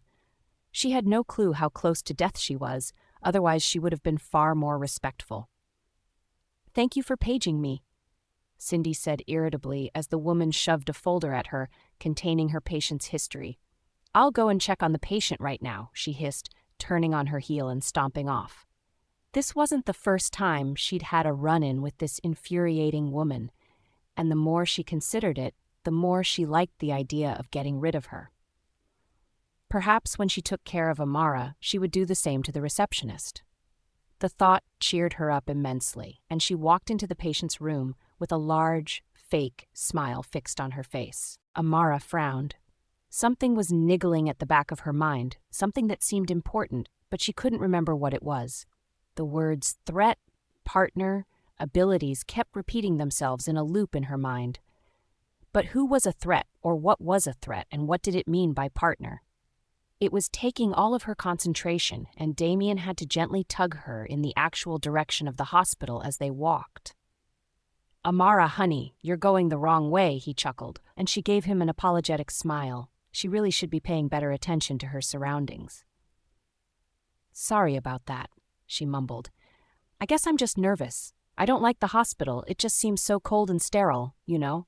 She exhaled and he nodded. He did know. After spending so many weeks cooped up in its walls, Damien wasn't exactly looking forward to going back either. "How about after this is done, we go out for dinner?" Damien suggested, and Amara lit up, looking at him eagerly. "Really?" she asked with excitement. It had been a very long time since they had been on a date romantically. Amara loved being away from the pack house, even if it was only for a short period of time. "Really?" he teased, flicking her nose as she giggled. They stopped in front of the hospital doors and grasped hands, walking inside slowly. A receptionist approached them, a smile on her face. "Good morning, Alpha. How can I assist you today?" He hesitated. "We were asked to be here in order to have an ultrasound by Dr. Cindy," he explained, and the woman frowned, looking over her chart. "Strange," she muttered. "It's not written down, but that's nothing new," she said, sounding irritable now. "If you'll be so kind as to wait here, I'll page her for you," she said calmly, and disappeared back behind the administration desk. Paging Dr. Cindy to the administration office. Paging Dr. Cindy to the administration office. "I hate waiting," Damien muttered next to Amara, who gave him a gentle shove on the shoulder. "We are a bit early," she pointed out, and he gave her a look. "Better to be early than to be late," he recited, and she just shook her head. He was the one responsible for them being so early, keen to get it over and done with. He'd been so damn impatient and almost bitten her head off when she'd suggested waiting a little longer before they headed over. "What is it now?" They heard a woman snarl, and Amara looked up to see Dr. Cindy looking extremely frustrated with the receptionist. "Dr. Cindy," Damien said, and the woman's head swiveled around, a big smile springing to her lips. "Alpha Damien, Luna Amara," she exclaimed as the receptionist glowered. "How lovely to see you. I'm so sorry if you've been kept waiting. I wasn't expecting you so early," she added, and Amara gave Damien a meaningful look. He looked a bit sheepish. "Well, better to be early," Dr. Cindy said, and Damien looked triumphant now as she began to walk away, motioning for them to follow her to an empty room. "How are you feeling?" she asked Amara as she got her to put on a hospital gown, Damien helping slightly. "I feel really good," Amara told her. "No morning sickness or anything, but I believe I'm in the 3rd trimester now?" she questioned. And Cindy nodded. "Werewolves don't take long to give birth, do they?" she laughed. You've just entered the third trimester, so you'll have about a month longer before giving birth to your beautiful little pup," she added. Amara settled herself on the bed and got herself comfortable, watching as Dr. Cindy expertly wheeled over the ultrasound machine. "The gel will be cold," she warned Amara as she placed it on the probe, and Amara pulled the gown up to expose her baby bump. Amara hissed as the probe was pressed lightly against her stomach. "Sorry," apologized Dr. Cindy, but Amara just waved it away. It's not like the doctor hadn't warned her beforehand. Damien grabbed hold of Amara's hand, and together they both looked eagerly towards the screen. "Bubs looks very healthy. See its little feet kicking around," she said, showing them both as they stared in awe. Amara had never seen anything look so perfect. Dr. Cindy began to move the probe around in different directions, checking that the organs were all fine and the heartbeat was steady. Amara was relieved to see just how thorough the doctor was being, Damien impressed despite himself. She was going all out to reassure them. Then he saw her face go pale and her lips move, the probe stilling on Amara's stomach as she stared wide-eyed at the monitor. "Is something wrong?" asked Damien, and Amara bit her lip, looking anxious from the bed, unable to see anything that seemed out of place on the monitor. "I just need to double-check something," Dr. Cindy said slowly, moving the probe around a little more as they both watched, feeling extremely anxious and apprehensive. But the more she moved the probe around, the grimmer Dr. Cindy looked. She looked at both of them as she pulled the probe away. "Alpha Damien and Luna Amara," she said quietly, "there appears to be a complication that must be repaired, or the pup is in danger of being premature," she said, and Amara gripped Damien's hand, squeezing it in horror. What was wrong that it was causing danger to their pup? What complications need repair? "What is it?" demanded Damien, towering over the doctor, who blinked up at him. "What's wrong? Tell me," he thundered, and Amara squeezed his hand again. Damien let her speak, she said gently, and he deflated like a lead balloon. Dr. Cindy took a deep breath. "It appears that the placenta is in danger of detaching itself from the umbilical cord. I'm afraid that Amara requires surgery immediately in order to correct this complication," she explained. Amara was horrified, all the color draining out of her face. This was one of the worst scenarios she could envision happening. "I'm going to organize for you to go to surgery," Dr. Cindy said, "and we can get you through straight away."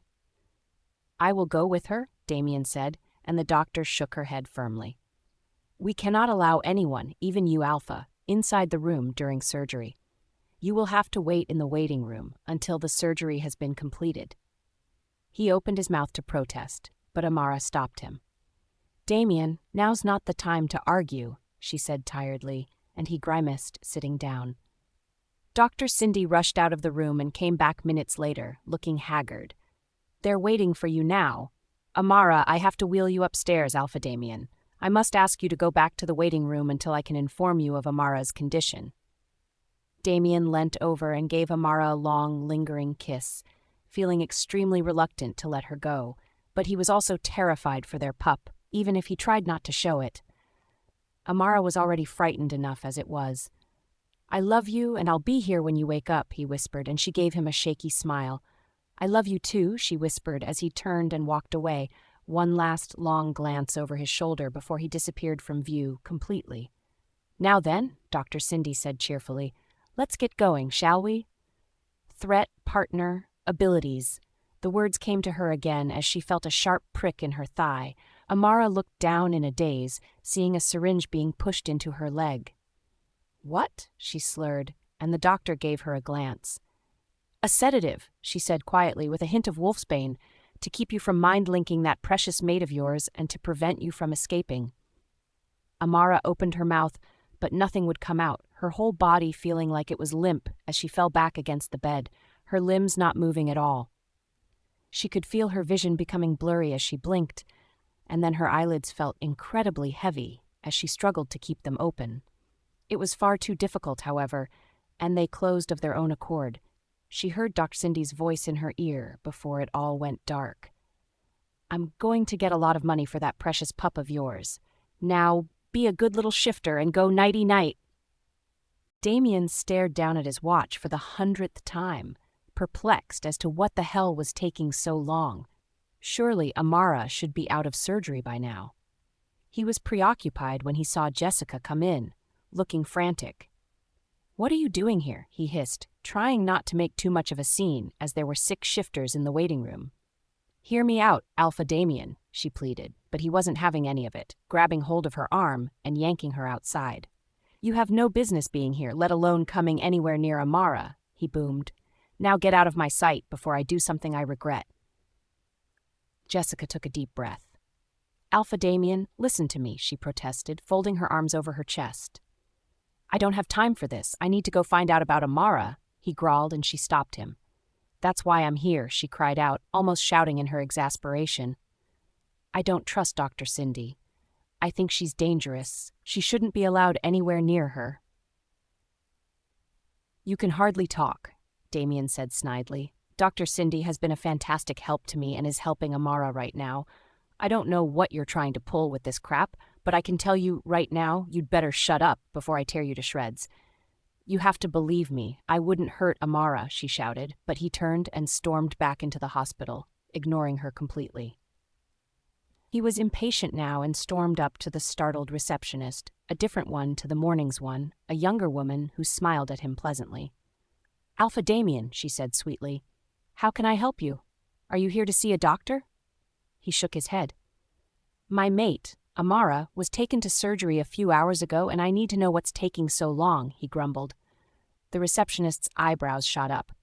Heavens, she hadn't been told that the Luna was having surgery today. No wonder he looked so angry right now. She hastened to reassure him. "Let me contact the obstetrics department. Is that where she went?" He hesitated. To be honest, he had no clue. "I think so," he said uncertainly. The woman nodded. It was no secret that the Luna was heavily pregnant, so it would make sense she would be in that section of the hospital. "Take a seat," she said kindly. "It will take me a few minutes to get hold of someone, but the second I know what's going on, I'll let you know." He frowned but went and sat down, staring at the clock that ticked loudly in the waiting room, miserable and wondering if Amara was all right. Someone sat beside him, and he inhaled sharply, knowing who it was, before he even turned to look at her. She stared back at him as he scowled.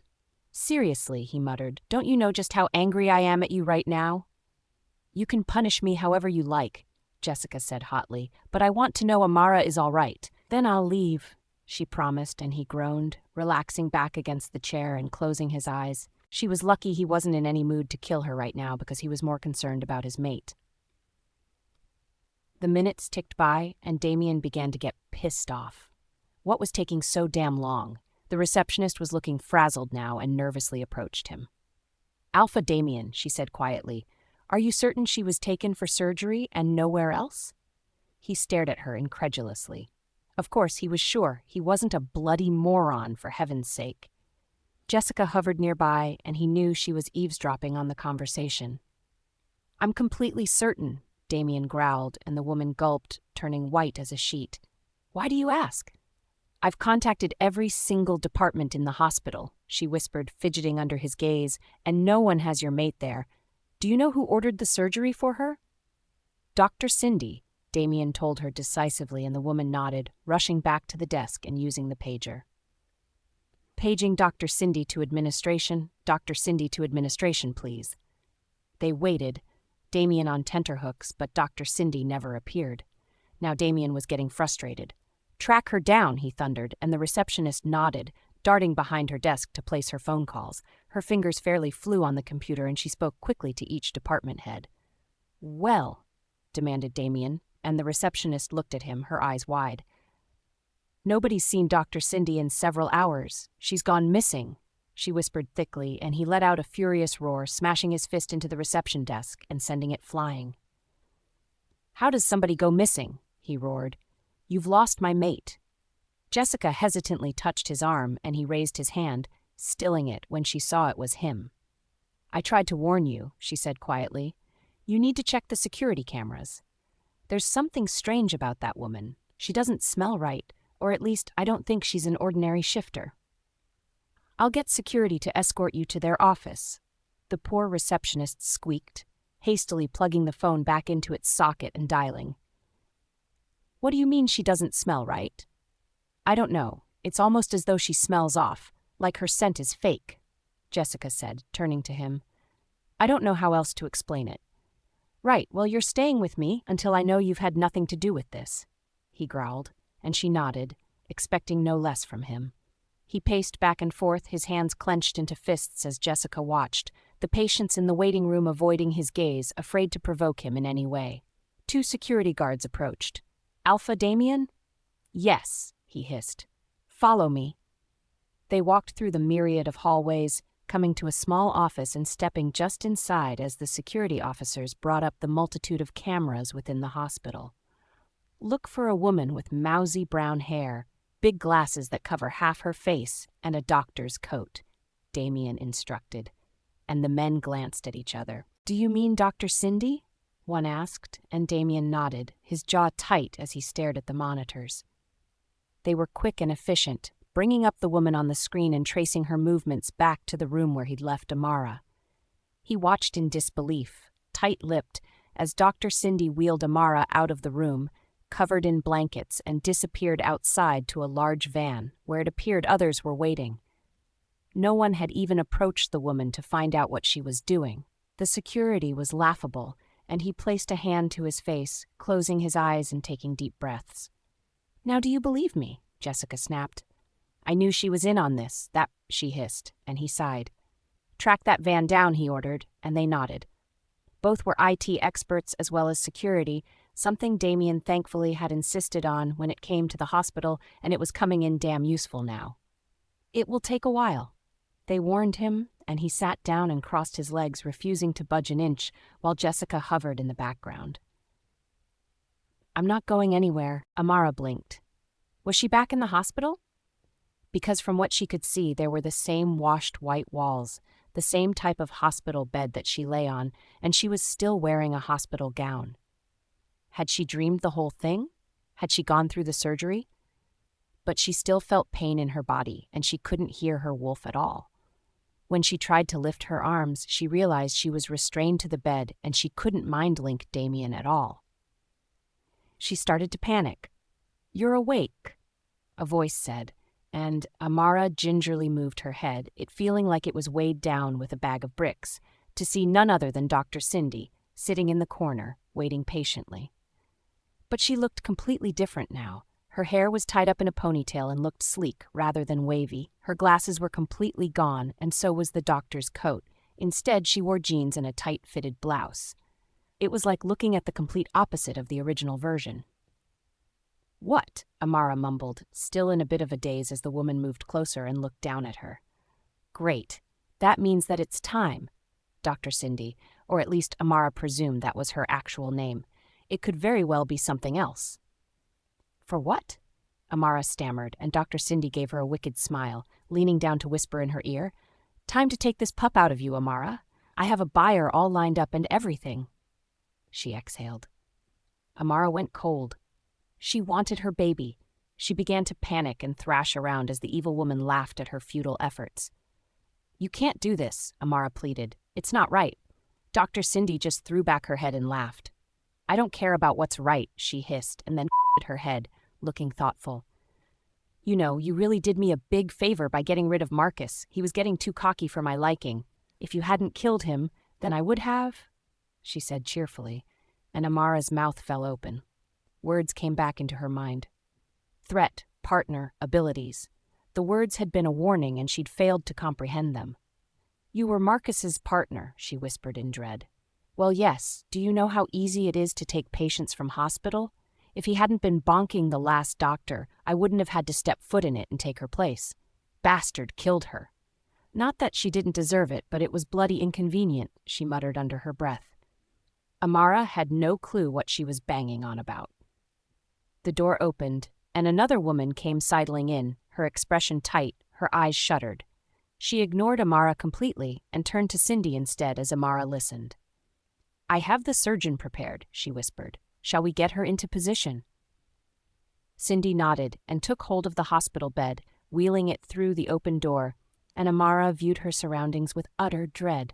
There were machines everywhere, another hospital bed, various implements, but the thing that chilled her to the bone was a male shifter, growling in a cage nearby, shackled with silver restraints. He was dressed in a surgeon's outfit, and the second he saw Amara, his eyes widened in disbelief. He knew who she was, realized Amara, but it wouldn't matter. Both of them were completely helpless at the moment. "You're insane," the man shouted, cursing as he gripped the bars of the cage. "Do you have any idea what you're bringing on yourselves? The Alpha will kill you all for this?" he shouted, and Cindy just grinned, not fazed at all. She didn't even look frightened. "I'm stronger than your stupid Alpha," Cindy boasted to them both. "I can easily take him down if he finds us. Besides, this is my last sale, a pup that's the bloodline of a white wolf and a strong Alpha. It's almost priceless and will set me up for a very, very long time," she whispered reverently. "You're crazy," thought Amara, eyeing the woman. It was like all she could think about was the money. There was no doubt in Amara's mind that Damien was out there looking for her right now, and she had faith that he would find her. He was stronger than Cindy. He had to be. If it wasn't for the wolfsbane and the risk she'd taken before, Amara would have shifted in an attempt to escape. But this time she was forced to lie there, praying for her mate to come in time. "I won't help you," the man hissed in the background, and Cindy strode up to him, her eyes blazing as he shrank back in fear. "That's up to you, but if she dies during the procedure," she hissed, "then you die as well. Something tells me the Alpha won't look kindly on you if you don't help, and there's a chance Amara could have survived if you landed a hand. Do you really want to put yourself in that position? Do you want to be responsible for your own Luna's death?" She added wickedly, and the man fell silent, his eyes meeting Amara's. An apologetic look came over his face. "Get him out, Opal," Cindy demanded, and Amara watched the other woman grab a ring of keys from a nearby desk and stride over, confidently unlocking the door. The man allowed himself to be led out. Another male wandered into the room, a grimace on his face. "Can we just get this over with? What the hell is taking so long?" he complained, and Cindy rolled her eyes. "John," she said sarcastically. "Always a pleasure. We've been waiting for you," she snapped. "It's hard to do a procedure without an anesthesiast." He just shrugged, not fazed by her tone of voice at all. "Well, I'm here now," he said tetchily. The surgeon was locked in place to the other hospital bed, looking pissed as Amara met his eyes in terror. She was frightened and feared for her baby above all else. She couldn't even place a protective hand on her swollen belly to comfort her, the surgeon mouthed the words, "Hold on to her," but she couldn't stop the trembling of her body or the bile rising in her throat. Somehow she doubted any of them would show her compassion if she begged. "Get the bloody cannula going," Cindy snarled, turning to Opal, who was watching the surgeon, her eyes watching every single movement he made, even though he was restrained, his flesh burning from the silver restraints. "Opal, help me move her to the surgical bed." Cindy huffed, and Opal turned to her and moved beside Amara without question. Damien was fast becoming impatient, even phoning Jordan up as he coordinated with the security guards to find the location of the van and Dr. Cindy. "How much longer?" he snapped, while Jessica sat deadly still in the background. There was not much she could really do to help. She wasn't exactly great with technology, but she was desperate to help in any way she could. "A few more minutes," Jordan said, and Damien could hear his fingers flying over the keyboard in the background, while he chatted away to the security guards, spouting all sorts of technological terms that neither Damien and Jessica really understood. Damien sighed. He felt helpless. He should never have left Amara's side, not even for this so-called fake surgery. But he'd seen Dr. Cindy as just another shifter. She'd been so helpful during Amara's coma, it had never registered with him that she might be a possible threat. Not now, when he'd killed Marcus, and Amara had killed the man who'd bought her. He'd thought the threat to her was completely gone and relaxed far too much instead of staying on guard.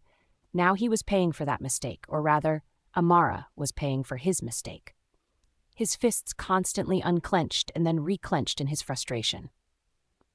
"Sir," Jordan said, and Damien snapped to attention, his hand trembling as he held his cell phone to his ear, the security guards looking quite grim.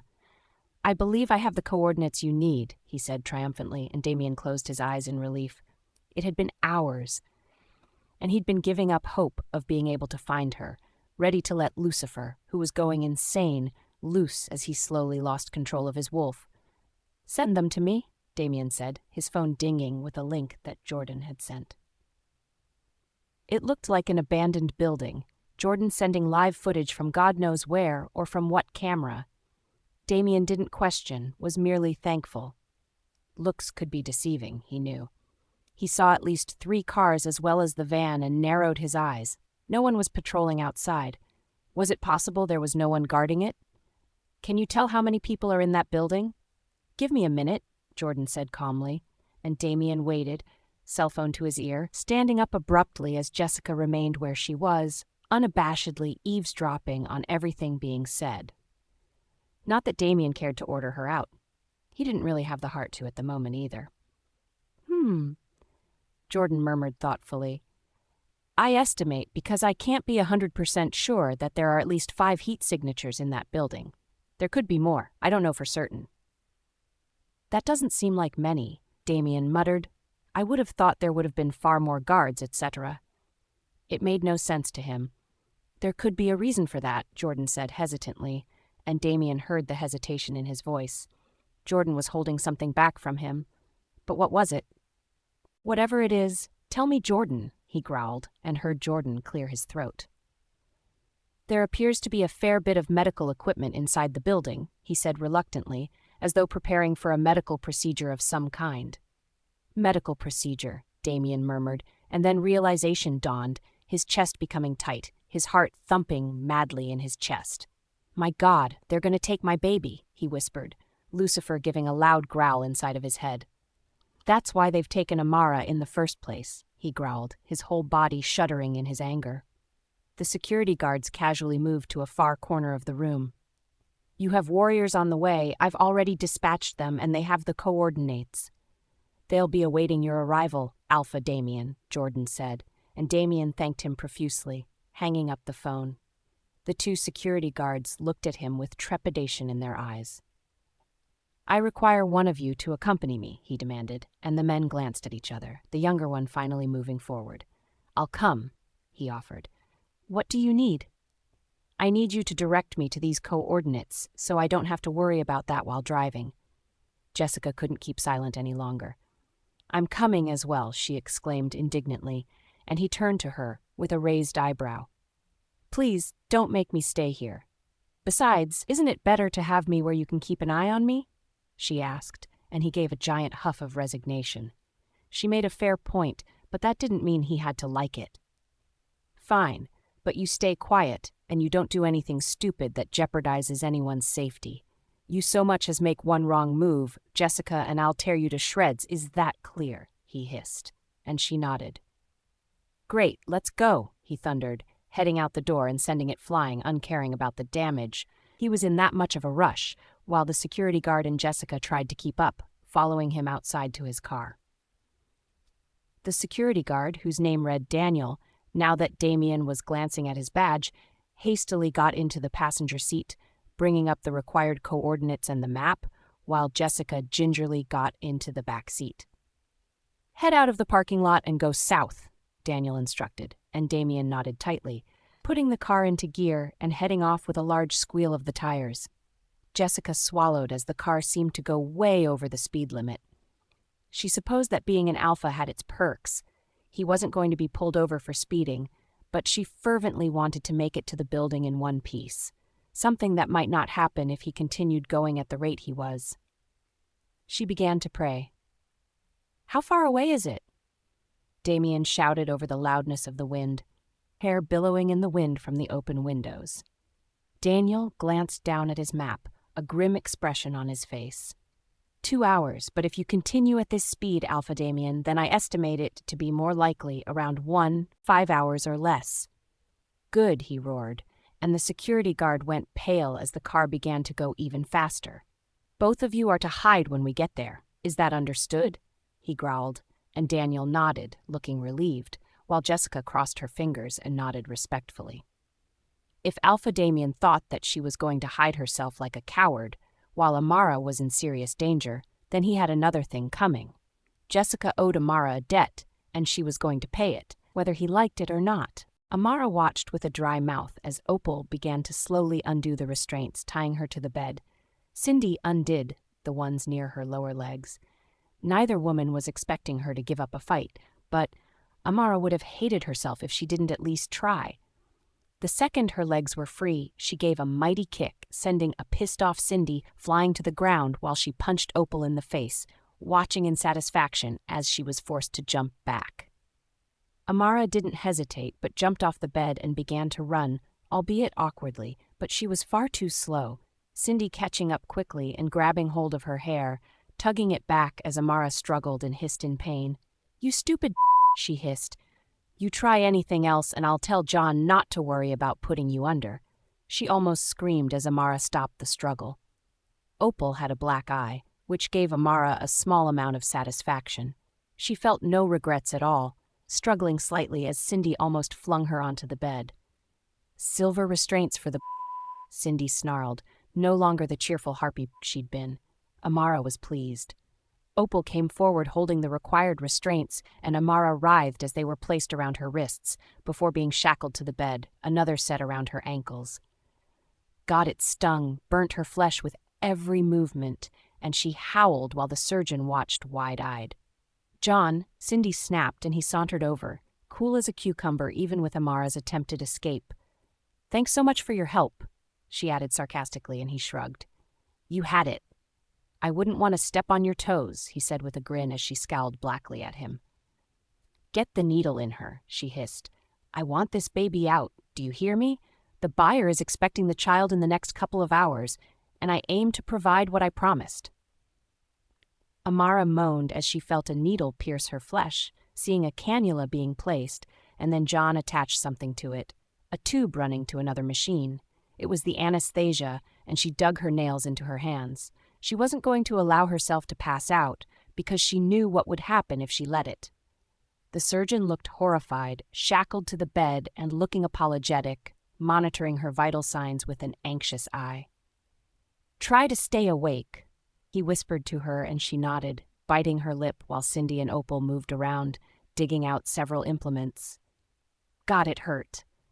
The silver was digging into her flesh. She would accept the pain, grateful even as it was making it far easier for her to hold on instead of letting herself go under. John looked impressed.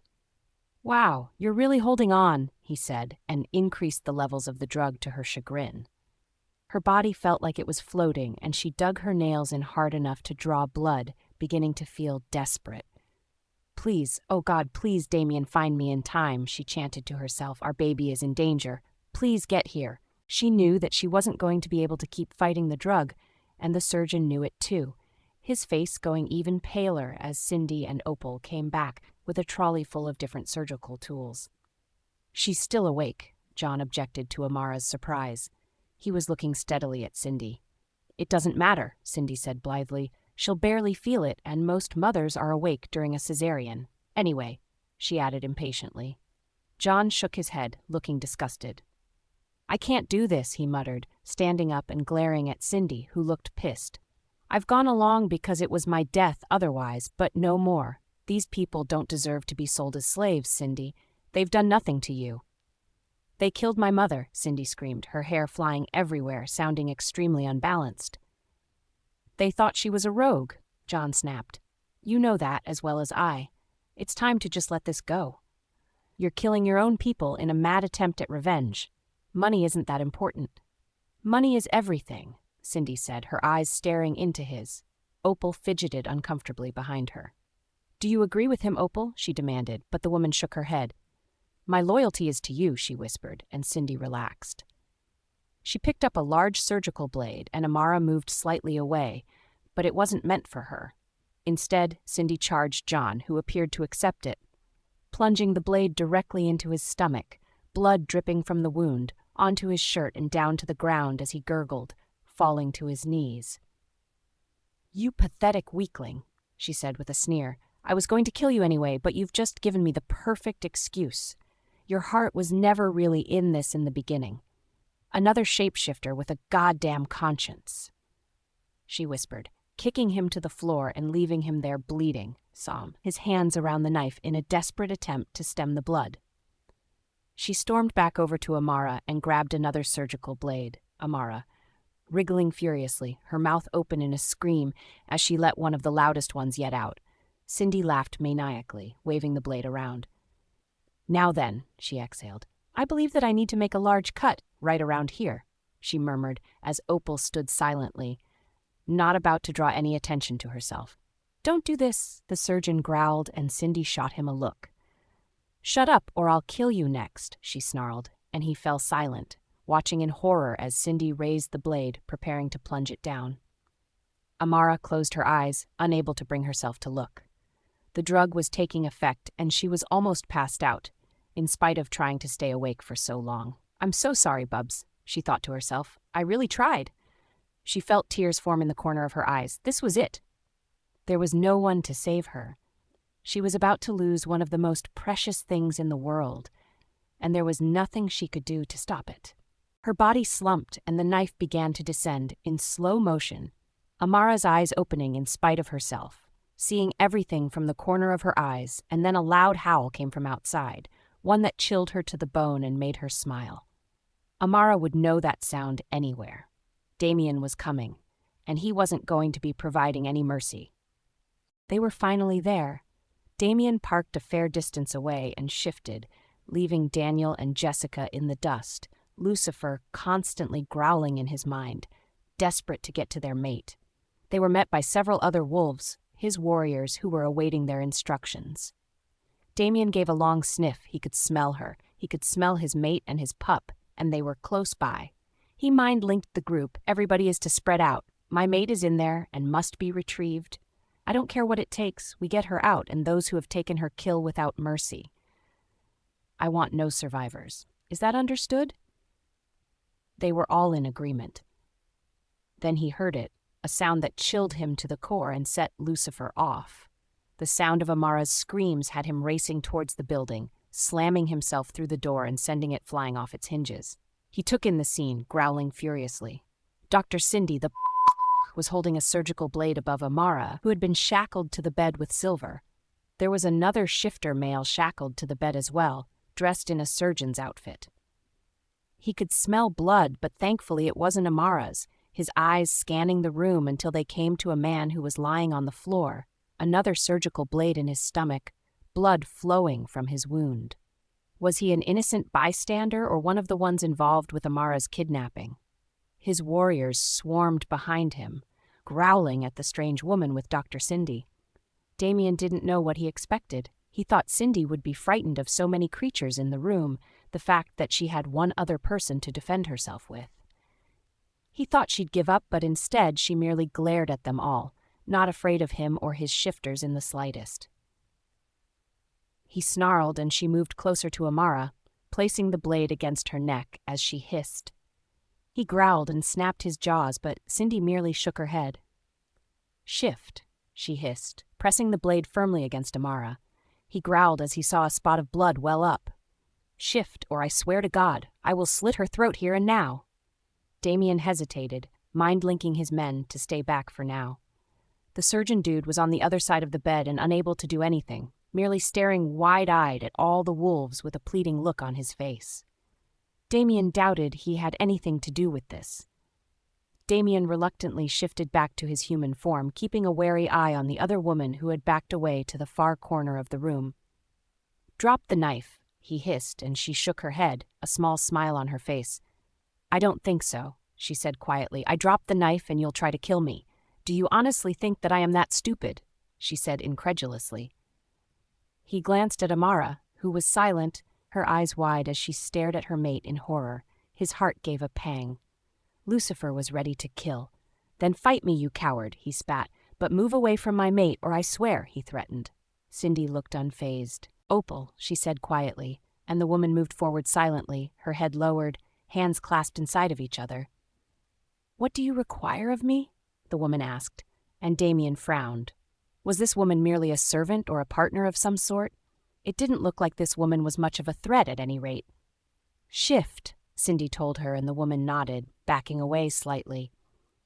Damien wasn't frightened of a wolf if that was what Cindy was thinking, so he wasn't paying too much attention until he realized she smelt strange as she stood there and that he wasn't hearing the usual cracking sounds from her.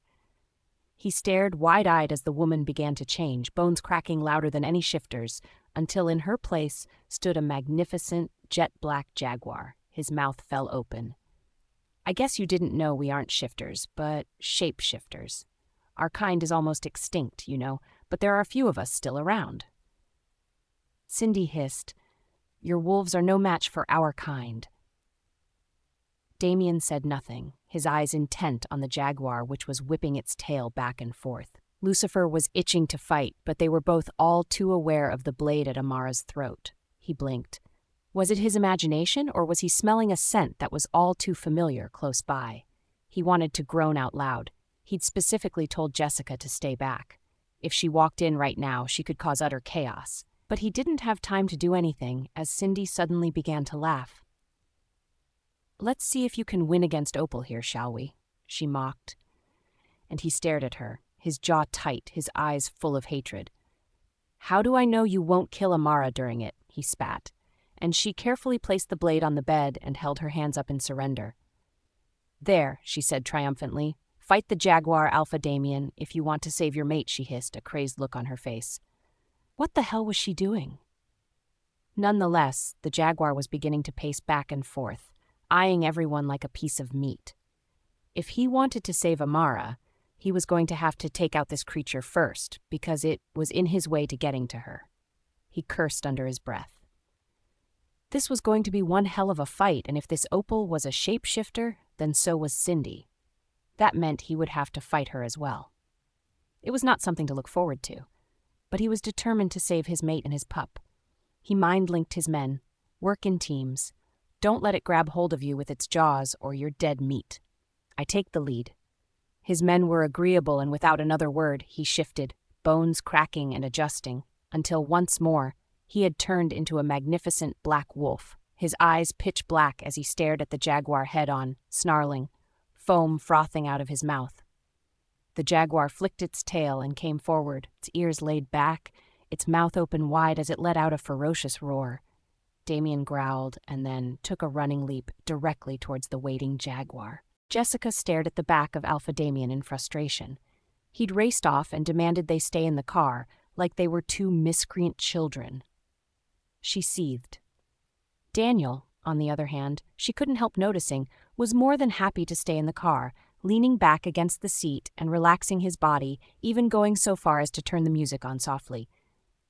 "You're really not going to just stay here, are you?" she asked him, and he raised an eyebrow in response. "I would rather obey the Alpha's wishes and live to see another day than go against him and possibly die because of it," he answered smoothly, and she sighed. Well, she wasn't going to stay there, she decided. She slowly climbed out of the car. "What are you doing?" Daniel asked, slightly panicked. "You know he said to stay here." "I'm going to help," Jessica said irritably, closing the door and turning away. "You could get killed," he said, and she waved her hand at him, ignoring the frustrated look on his face. If he wanted to stay in the car, good for him. She was going to go and be useful instead of twiddling her thumbs. She didn't bother to shift, deciding she would take in the situation first. She walked slowly, carefully, avoiding anything that would make noise as she wandered around the building. She stood still, ducking behind a tree, as the warriors and the giant wolf, she knew was Alpha Damien, went crashing through the building doors, sending them flying. That was some anger she saw right there. Still, who wouldn't be pissed in his situation? Jessica ducked down and moved closer, until she had a clear view of what was happening inside, through a window of the building. She sucked in a breath. Amara was shackled to a hospital bed, along with... Was that a surgeon? How strange, she thought, peering in. She could see that blasted Dr. Cindy holding a blade to Amara's throat, and she growled lowly in her own throat, feeling her anger beginning to rise. She pondered what to do. Her ears strained, trying to listen as she saw Damien demand she put the blade down.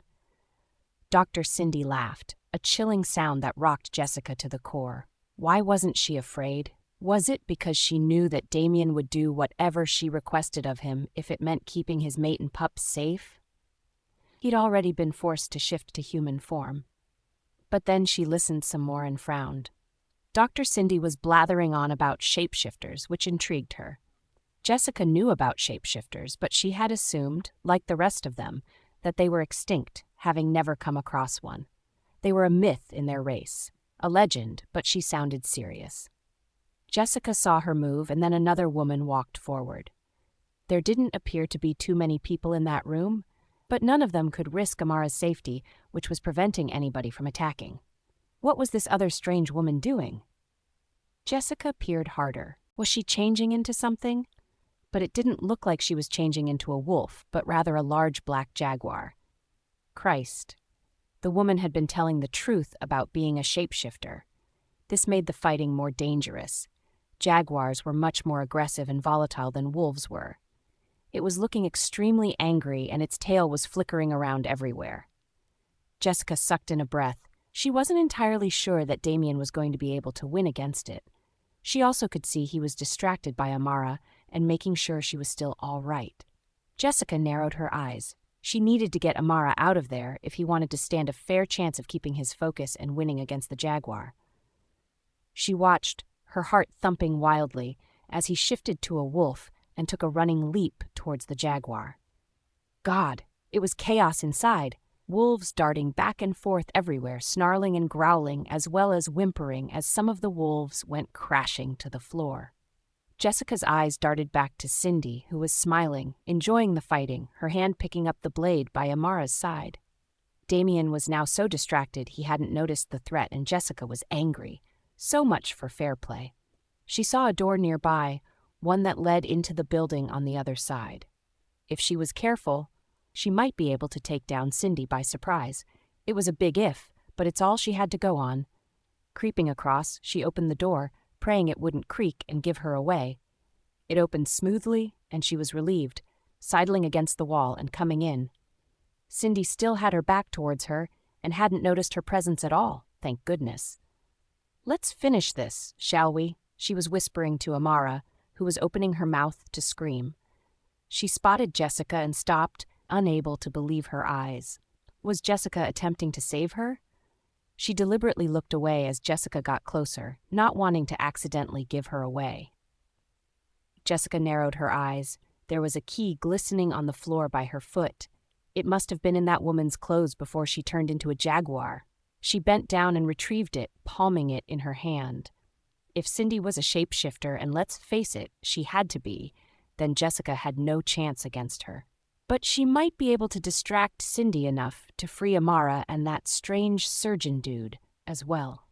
She watched as Cindy raised the surgical blade again and gulped, seeing Damon's head whip round in distraction, before she flung herself at the woman, tackling her to the ground. Cindy let out an angry shriek as Jessica got to her feet, handing the key over to the surgeon and then turning back to fight the woman who was now looking thoroughly pissed.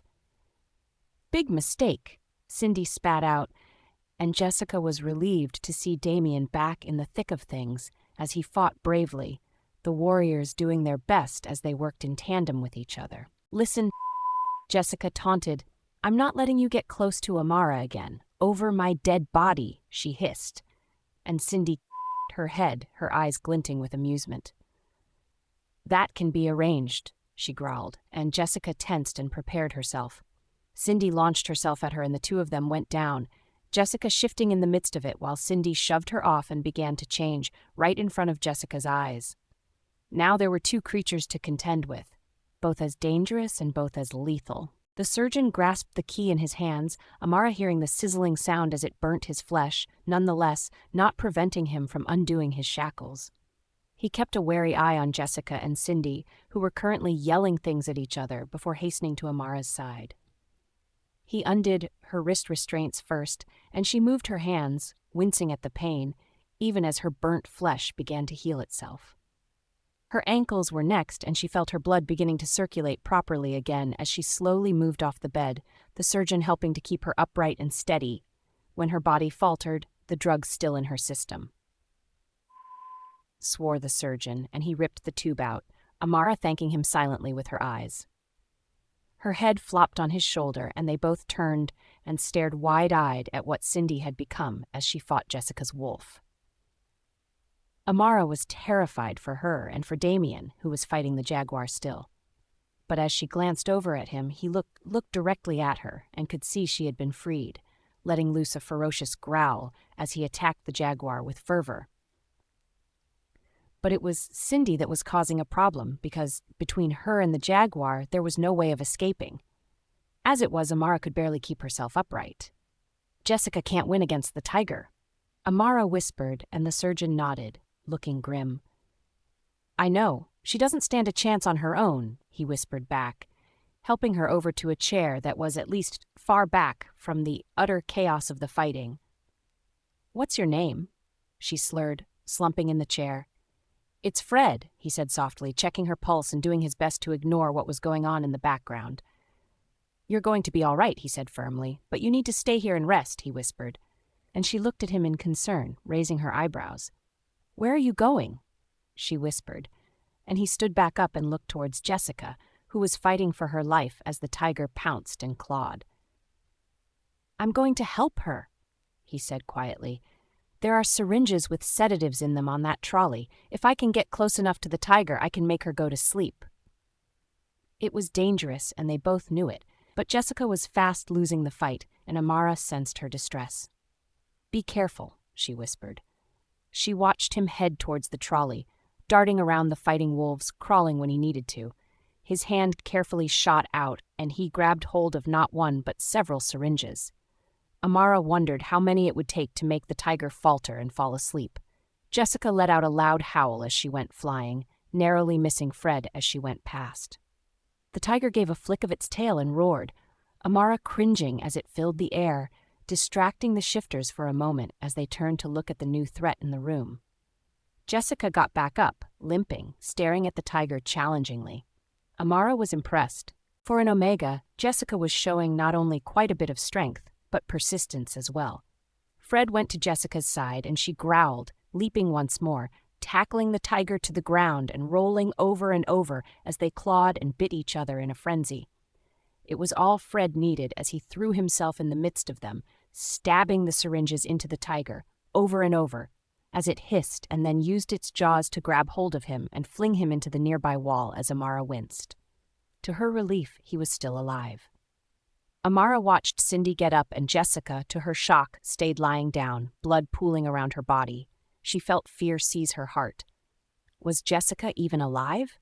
The tiger was getting closer, but as Amara watched, trying desperately to pull herself up and go to Jessica's side, a foolish notion perhaps, it began to stumble on its feet, its tongue hanging out. It looked like it was extremely drunk and tipsy by the way it rocked side to side and stumbled about. The sedatives must work. Heaven knows Fred had stabbed a crapload into the tiger before he'd been sent flying. Sure enough, before Cindy could get too close to Jessica, her whole body fell to the ground with a tremendous crash, and her eyes began to close. There were more cracking sounds, and then, in the tiger's place, there was a naked, sleeping Cindy on the floor instead. Amara began to crawl to Jessica's side, too dizzy to walk, placing a hand on her stomach in dismay. There were gouges along her abdomen and midsection, quite severe ones, and she was unconscious. A hand on her shoulder almost made Amara scream out loud, until she glanced up and saw Fred standing there, a cut on his head and bruises along his body, but otherwise still in one piece.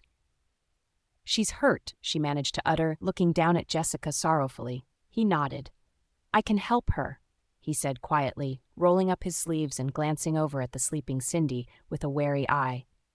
"I don't know how long she'll be out of it," he warned, and Amara nodded. She kept looking over at the woman as Fred began to rip his shirt, bandaging several of Jessica's wounds. He placed his head against her chest to listen to her breathing. "Her breathing is labored, but she's merely unconscious. I believe if we can get her to a hospital within the next few hours, that she'll be able to recover quite nicely. I've done all I can do for now." Amara nodded, looking over at the jaguar and the wolves still fighting desperately. Damien was getting tired, she could see, and so were the others, whereas the jaguar didn't look tired at all. She needed to help them. "How many of those syringes are left?" she asked quietly, and Fred looked sheepish. "I used all of them up," he explained, and she let out a breath, disappointed. It might have worked on the jaguar as well. Then she spotted something in the corner of the room and eyed it cautiously. She had a crazy idea, but would it work? He followed her gaze. "You're not thinking." Fred began in disbelief, staring at his Luna, who was looking extremely determined. "Oh, I am all right. Now come and help me," she breathed. "Go and fetch it for me, please, and I'll tell you what I want to do," she said grimly. The surgeon was quick, ducking through the chaos, the jaguar luckily more concerned about the swarm of wolves than it was about him. Nevertheless, she was happy to see him come back in one piece, as he dragged the oxygen tank over to her. "You smoke?" Amara said bluntly, and the surgeon, Fred, hesitated, looking slightly sheepish. "Only on the odd occasion," he admitted guiltily, and Amara's eyes lit up. "Excellent," she breathed. Damien was growing tired fast. This bloody jaguar was fast and a hell of a fighter. Lucifer was growing angrier by the second, and Damien gave him control, knowing that their energy reserves were slowly depleting. Lucifer snarled, taking in the wolves who were injured and limping, yet still up and fighting. He'd seen Amara take down Cindy, who was sleeping naked on the floor.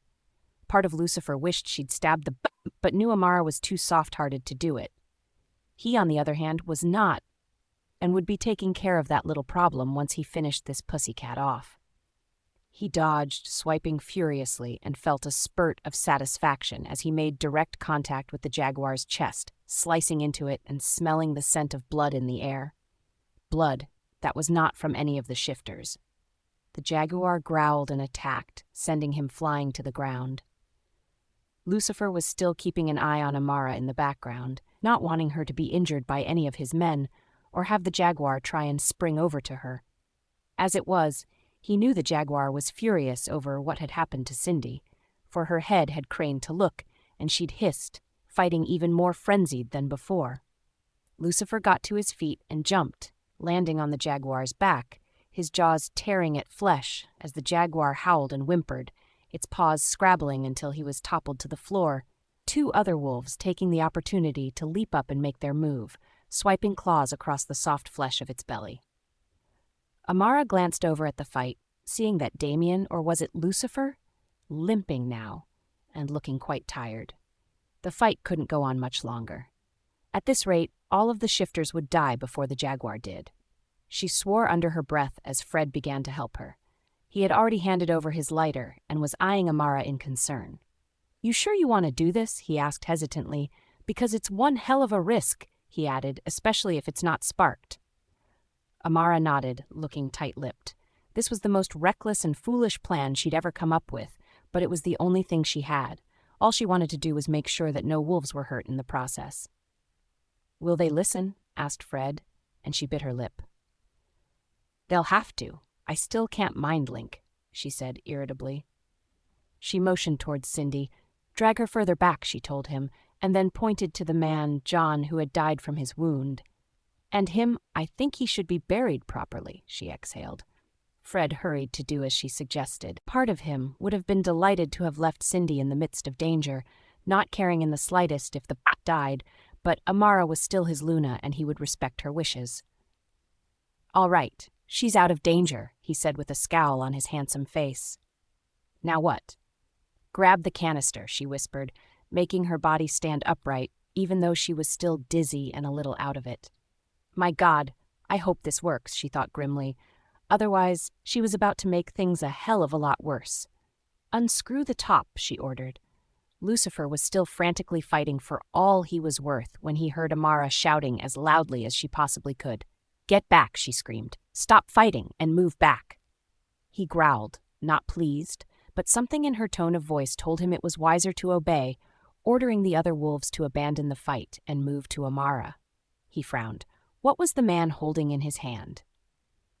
Lucifer's eyes widened and he moved backwards while the jaguar growled, confused as to what was happening. It was bleeding quite profusely now, and he sensed the jaguar was more tired than he'd initially thought. "Throw it," Amara screamed to the surgeon, and he did, muscles bulging as he sent the canister flying through the air to land directly in front of the jaguar, who was extremely startled. Boom. The canister hit the floor with a thud and then sparked, fire blowing upwards and onto the jaguar, which howled, its fur catching on fire as it desperately tried to put it out. But the fire continued to spread, and it whimpered, crashing through the window of the building and racing away, wolves on its tail. Lucifer was about to join them all when he stopped, Amara touching his skin. "She won't survive this, Lucifer," she said quietly, her voice full of regret for what she'd just done. "Let her go, the others will handle it." She whispered, and he paused, turning around and viewing his mate for the first time, drinking in the sight of her beauty and the swollen stomach that continued to house their pup. Damien was quite shocked when Lucifer willingly gave him back control. "Mate needs our help. She's still under the influence of anesthesia and has been through a traumatic experience. She did well, though, to do something so smart to take down that bastard jaguar." Damien shifted, gathering Amara into his arms as she sobbed on his shoulder. "I was so afraid you'd be hurt," she sniffled, and his arms tightened around her. "I'm fine," he whispered. "Trust me, love, I'm more worried about you." He glanced over at the unconscious Cindy with a frown. Amara followed his gaze and bit her lip. "I couldn't bring myself to hurt her while she was out of it." "I can," Damien said grimly, and she looked up into his eyes. "Do we have to?" Damien was incredulous. "Think about everything she's done, Amara. She's sold who knows how many shifters to buyers for her own purposes. She's dangerous. If she's a shapeshifter, she could change into who knows how many different forms of animal. We can't allow her to live, Amara. It would put our lives in jeopardy," he added, and she nodded, still not quite pleased with it, even as she acknowledged he was right. Damien turned to Fred, who was still standing nearby. "Can you take her outside, please?" he said tightly.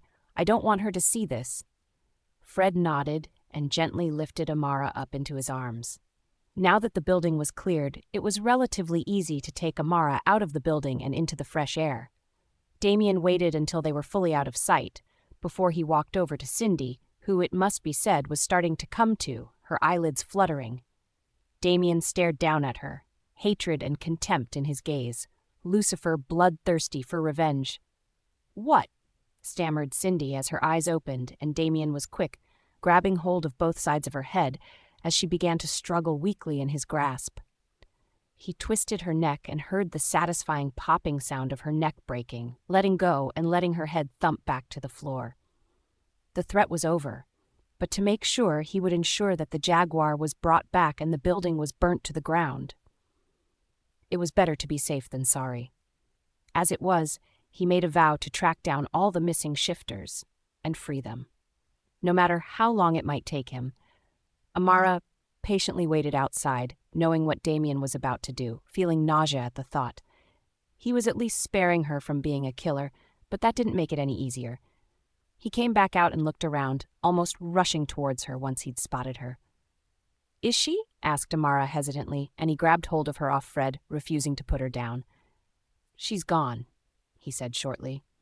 "Now it's time to go home and leave all of this behind," he added, and she couldn't agree more, worried about Jessica and knowing she needed medical help immediately as Fred went back for her. Amara owed her life and that of her unborn child. Amara felt a sense of foreboding as they drove back to the pack house, her stomach cramping. Her back was killing her and she'd initially put it down to being injured, but now she wasn't so sure, especially since the pain was steadily getting worse. "Damien," she said urgently, looking over at the naked man, busy watching the road, his jaw tight and his eyes narrowed in concentration. For some strange reason, there was a security guard called Daniel, sitting in the back. She'd been too tired to ask why. "We're almost home," Damien said thickly. "Just a few more minutes," he exhaled, looking tired and drawn. "Damien," she said, doubling over in pain, and he took one look at her and pulled the car over. "What's wrong?" "Where's the pain?" he said, slightly panicked, and she groaned, putting her hand to her stomach as he raced over and opened the passenger seat. "My stomach," she moaned. "Damien, I think I might be in labor." "It's far too early for that," he said, slightly panicked, and she shot him a glare. "I'm aware of that," she said between gritted teeth, and he ran a frantic hand through his hair as she cursed, before feeling something wet trickle down her legs. "Damien, my water just broke," she snapped. "I think it's coming whether we like it or not." "Just let me get you to the hospital," Damien said, about to shut the door when she stopped him. "I don't think we have that long," she whispered, and he frowned, going extremely pale. Daniel had slowly climbed out of the back of the car and spread his shirt on the ground. "You are not giving birth by the side of the road," Damien hissed, and Amara cried out in pain as he reluctantly helped her to stand up and get away from the car. "I don't exactly have a choice," Amara yelled and got on all fours on the ground, rocking back and forth in pain. "God, it hurts," she screamed, her voice echoing throughout the forest. Another car stopped behind them, and Damien had never been more relieved in his life to see the surgeon. Fred, he thought Amara had said his name was, climb out of the car. All it took was one look, and the man was looking grim. "It's early for her to be giving birth," he whispered to Damien, even though Amara could hear every word, even in the midst of her pain. "But with the kidnappings and the drugs, it's hardly surprising. She looks like she's going to give birth any minute," he added quietly. "What do we do?" Damien said, looking extremely helpless and lost. Lucifer snickered in the background, enjoying Damien's discomfort immensely. Fred turned to Amara. "Amara, sweetheart, let's get you more comfortable. Can you lie on your back, darling?" he said soothingly, and Amara listened, rolling over and lying on her back, her legs pulled up as she panted and groaned. "Get her pants off and her underwear," Fred ordered, and Damien did so, as gently as possible. She barely even registered what he was doing. "Amara, I'm going to feel your stomach. Do you feel the urge to push?"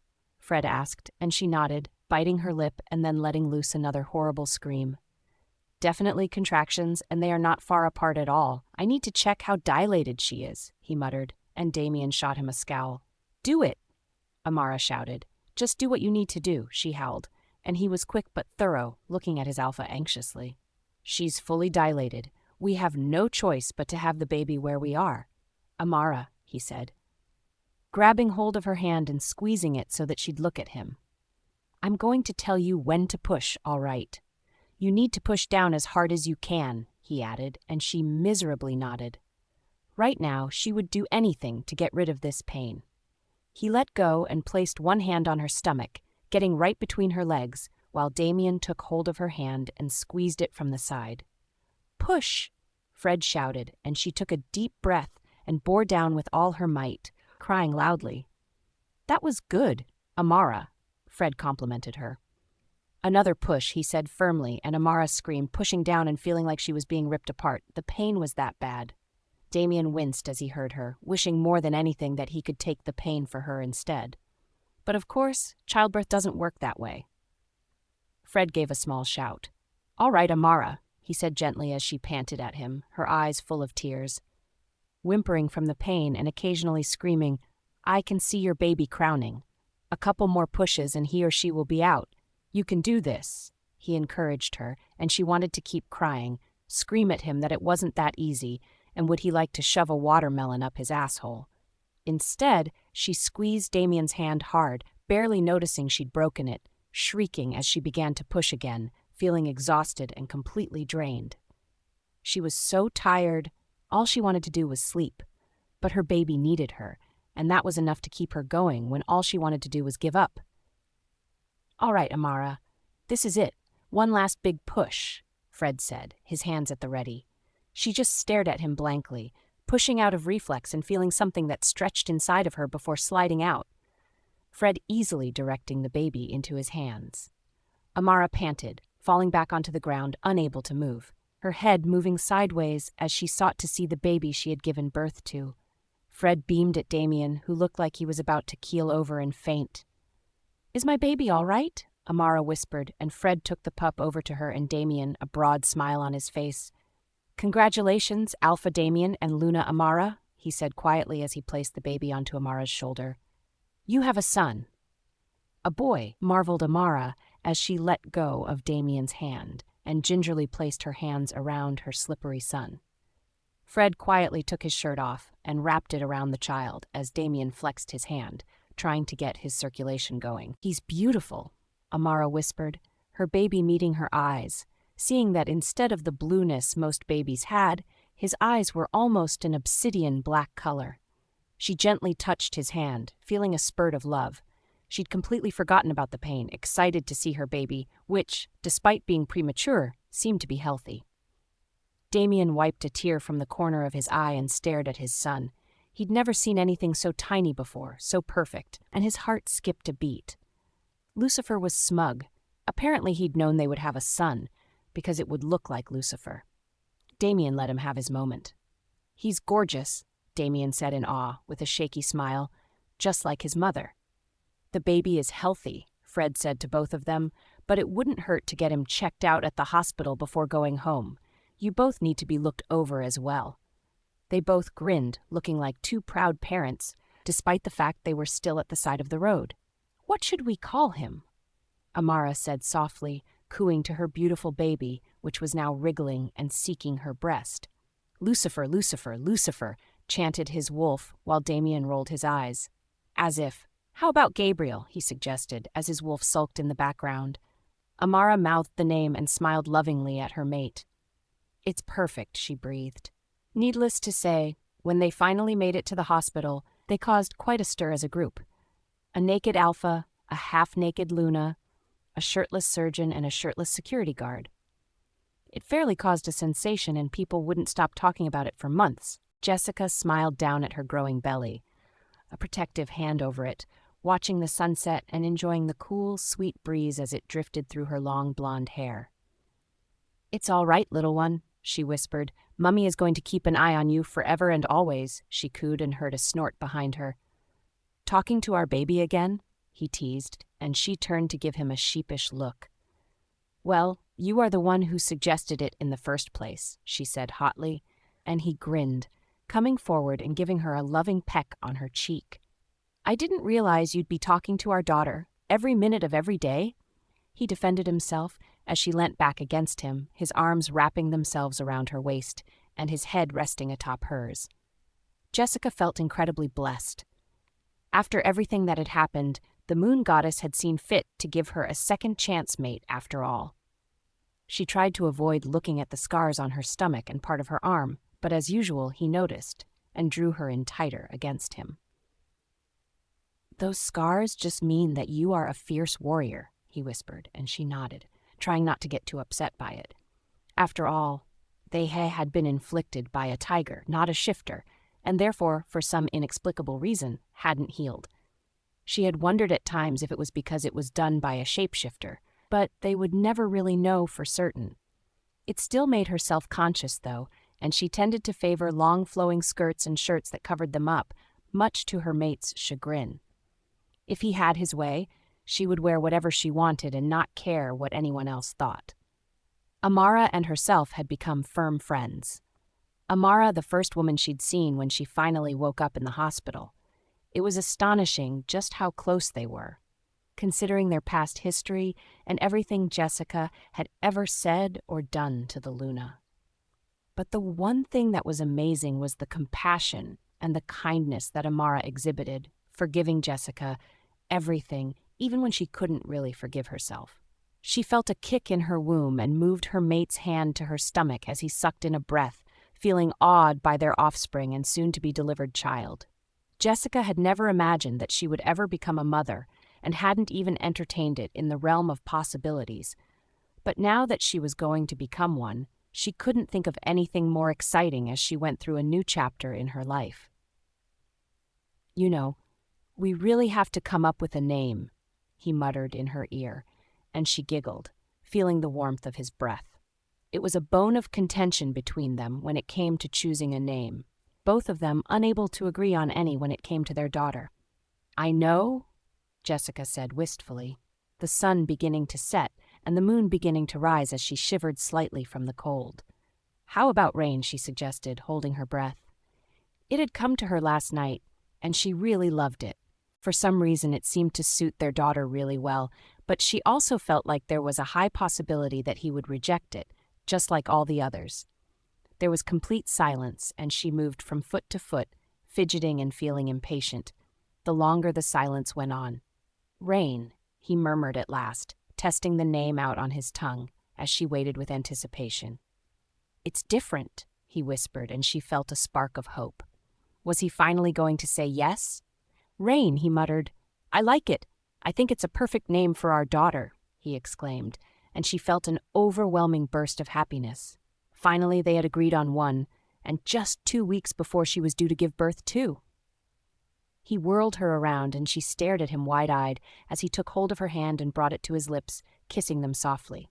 He was such a romantic, but it was one of the things that she loved about him. "Jessica," he said quietly and very seriously, "I know that we haven't known each other for very long," he told her, with a meaningful glance at her stomach. It was true. Theirs had been a whirlwind romance, and she'd gotten pregnant the very first time they had slept together. But she had absolutely no regrets about it, not when she loved him to pieces. She'd never felt this way about anyone, and he showed her every day just how much he adored her. She couldn't ask for anything better. "Every day is a blessing, because I get to wake up with you by my side in our bed and in our home that we've made together," he continued. "You're my reason for living and the reason I wake up with a smile on my face. Your laughter fills me with joy, and when you're sad, all I want to do is make you feel better." He paused, and Jessica fervently wondered where he was going with this. Tears were already forming in the corner of her eyes as he spoke, his words genuine and heartfelt. Her sentiments were exactly the same. She opened her mouth to speak, but he held up a hand, forestalling her. "Just wait," he said hastily. "Without you, my life would feel completely empty. You filled my home and my heart with joy and laughter, chaos and fun. I guess what I'm asking you is—" He paused and then got on one knee as she stared open-mouthed in complete and utter shock, rifling in his pockets and producing a ring which he held out to her. "Jessica," he breathed as she began to cry, tears trickling down her cheeks, "would you do me the honor of becoming my wife?" Her heart skipped a beat. He was deadly serious. While she'd thought their relationship was becoming serious, she'd never envisioned him asking her this so soon. But she'd be a fool to turn down what was now the best thing in her life. Well, maybe the second best thing. She thought wryly as she looked down at her swollen stomach. He was waiting patiently for her answer, and it took her a moment to regain her voice. But when she did, she began to shriek out in excitement. "Yes, yes, yes!" "Yeah!" He stood up and slid the ring on her finger as she stared down at it, entranced by its beauty. It was plain, delicate, a white gold band with a single red ruby in the center. He knew her so well. She'd never been that fond of diamonds, and he'd listened, really listened to her. It shone in the moonlight, and she couldn't help admiring it when she heard the sounds of people cheering and hollering in the background. "Congratulations!" yelled a familiar voice, and Jessica whirled around, Amara holding a bouquet of flowers, a broad smile on her face.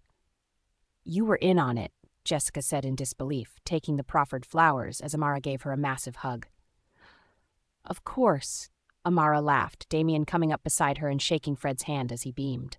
"I call dibs on being the maid of honor," she joked as Jessica laughed. She wouldn't have it any other way. Jessica stared at the sea of faces circling around her as she tightly gripped Fred's hand. She had met him after her fight with Cindy, and she'd woken up in the hospital. She'd smelt the most delicious scent of sandalwood and pine and followed it, which had led her directly to him. The rest, as they say, was history. And now she was pregnant, engaged, and very, very happy with her life. Amara held up a glass of champagne as the rest of them were handed out.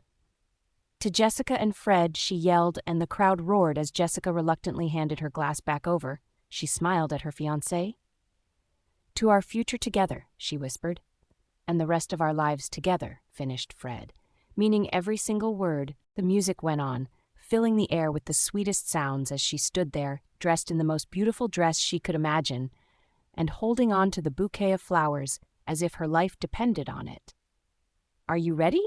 asked Jessica from beside her, dressed in a pale pink bridesmaid dress, eyeing her friend in concern. She'd gone extremely pale, and she trembled from head to foot, Amara feeling as though she was going to be sick. "It's just," Amara stammered, "there's so many people and—" She trailed off, waving her arms about hopelessly. Jessica looked out at the sea of people, sitting patiently in their seats. There were no more people than what she'd had at her wedding, and Amara had been fine. Was this her having cold feet? "Amara," she said gently, spinning her around so that she was facing Jessica, "what really is the problem?" she prodded, "because I don't think it's stage fright somehow." Amara burst into tears. "It's just that I haven't told him yet," she wailed dramatically. and Jessica frowned, staring at her best friend, utterly perplexed.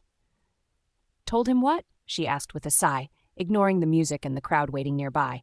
Whatever was wrong with Amara, it was something damn important. Amara took a deep breath and wiped her tears away, looking at Jessica helplessly. "I'm pregnant again," she whispered, sounding miserable. Jessica, however, perked right up, a large smile spreading on her face at the news. "That's not something to be upset about," she said gently, fishing some tissues out of her purse nearby and handing them over. "Are you worried Damien will be upset?" Amara nodded, feeling extremely anxious.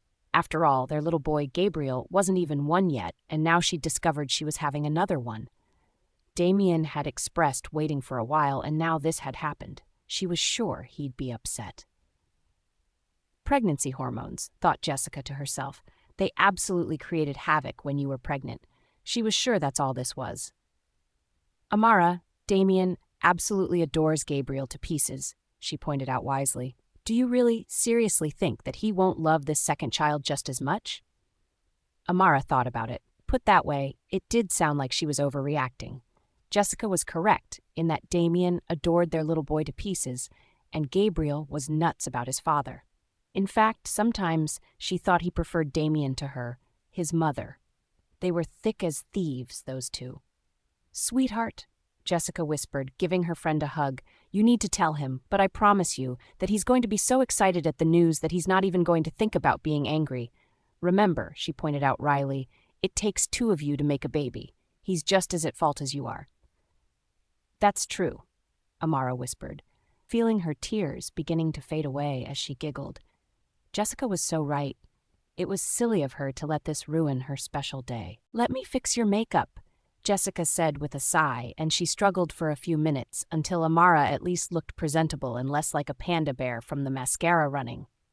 "Thanks," Amara whispered, and her friend just nodded, poking her head out of the tent, everyone staring at her in bewilderment as they wondered what was taking so long. "Start the music," Jessica yelled as Amara giggled. The music started, and Jessica gave Amara one last smile and then began to sashay down the aisle, joining her husband Fred, who was Damien's best man. Then she waited, holding her breath for Amara to begin her walk down the aisle. Amara quietly went out and stared for a moment at the man she was going to be spending the rest of her life with.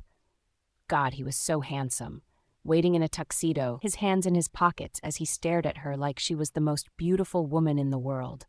How could she have had her doubts? Even now, his gaze flitted from her to their son, who was in the front row. He was a doting father. There was no doubt he'd love the second child just as much. She felt butterflies in the pit of her stomach as she began to march down the aisle. The bouquet of flowers held in front of her, rose petals scattered down the aisle. She reached Damien and he grabbed her hand, a smile on his face, love shining in his eyes. God, she was beautiful, a complete goddess, he thought to himself as he drank every bit of her in. Lucifer was sending some very inappropriate thoughts to his mind, especially since this was a wedding for heaven's sake. Horny mangy mutt, he thought, exasperated. He'd never seen Amara look so beautiful, so radiant. It was almost like she was glowing as she stood there beside him. He was a lucky man to have someone so wonderful as her in his life and as his mate. He never could have believed he would have been this lucky. Not ever. He turned to the minister. "Start the ceremony," he said quietly, and the minister gave him a knowing smile. Damien barely heard the words as he started to speak. "We are gathered here today." His entire focus on Amara. He stifled a knowing smile. Damien had a fairly good idea as to why Amara was looking so radiant. He had his suspicions that she was pregnant again, judging by how often she seemed to get sick, and how certain smells were making her nauseous. He wondered why she hadn't told him yet. After all, he absolutely loved Gabriel to pieces, doted on the boy who looked like a miniature of the both of them combined. Was she worried he would be upset? She was in for a complete surprise then when he told her that he knew all about it. Heavens, even Lucifer had picked up on it and was feeling smug at the thought of another pup in the house, as if he was personally responsible for it. That was damn cocky. "You may kiss the bride," finished the minister, and Damien grinned, dipping Amara low as she gave a startled gasp and capturing her lips with his own. He kissed her gently, keeping her firmly in his grasp, taking his time as the minister gave a cough in the background, but not daring to formally interrupt them. Jessica finally stepped in and patted them both on the shoulder. "I hate to interrupt," she said drearily as Amara looked up at her giggling and Damien scowled. "But I believe there's a reception to get to," she said pointedly as Damien stood, Amara upright and reluctantly let go of her. Jessica gave her and a fuming Damien a cheeky wink. The crowd went wild with cheering and came up to give their Alpha and Luna their congratulations, shaking hands and hugging until there was only the two of them left, even Jessica having left for the reception. Amara felt incredibly nervous as she looked at her now husband. "Damien," she said softly, clasping both her hands together and fidgeting nervously as he waited, raising his eyebrows and wondering what was up. "There's something I need to tell you," she exhaled. He knew it. She was going to tell him now. He kept his laughter at bay. The poor thing looked so serious. Lucifer chortled in the background. "The thing is," Amara said hesitantly in a small voice, "I'm pregnant again." She waited on tenterhooks to see what his reaction would be. His eyes shone with laughter as he bent down and gave her a quick peck on the cheek. "Sweetheart," he said, gripping her chin and looking deep into her eyes. "I already know. I guessed it weeks ago, and Lucifer picked up the extra heartbeat," he added, Lucifer very smug in his mind now. "Why didn't you say anything?" Amara burst out, exasperated. He gave a chuckle and shook his head. "Because I wanted you to tell me when you were ready," he explained, tucking her under his arm as they began to walk to the large white tent that held their reception. "I knew you would eventually." "I've been stressing about nothing," Amara said, dismayed, and he laughed. "I just wasn't sure you would want another one so soon," she whispered, and he stopped in his tracks and gave her an incredulous look. "I love Gabriel," he announced. "I love you. I can't think of anything better than having another child with the mate I love. Gabriel is going to have a sibling to be a big brother too, which is awesome. I'll love this child just as much as Gabriel. There's no way I wouldn't have seen this as a blessing, even if I wanted to wait a little longer."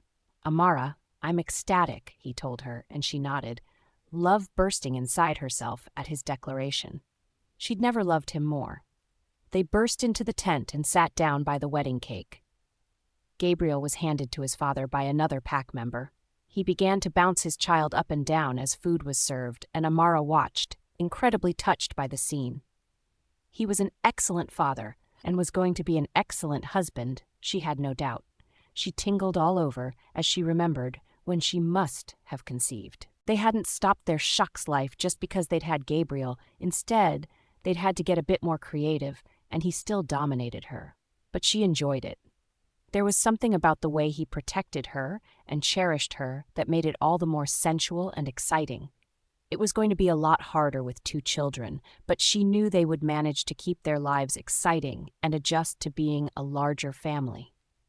As Damien's eyes met hers, she shivered, seeing the promise in his eyes. It was their wedding night, and from the looks of things, it was going to be one hell of a night for the two of them as well. She couldn't wait. He runs, childlike laughter and shrieks filling the air. His best friend, Jackson, is beside him and they're playing hide-and-seek with each other, while the adults look on indulgently.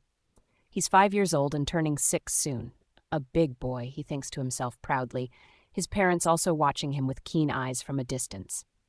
I beat you, Jackson crows, and Gabriel scowls at him. "No fair," he mutters. "Now get out of that tree before you fall," he adds, feeling confused. He could have sworn he'd seen Jackson fall already, his arms spread out as he screamed, but at the moment he was smiling smugly down at his friend and laughing at him. Gabriel began to climb, steady and sure, something inside of him screaming to move before it was too late. He feels dread pooling in his gut, and he knows not to ignore the feeling, even if his friend thought he was being stupid. "Let's play again," Jackson says excitedly as Gabriel joins him on the branch. A big, thick one that's more than capable of holding both their weights. "No, you always cheat," Gabriel accuses him. "You watch me when you're supposed to be counting," he says with a huff, and Jackson pouts. "What about chase?" Jackson suggests, and Gabriel shakes his head. His head is beginning to hurt again, thumping and making his eyes hurt. It seemed to happen a lot more now, but his parents always insisted that it was just headaches or growing pains. Since he was only 5, he wasn't able to really explain what it was or why he didn't think it was just a headache. "You're no fun," Jackson pouts. "I'm getting down now." Gabriel watches, and sure enough, Jackson's foot slips on the branch and he begins to fall, his arms outstretched, just like Gabriel had imagined. Gabriel launches himself forward and catches his friend, holding on to him grimly as the adults and his parents come racing over. "Hold on," grunted Gabriel, feeling his grip beginning to loosen. He isn't about to let his friend fall to the ground, his muscles straining with the effort of holding on and keeping his own balance at the same time. His father is underneath the tree now. "Drop him, son.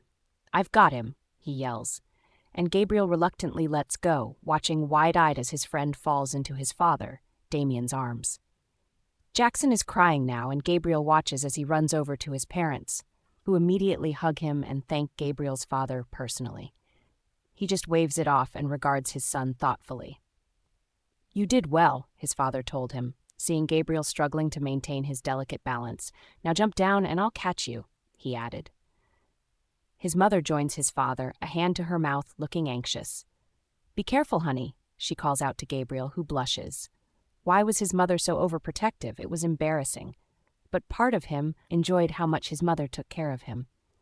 "Amara, he'll be fine," his father insists as Gabriel gets himself prepared to jump down. He trusts his father to catch him implicitly, and without any hesitation or fear whatsoever, he launches himself at his father, who catches him in midair and holds him close. Gabriel lets his father hug him for a minute and then wriggles out of his father's hold, his father laughing. His mother embraces him, and Gabriel stands still until she moves away. "You boys need to be more careful," she scolds him, and he hangs his head. "We were just playing," he mutters. And his father defends him. "Leave him alone, Amara. He was just being like every other child. No harm done." Then he rested his eyes on his son for a moment, looking thoughtful. "Did you know that Jackson was going to fall?" he asks, and Gabriel hesitates. He's tried to tell them before, but they'd always brushed it off. Were they going to listen to him now? "I saw Jackson fall before he fell," he answers, and sees his parents shoot a look at each other. He's confused. Why is that so wrong? He'd saved his friend, hadn't he? Wasn't that a good thing? Jackson runs up to him and gives him a hug. "Thank you," he breathes, his parents also chiming in. Gabriel feels embarrassed by all the attention. He hadn't done anything special. Jackson would have done the same for him, wouldn't he? "Jackson, let's go," his friend's mother urges, and reluctantly, his friend waves goodbye and walks away, leaving Gabriel alone with his parents, who are talking to each other in hushed whispers. "Vision," his father was muttering, and his mother was nodding, looking at her son apprehensively. "Abilities," she murmured back. "Maybe this is what the moon goddess meant?" She sounded unsure. "I'd bet on it," his father told her, "but this needs to be kept a secret. Who knows what would happen if any of the other packs were to find out?" He sounded grim. Gabriel wonders what he means by other packs finding out. Finding out what? His mother looks distressed. "We have to keep him safe, Damien." "What will we do?" she whispers. Gabriel's head is whipping back and forth as he listens. "I'll increase security." Luckily, no one seems to have picked up on his powers yet, but as he gets older, they might become stronger, his father adds tiredly. "Gabriel," his mother said quietly, and Gabriel moved closer, her voice so hushed it was hard for him to hear. "I don't want you to tell anyone what happened today. Do you understand?" she asks him as he blinks at her. "Don't tell anyone that you saw Jackson being hurt before it happened." "Okay," Gabriel said timidly. He still didn't understand why it was such a big deal, or why it needed to be kept secret, but if that's what his parents wanted him to do, then he would do it. "Good boy," his father says with a tight smile, patting him on the shoulder. "How about we go inside for lunch?" His mother exclaims, and his father lets out a grunt, taking hold of his mother's hand as Gabriel slowly follows behind them. His head hurt, and so do his eyes, but it wouldn't be long until the pain faded away. It always did. But why were his parents so scared that they felt the need to keep him safe? Was he somehow different to other boys? He decided to find out. It was hot, unbearably hot. He shivered violently in his bed. blankets piled atop of him, his mother and father gazing down at him in concern. "Isn't it odd that he's so sick? I know he's not a full-fledged shifter yet. But even so, I didn't realize that the children would get so ill," Amara commented. Damien looked concerned as well. "They don't. This is something else. His fever keeps spiking, and even the jar says it's not like something he's seen before." Gabriel gave a low moan, and Amara wiped his brow with a cloth, removing some of the blankets as she wiped him. She felt helpless. There was nothing more she could do to help him. He had been given all sorts of medicine, and this had been going on for 2 days. It was the first time ever that Gabriel had been sick, and it was sending Amara into a tailspin. Damien was doing his best to keep his wife calm, but part of him felt panicked as well. He couldn't bear to see his son in such pain. "Hot," moaned Gabriel, twisting and turning in his bed. His cheeks were flushed, and, to Amara's dismay, his sheets were soaked in sweat, along with his pajamas. "I know, honey," Amara whispered, giving him a tender kiss on the forehead. His eyes closed as he breathed and panted. Her heart gave a pang. She wanted nothing more than for him to get better, as all parents do. "It hurts," he whispered, and Amara blinked back the tears from her eyes. Damien knelt beside the bed and took hold of his son's hand. Gabriel squeezed it, and Damien gently squeezed back as his son blinked and looked at him. He forced down his own tears and gave his son a small smile. "You can get through this, son," he whispered. "I know it sucks and you're miserable, but you're going to get better." Gabriel just looked at his father tiredly, his face ashen now, and his body continuing to twist and turn in all sorts of directions in his restlessness. Amara ducked into the bathroom and started the bath water. It was the only thing she could think of that might bring his temperature down. "Gabriel," she whispered, helping the boy take off his pajamas. "Let's get you all nice and clean. Then I can put you in a clean bed with new sheets," she murmured, and Gabriel let his father pick him up and carry him to the tub, while Amara busied herself, changing the bed linen and grabbing new, fresh pajamas for her son. It wasn't long until Damien came back and holding a very tired and exhausted-looking Gabriel. He looked no better than he had minutes ago, though, thought Amara sadly.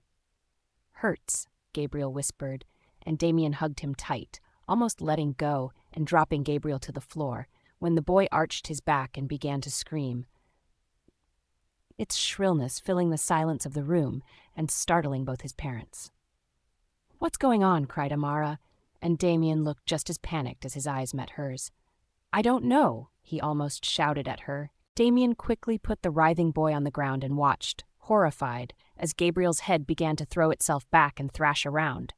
He was foaming at the mouth. Amara was screaming as she watched, a hand to her mouth. Then his body began to make loud cracking noises, his bones moving and adjusting of their own accord as their son screamed in absolute agony. "It's too early for him to be shifting," Amara shouted, realizing what was happening at the same time as Damien. Nevertheless, that was happening in front of their very eyes. There was nothing either of them could do but watch as his body slowly changed, the screams never ending, and the transformation seemed like it was going on forever, a lifetime. Amara wished violently that she could take the pain for him.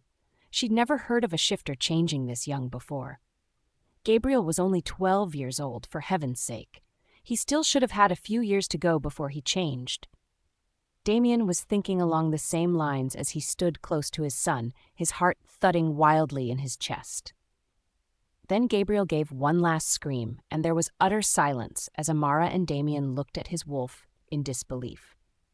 It was unlike any wolf they had seen before, not what they had expected at all. It was small, that was to be expected, considering Gabriel's age, but that wasn't what was so astonishing. No, what was shocking was his wolf's color. Gabriel's wolf was a combination of white and black. Not in patches or anything like that either. He was literally half white and half black on each side, like a chimera of sorts. It was not something they would have pictured, very much believing his wolf would be completely black, like his father Damien's, who was an alpha, or his mother Amara's, which was a pure white. Damien gave a low whistle, patting the small wolf which was sitting on the floor and licking his hand. "Would you look at that?" he said in wonder, pride in his voice. 12 years old and already shifting. "Yes, but his wolf," Amara murmured, also coming closer to Gabriel's small wolf. "It's different," she managed to utter, and Damien sighed. "He has special abilities. I guess we shouldn't be too surprised that his wolf is so unique, just like he is. But now, we have to keep this a secret," he added grimly. "I'm willing to bet his fever and sickness will be gone when he changes back to his human form as well." The wolf gave a little whine and staggered on its feet. Despite everything, Amara couldn't help but smile. It was cute and his wolf was adorable. Somehow it seemed to suit Gabriel and his personality. "He doesn't know how to shift back," Amara whispered. "He's probably scared and confused."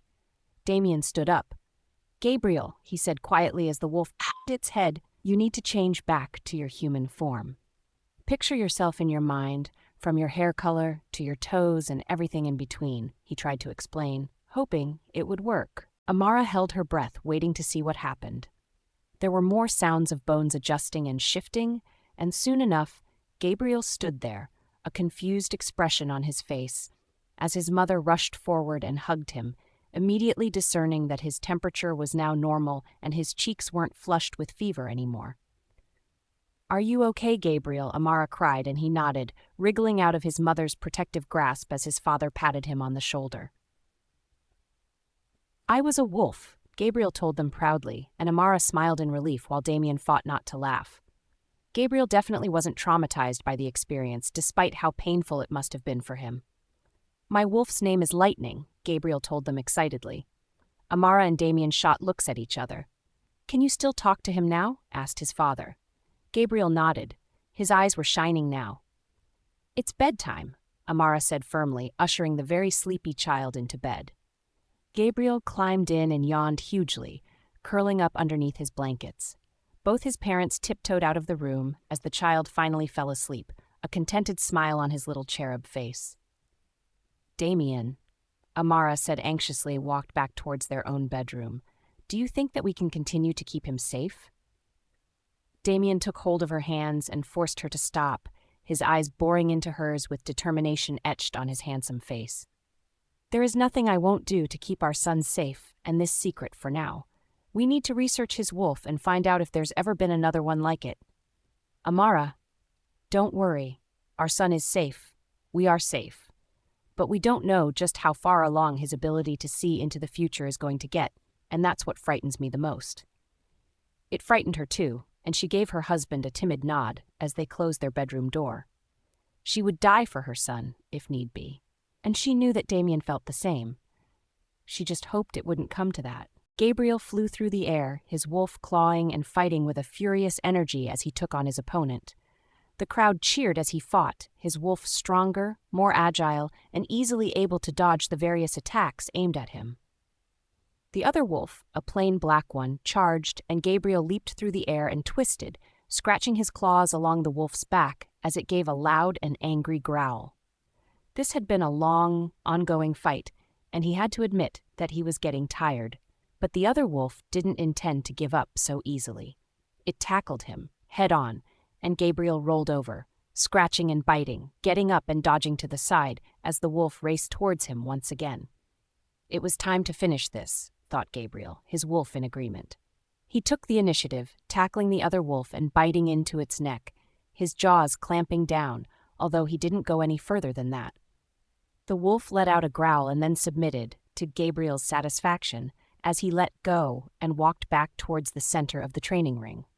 He shifted back to his human form, standing there, completely nude and unaffected by the stares of those around him. The men didn't care to look, and wolves were comfortable in their own skin. It, however, didn't stop the women, those unmated at least, from eyeing him hungrily and with lust in their eyes. He ignored them. He had no interest in any of the women in his pack, none whatsoever, and had made that clear on more than one occasion. The black wolf got to its feet and limped over towards Gabriel, halting in front of him and shifting back to his human form slowly until eventually his father stood in front of him, beaming with absolute pride. "Well done," he said with a grin. "I never thought we'd have to fight for this long, but you've shown the pack and myself exactly what you and your wolf, Lightning, are made of." Gabriel grinned at him sheepishly as his mother joined them inside the ring, a broad smile on her own face. The crowd began to disperse now that the fight between the alpha and his son had ended. "Both of you scared the living daylights out of me," Amara scolded as her husband gave her a hug, making her blush. Gabriel smiled at how easily his parents showed affection to each other, even when in public. It was exactly the kind of relationship he hoped to have with his own mate one day. "Father?"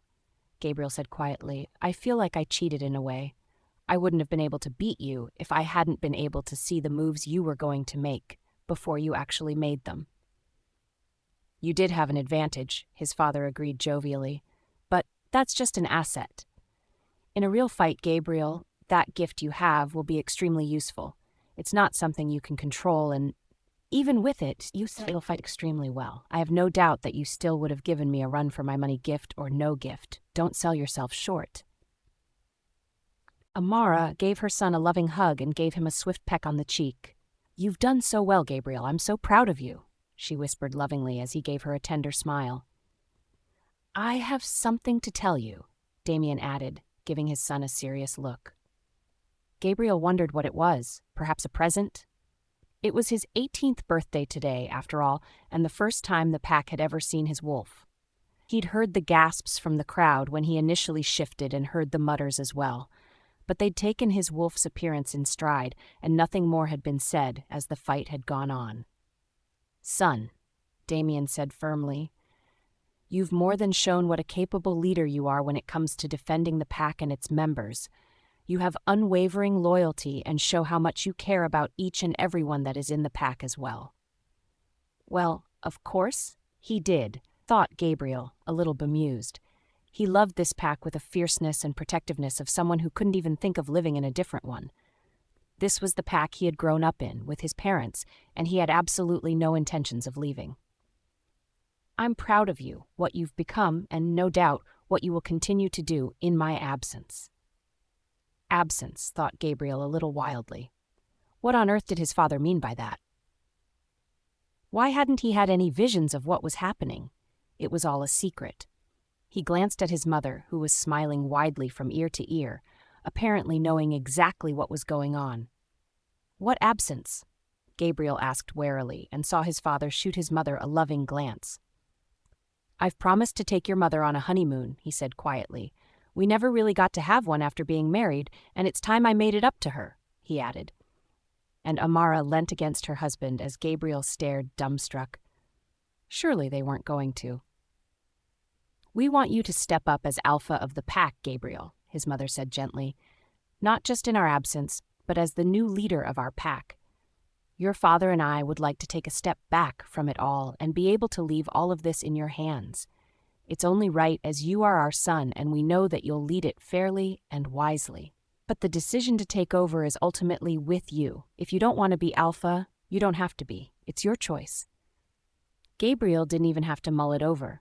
He fairly beamed at how much confidence they had in him. Of course, he wanted to be alpha, he just hadn't anticipated it happening so soon. "I accept," Gabriel told them gruffly, his father giving him a grin, his eyes twinkling. "I had no doubt you would," his father joked, as his mother gave Gabriel a hug.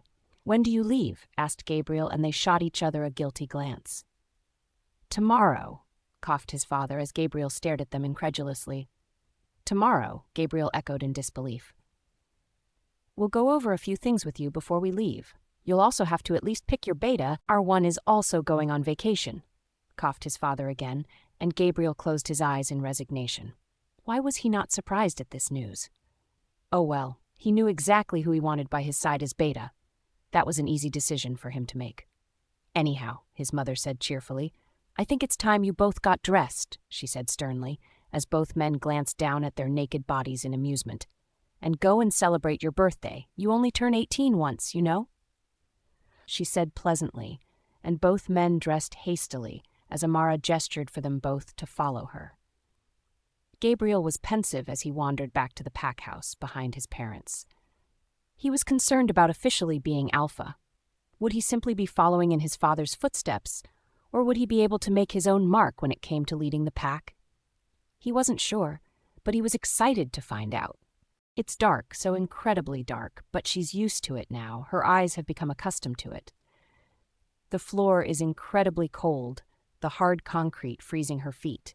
She hears the sound of footsteps and prepares herself, knowing instinctively that the guards are coming and they are coming for her. After all, there is no one else in this God-forsaken dungeon but herself. She could hear the rattling of the keys on their belts as they sauntered downstairs and towards her, taking their time, enjoying the terrified look on her face. This is a form of amusement for them, but then this was one of the most sadistic and cruel packs she'd ever had the misfortune to be in, and there was no escape. She was stuck here, used for their amusement and their alphas. Her shackles clank on the ground as she awkwardly stands up, the silver digging painfully into her skin and burning her flesh. The pain is also something she has sadly become accustomed to.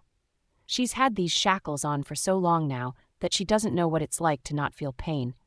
Her wolf has long abandoned her, and she's all alone in this damp, dark cell that she is now forced to call home.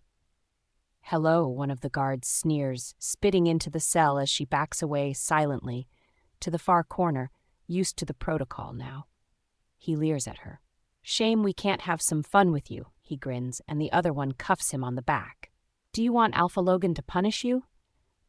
"You know this girl is off limits," he says gruffly, and Mindy heaves a sigh of relief. His order for her to be untouched was still ongoing. It was one less thing to be worried about. The cell door opens, creaking loudly as it swings. The first guard reaches in and pulls her out roughly, causing her to stumble and fall, unable to keep her balance with the shackles around her ankles. The second guard curses and pulls her up, glaring at his comrade, who at least has the decency to look ashamed. He mutters, and Mindy says nothing, slowly walking between the two of them as they lead her upstairs, pack members openly sneering and sniggering as she does what she likes to call the walk of shame. She knows where they are going. After all, it's almost a nightly ritual now, and she offers no resistance as she's forced to go upstairs, slowly so that she doesn't lose her balance again. Her shackles rub against her flesh, and she bites her lip, ignoring the discomfort. Her stomach growls loudly, reminding her that she hasn't had any food yet today, and her throat is parched from thirst. They reach the door, and she shudders, bile rising in her throat. By now, she would have thought her body would no longer react to being this close to him, but the bond, the one he refuses to sever, is as strong now as it was in the beginning. The guards knock on the door and wait to be given permission to enter. "Come in," Alpha Logan says loudly, and the guards shoot each other a glance, opening the door slowly and ushering poor Mindy inside. He's just as handsome as she remembers, her heart skipping a beat despite herself. His blonde hair, disheveled from his activities, his blue eyes cold and narrowed as he looked at her, his chest all muscled and toned, his tall stature easily towering over her. He's shirtless, and she didn't have to guess why. After all, she had felt the searing pain earlier that day. "Leave us," he ordered the guards, and they almost scrambled in a rush out the door, closing it firmly behind them as Mindy stood there, her eyes fixated firmly on the ground. He stands up and moves towards her, his hand gripping her chin painfully as tears welled in her eyes. "Mindy," he purrs as she forces herself to look into his ice-cold eyes. "How lovely to see you again," he adds before throwing her to the ground. She lay there, his foot on her back, and braced herself as he stomped on her. "I bet you're hungry," he added sadistically, and Mindy heard a titter coming from the bed, which she steadfastly avoided looking at. He removes his foot, and she begins to breathe again, watching as the dog bowls are placed in front of her, one with water and the other with scraps from the kitchen. It was another way he managed to humiliate and degrade her. "Eat," he orders, and she quietly obeys, gobbling up the scraps and sipping the water like an animal. She could sense him smiling from where he stood as he watched in glee. "Just like the dog you are," the woman from the bed finally spoke, Crystal, a woman that Mindy despised, and the feeling was mutual. She said nothing, for if she did, it would lead to a far worse punishment than this. Finally, Mindy finished the meager offerings of food and water, lying there as he waited. Then, without warning, he gripped her by the hair and pulled her up, careful to avoid touching the silver shackles and restraints. He had gloves on, though, she saw absently, not surprised in the least, and wondering what he had in store for her today. He unlocked her wrist restraints, and she blinked. surprised but not foolish enough to try and make a dash for it. Then he led her to the bed, and she was Crystal, smirking, her long blonde hair cascading down in waves, her blue eyes twinkling with amusement. She was in on whatever was about to happen. Mindy knew it. He tied her to the end of the bed frame, forcing her to kneel and stare directly in front of her. Crystal wore nothing, a satisfied smile on her face, while Alpha Logan began to slowly slide his pants down. His eyes were focused entirely on Crystal, who was lying there in preparation. He gripped Mindy's chin and forced her to look at the bed. "You will watch," he growled with a wicked grin. "And if you glance away even once, I will whip you 10 times for each and every time you do," he added. She knew it wasn't an empty threat. She had scars on her back to prove it. It was painful as well as degrading, and when it was finally over, Mindy was close to passing out completely. A kick to the side of her had her looking up and seeing his sweaty body over hers. "How did it feel, watching me f*** another woman?" he taunted as Crystal laughed in the background. "Did you enjoy it? I bet you liked it, didn't you? You pathetic Omega?" She remained silent, the pain still throbbing in her chest, although now that he'd stopped, it was slowly diminishing. It didn't stop the heartbreak, though, or the knowledge that her mate took sadistic pleasure in sleeping with another and finding new ways to degrade her each and every day. "Please," Mindy begged, her voice hoarse, tears in the corner of her eyes. "Please just reject me and free me." "I've done nothing to you," she cried. He laughed and bent over her, whispering in her ear, "But this is too much fun, Omega. You deserve to be humiliated, just as I was humiliated when I found out that a pathetic Omega such as yourself was my mate. I'm never going to reject you, not when I'm having so much fun with you." He whistled, and she slumped. He mind-linked the guards who came back and retrieved her. She struggled to keep her balance as they walked, and once they'd closed the cell door on her again, she allowed herself to crawl over to the threadbare mattress in the corner and lie down, her tears flowing down her cheeks and her sobs filling the air of the otherwise silent dungeon. She cursed the moon goddess in her mind for such an evil mate and prayed that one day all of her suffering would finally end. Each footstep felt like her last. Each breath was heavy and loud in the silence. The guards were silent, neither of them so much as glancing down at Mindy, who merely eyed them both with disgust and contempt in her face. Once upon a time, she'd been a valuable pack member to these people, even as a lowly Omega. And now she was nothing to them, just a vessel for their sick pleasure. If her powers hadn't been found out, perhaps Alpha Logan would have rejected her and she would still have her freedom, but in a sick twist of fate, she'd been discovered, and now she was hidden from the rest of the world as a result. They moved her roughly into the Alpha's room, Logan awaiting their arrival, Crystal hovering over him anxiously. Mindy was silent, the guards undoing her wrist restraints but holding daggers firmly at her back as she crept towards the bed. Her eyes widened as she took in the extent of his wounds, and she felt bile rise up in her throat. His wounds were numerous, so many that she didn't even bother to count. His breathing labored as a result, deep gouges and scratches over his chest, which was bare, and his abdomen. They were deep, from claws, and she surmised that he had recently been in a fight, perhaps with the rogues, who seemed to keep coming onto their territory. She listened to the gossip when the guards were foolish enough to speak to each other in her presence. Mindy felt no sympathy towards him. She knew why she had been forced to come back here, in his bedroom. At least this time it wasn't to humiliate her, like he had last time. But she also feared the reason. Knowing just how much pain she was about to be in, and knowing it wouldn't matter to the bastard one bit, what doing this would do to her as a result. Crystal would not care either, but she would take pleasure in watching as Mindy struggled to contain her screams and her yells, sadistic that she was. "Bring her closer," rasped Logan from the bed, and the guards shoved her, forcing her to walk until she reached his bedside, Crystal glaring at her from her own position. Mindy glared down at him as well, hating him at that moment, that it pushed away all of her fears and left only anger in her wake. "You know what to do," he snapped, and she hesitated, biting her lip as he began to lowly growl, the guards pushing their daggers into her back as she felt them clearly and the threat that it so implied. Do it, snapped Crystal, coming over and slapping Mindy with all her might. Mindy put a hand to her cheek and stared at the woman who looked ready to throttle her if she so much as dared to disobey. I will make your life a living hell, threatened Crystal, and Mindy wanted to scoff at that. Her life was already miserable. What more could they possibly do to her? Mindy took a deep breath and stared the Bach right in the face. I need a dagger, she said quietly, and the woman sneered, staring over at the guards who looked extremely reluctant. No, Crystal snapped irritably and not about to take any chances. They can cut you. There's no way I'm giving you a dagger.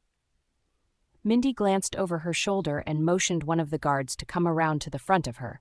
She held out a trembling hand, and he gave a tight nod, placing the dagger over her hand and cutting across her palm quickly as she hissed from the burn and saw the blood begin to well up from the wound. She moved quickly, placing the palm of her hand over his chest as the Alpha watched on, his eyes taking in every single movement that she made. Mindy had done this countless times before, and she knew to brace herself as her blood began to trickle and move over his wounds, her palm glowing a soft silver. It hurt. The pain was unimaginable, close to what she experienced every time her so-called mate slept with another. She was forced to take all of his pain from his injuries inside of herself, her eyes glowing a soft silver. Slowly, his wounds began to knit closed, Mindy panting and trying to push the pain to the back of her mind as she concentrated. There were so many wounds, though, that it took a fair amount of time, and it was all she could do, not to let her legs buckle beneath her. One of the guards held her up, she noticed absently, allowing her to finish the healing that she had started. It was done. She could have cried with relief if she hadn't been in so much pain. The guard let go, and she dropped to the floor, moaning, her palm beginning to heal itself. Alpha Logan sat upright and looked down at his body, well pleased. There was no sign whatsoever of the injuries he'd sustained during the battle. The selfish bastard, thought Mindy hazily. His wounds would have healed on their own within a few days, but why wait when he had his own personal healer, the reason he'd refused to reject her in the first place? Crystal threw herself into Alpha Logan's arms, sobbing dramatically. I was so worried about you, she exclaimed, and Mindy rolled her eyes. She was one hell of an actress. Mindy would give her that. I'm fine, Alpha Logan told the woman gruffly, climbing out of bed, Mindy avoiding looking as he was nude. I feel fantastic, he declared, and the guards stood silent, Mindy still on the ground, so weak, she wasn't sure if she could stand up of her own accord. Alpha Logan bent down and gripped Mindy's chin so tightly that tears welled in her eyes. Good little Omega, he mocked as she glared at him. He took in her condition at a glance, noting her weakness and inability to stand. His eyes narrowed. He looked over at the guards. Take her back to the cell and give her fresh food and water, he demanded. She needs to be able to recover in case we need to use her again, he added thoughtfully. Mindy felt herself being slowly pulled up, but the second she was let go off, she fell back to the ground with a large thud. Imbeciles, thundered the Alpha. Pick her up and carry her. She was swept off her feet and cradled against a reluctant guard, the silver shackles and restraints being placed back on, digging into the uncomfortable guard's flesh as he muttered obscenities under his breath. Mindy felt a small spurt of satisfaction that the guard was suffering as well, cruel as it sounded. Sleep well, dirty hybrid, growled Alpha Logan as Mindy's head tilted back, the room spinning around her as she was carried back into the dungeon. Pere almost flung onto the threadbare mattress as she landed with a small squeal. Go and get the food, snapped one of the guards to the other, sneering at Mindy. The hybrid needs to recover, remember. She ignored the insult. It was true that she was a hybrid, born of a shifter father and a witch mother. However, her only abilities were to heal the injured and sick, although it meant taking on their pain inside of herself in order to do it.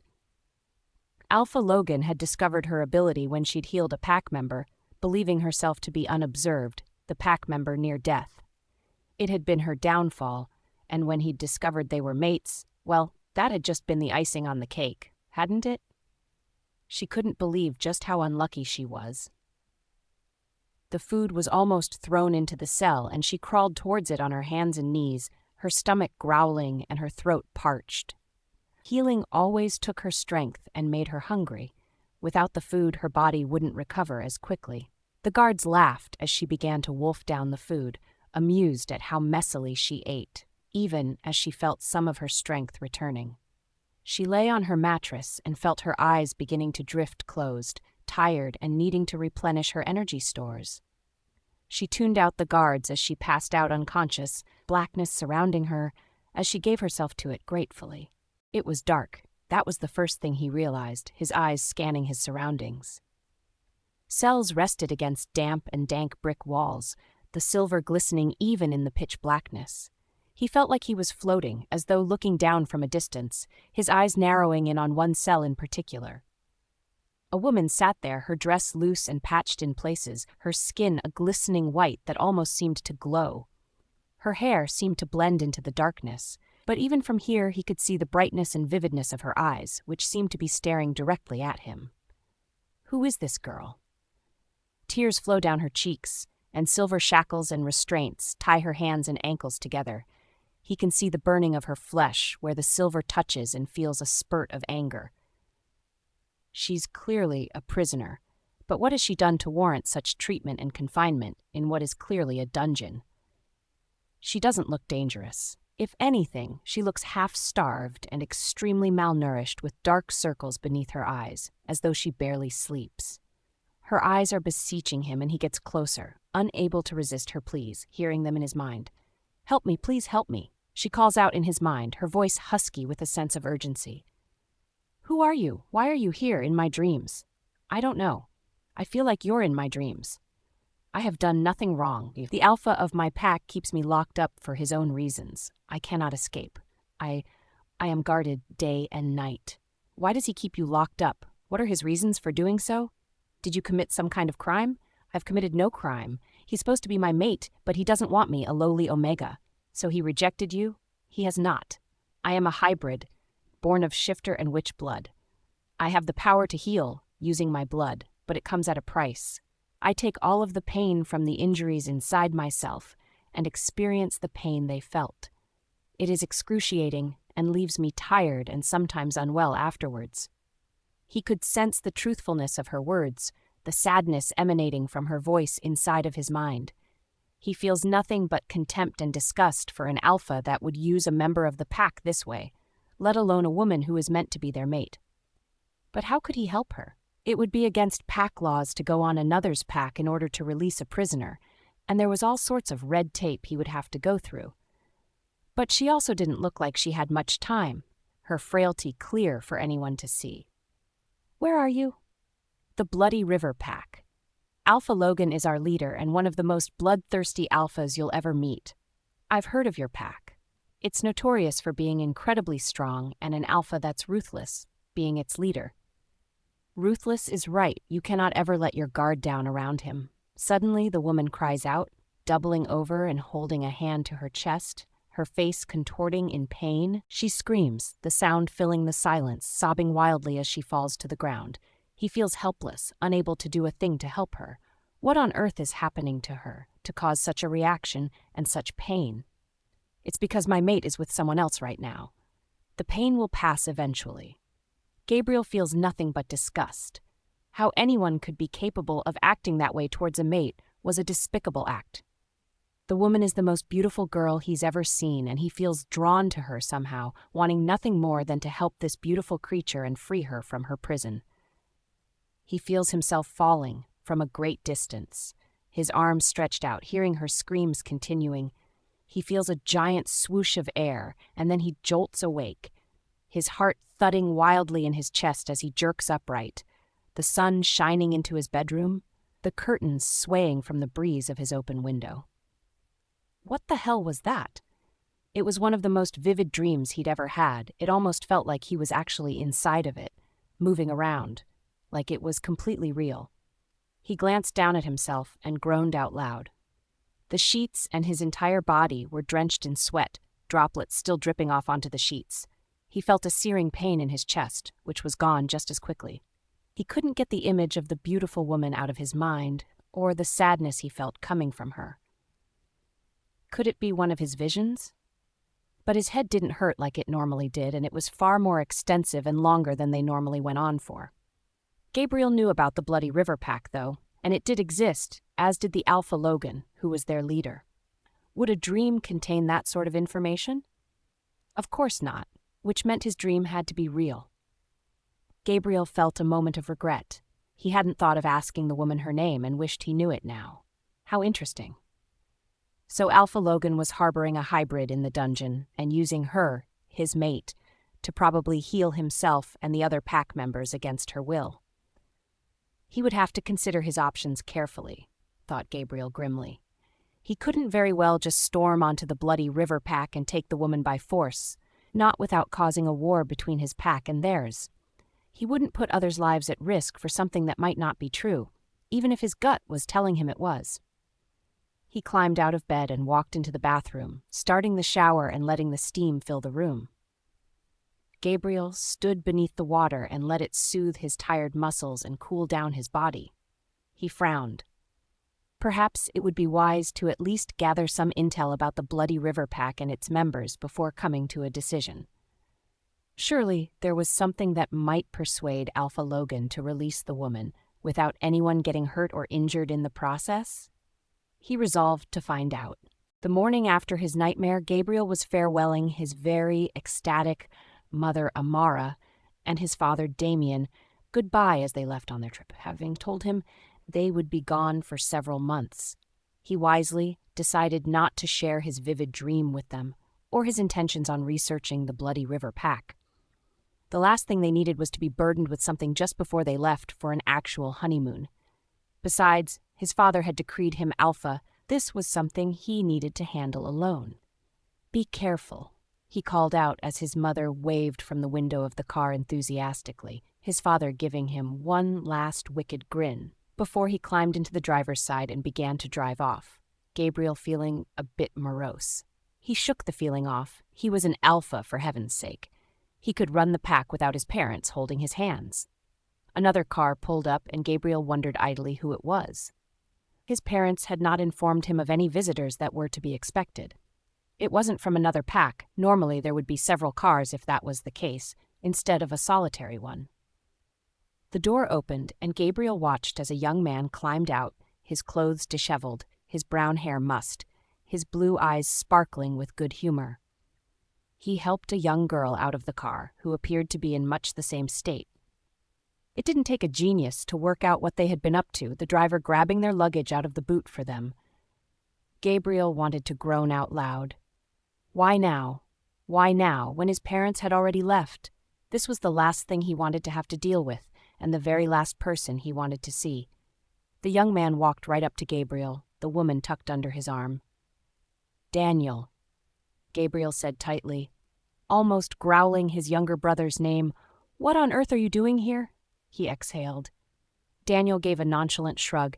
His breath smelt like liquor, and his clothes reeked of the smell of cigarettes. "Is that any way to greet your brother?" he sneered, the girl with him, tittering loudly. She too smelt like liquor and cheap cigarettes, and Gabriel wrinkled his nose in disgust. "You're meant to be in rehab," Gabriel said in contempt. "Remember, not anywhere near the pack." Daniel gave a low chuckle and shook his head.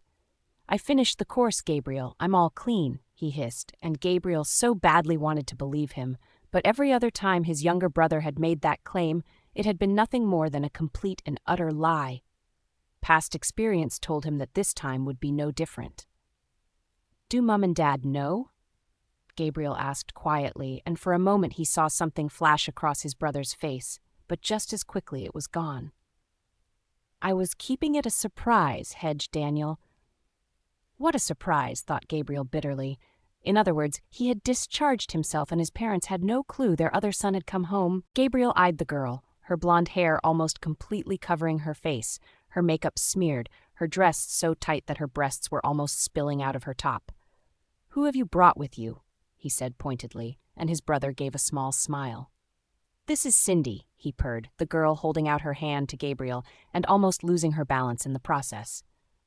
Gabriel reluctantly shook it, letting go hastily and wiping his hand on his shirt. "Let me guess," drawled Gabriel in annoyance. "You met Cindy in rehab," he added. "Got it in one," Daniel said sarcastically. She's clean too, in case you were wondering. She might be clean from drugs, but she still clearly drank and partook in cigarettes. Between the two of them, Gabriel was finding it hard not to gag from the disgusting smell emanating from them both. "So where are the folks?" Daniel said with fake cheerfulness, his eyes narrowed on his older brother. "Gone," Gabriel said shortly, and Daniel's eyes widened for a moment before his smile widened, a smirk on his handsome and gaunt face. "Guess that means I'm not in trouble for now," he said cheerfully, motioning for the driver to place their luggage on the front stoop. Gabriel wanted to slap the hell out of him. Did he not understand the constant pain that he put his whole family through, time and time again? The expense of sending him continuously to rehab, only for him to come home and begin anew with drugs. His mother's heart had been broken over and over again, and yet she still held on to hope that Daniel would change for the better one day. Gabriel was extremely grateful that his mother was not here to witness this. If she had known, Gabriel had no doubt she would have refused to leave, and that would have angered father. "You can stay," Gabriel informed him irritably. "But I so much as catch you doing drugs, I won't bother taking you back to rehab. I'll throw your ass in the dungeon and let you get clean that way. I'm not as nice as mother and father," he said sardonically, his gaze raking over his brother's shocked expression. "The same goes for your friend Cindy," he added. His brother's face paled. It wasn't an empty threat. Gabriel meant every single word of it. "You're the alpha now," Daniel guessed, and Gabriel gave a small nod, his brother looking shaky now as he turned towards Cindy, helping her towards the pack house. Gabriel watched his brother and Cindy head inside, feeling strangely detached. They'd stopped being close the second that Daniel had decided to start doing drugs, and nothing else seemed to matter to him. He swore. This was not what he wanted to have to deal with on top of pack duties. His brother would never change. It was foolish to believe that he would. He was selfish, always had been, since they were young children. And he'd only gotten worse the older he'd gotten. He wanted to hit something, anything at that moment. His brother brought out all of his rage and frustration without even trying to provoke Gabriel. His best friend Jackson jogged towards him, looking grim. "Was that Daniel that I just saw going inside?" he asked quietly. "Yeah," Gabriel said, annoyed, "and he was nice enough to bring a friend." "Lovely," joked Jackson, casting a sideways glance at Gabriel. He knew his friend's feelings when it came to his brother, and Jackson didn't blame Gabriel one bit. Daniel had always hated Gabriel for being the firstborn and the one in line to be alpha. Jackson had seen that almost straight away, but it had taken Gabriel time before he saw it as well. He could see his friend's hands clenching into fists and knew what would make Gabriel feel better. "Shall we go spar?" Jackson asked calmly, and Gabriel gave his friend a grin. "Sure," he agreed, knowing he would feel better afterwards, after being able to hit and beat something. Jackson sighed. He was about to get his ass handed to him, and he knew it. Gabriel was damn lucky they were friends. "By the way," Gabriel murmured as they headed directly for the training ring. "You're my beta, so give me one hell of a fight," he added, and Jackson smirked. He was more than happy to oblige. Daniel surveyed the pack house with nothing but contempt. God, how he hated this place and its endless rules, not to mention the grueling training that was mandatory for all of its members. Throughout all of his childhood, he'd had to listen to how great his brother Gabriel was, how special he was, and how much better than Daniel he was. Was it any wonder he had turned to drugs to cope? There was no way he would ever match up to his brother. It was impossible. At least his parents weren't home. That was unusually lucky. It meant he didn't have to listen to their endless lectures and tirades over wasting his life and how he needed to get his head screwed on straight. Gabriel was the perfect poster child, thought Daniel bitterly, and he was just the loser brother that no one wanted to deal with. Well, except maybe his mother, who continued to hold out hope that her younger son would change. He hated disappointing her over and over again, seeing the sadness in her eyes every time he relapsed. But the lure of the drugs and the way it stopped all the pain he felt inside just proved too irresistible to ignore. He walked upstairs to the bedroom, Cindy chattering away to the dozen behind him as he ignored her. What did he care about things such as how the house looked or the latest gossip about celebrities? Your brother is really intense. Cindy chirped as they walked down the hallway to his bedroom. What's gotten him so riled up? She said with exasperation. Daniel opened his bedroom door with a flourish. As he'd anticipated, his room had remained untouched, waiting for his return. Clean sheets on the bed, probably his mother's doing. She always kept his room in good condition with the hopes of him coming back clean. My brother hates me, Daniel commented dryly as Cindy sat down on the bed, chewing gum and her head as she looked around the bedroom. How could anyone hate you? She protested with a shake of her head. You're so sweet, she gushed. Daniel flinched. Did she really just say that about him, to his face no less? Did she have any idea of what he was fully capable of, especially when he was angry? Or was she that naive, that innocent when it came to spending time with him? Oh God, he thought with a shudder. Did she imagine herself being in love with him? That wouldn't do at all. I've earned his hate, Daniel muttered, rifling through his drawers and putting a jumper on while Cindy watched in amusement. He was always cold, even when the sun was shining. For a werewolf, it was extremely uncommon. How long are we staying here for? Cindy interrupted. I mean, the rehab center is going to contact our parents sooner or later, aren't they? We shouldn't stay here too long, she said thickly. My father will kill me when he finds me. Daniel stared at her silently. He had no intentions of leaving his pack now, not ever. Cindy's father could come and drag her sorry ass back to her own home, and he wouldn't even cringe. A few days, he finally muttered at her. I need a few days and then we'll see, he lied. She grinned widely at him and beamed, swallowing her gum as he grimaced. He hated it when people did that. Why couldn't she have just thrown the gum in the bin, like a normal person? Cindy grabbed her bag, having snatched it on the way in, and dug around, pulling out a bottle of vodka in triumph, waving it at him as his eyes gleamed. Daniel reached over and snatched it, examining it carefully. It was unopened, ready to be devoured, and he was more than willing to do that, share with her. But first, that can wait till later, he told Cindy huskily, placing the bottle carefully onto his desk and turning back to her, a small smile on his face. She sat there expectantly, her eyes shining with adoration. He smirked. He loved having this power over her, the power and the control to make her do anything he desired or wished. He didn't even bother to shut the door. Anyone that would be walking by. They could avert their eyes, it was no skin off his nose. She scowled at him as he raised his eyebrows at her. Did you really have to come on my back? She pouted. I mean, you could have just come inside of me. I don't mind, she breathed, and he forced a smile. There was no way he would ever risk a pregnancy with this bimbo of a girl. I'm doing it for your benefit, he said calmly. You don't want to be burdened with a small child when you're so young, do you? She looked unsure but gave a tentative nod. He pointed at the door on the other side of the room. Bathroom's in there. Hurry and go clean yourself up. She nodded and quietly went into the bathroom while he lay there on the bed, staring up at the ceiling, still not fazed by the open door. He was fairly certain that they would have been heard throughout the house, and almost chuckled at the thought of it. It would drive his straight, uptight brother insane, and that's just what he wanted. This was just the tip of the iceberg for what he had planned for his stay, and there was lots more to come. Gabriel would be hard-pressed to keep his cool. This time, Daniel was going to make sure of it. Cindy was careful not to show too much emotion as she walked into the bathroom and quietly shut the door. Once there, she shuddered and turned the water on in the bathroom, scowling blackly at the door. He was such a selfish bastard. He had been so charming, too. At least initially when they had first met in the rehabilitation center. She'd been put there by her parents, an embarrassment for being drug-addicted, and from an influential shifter family.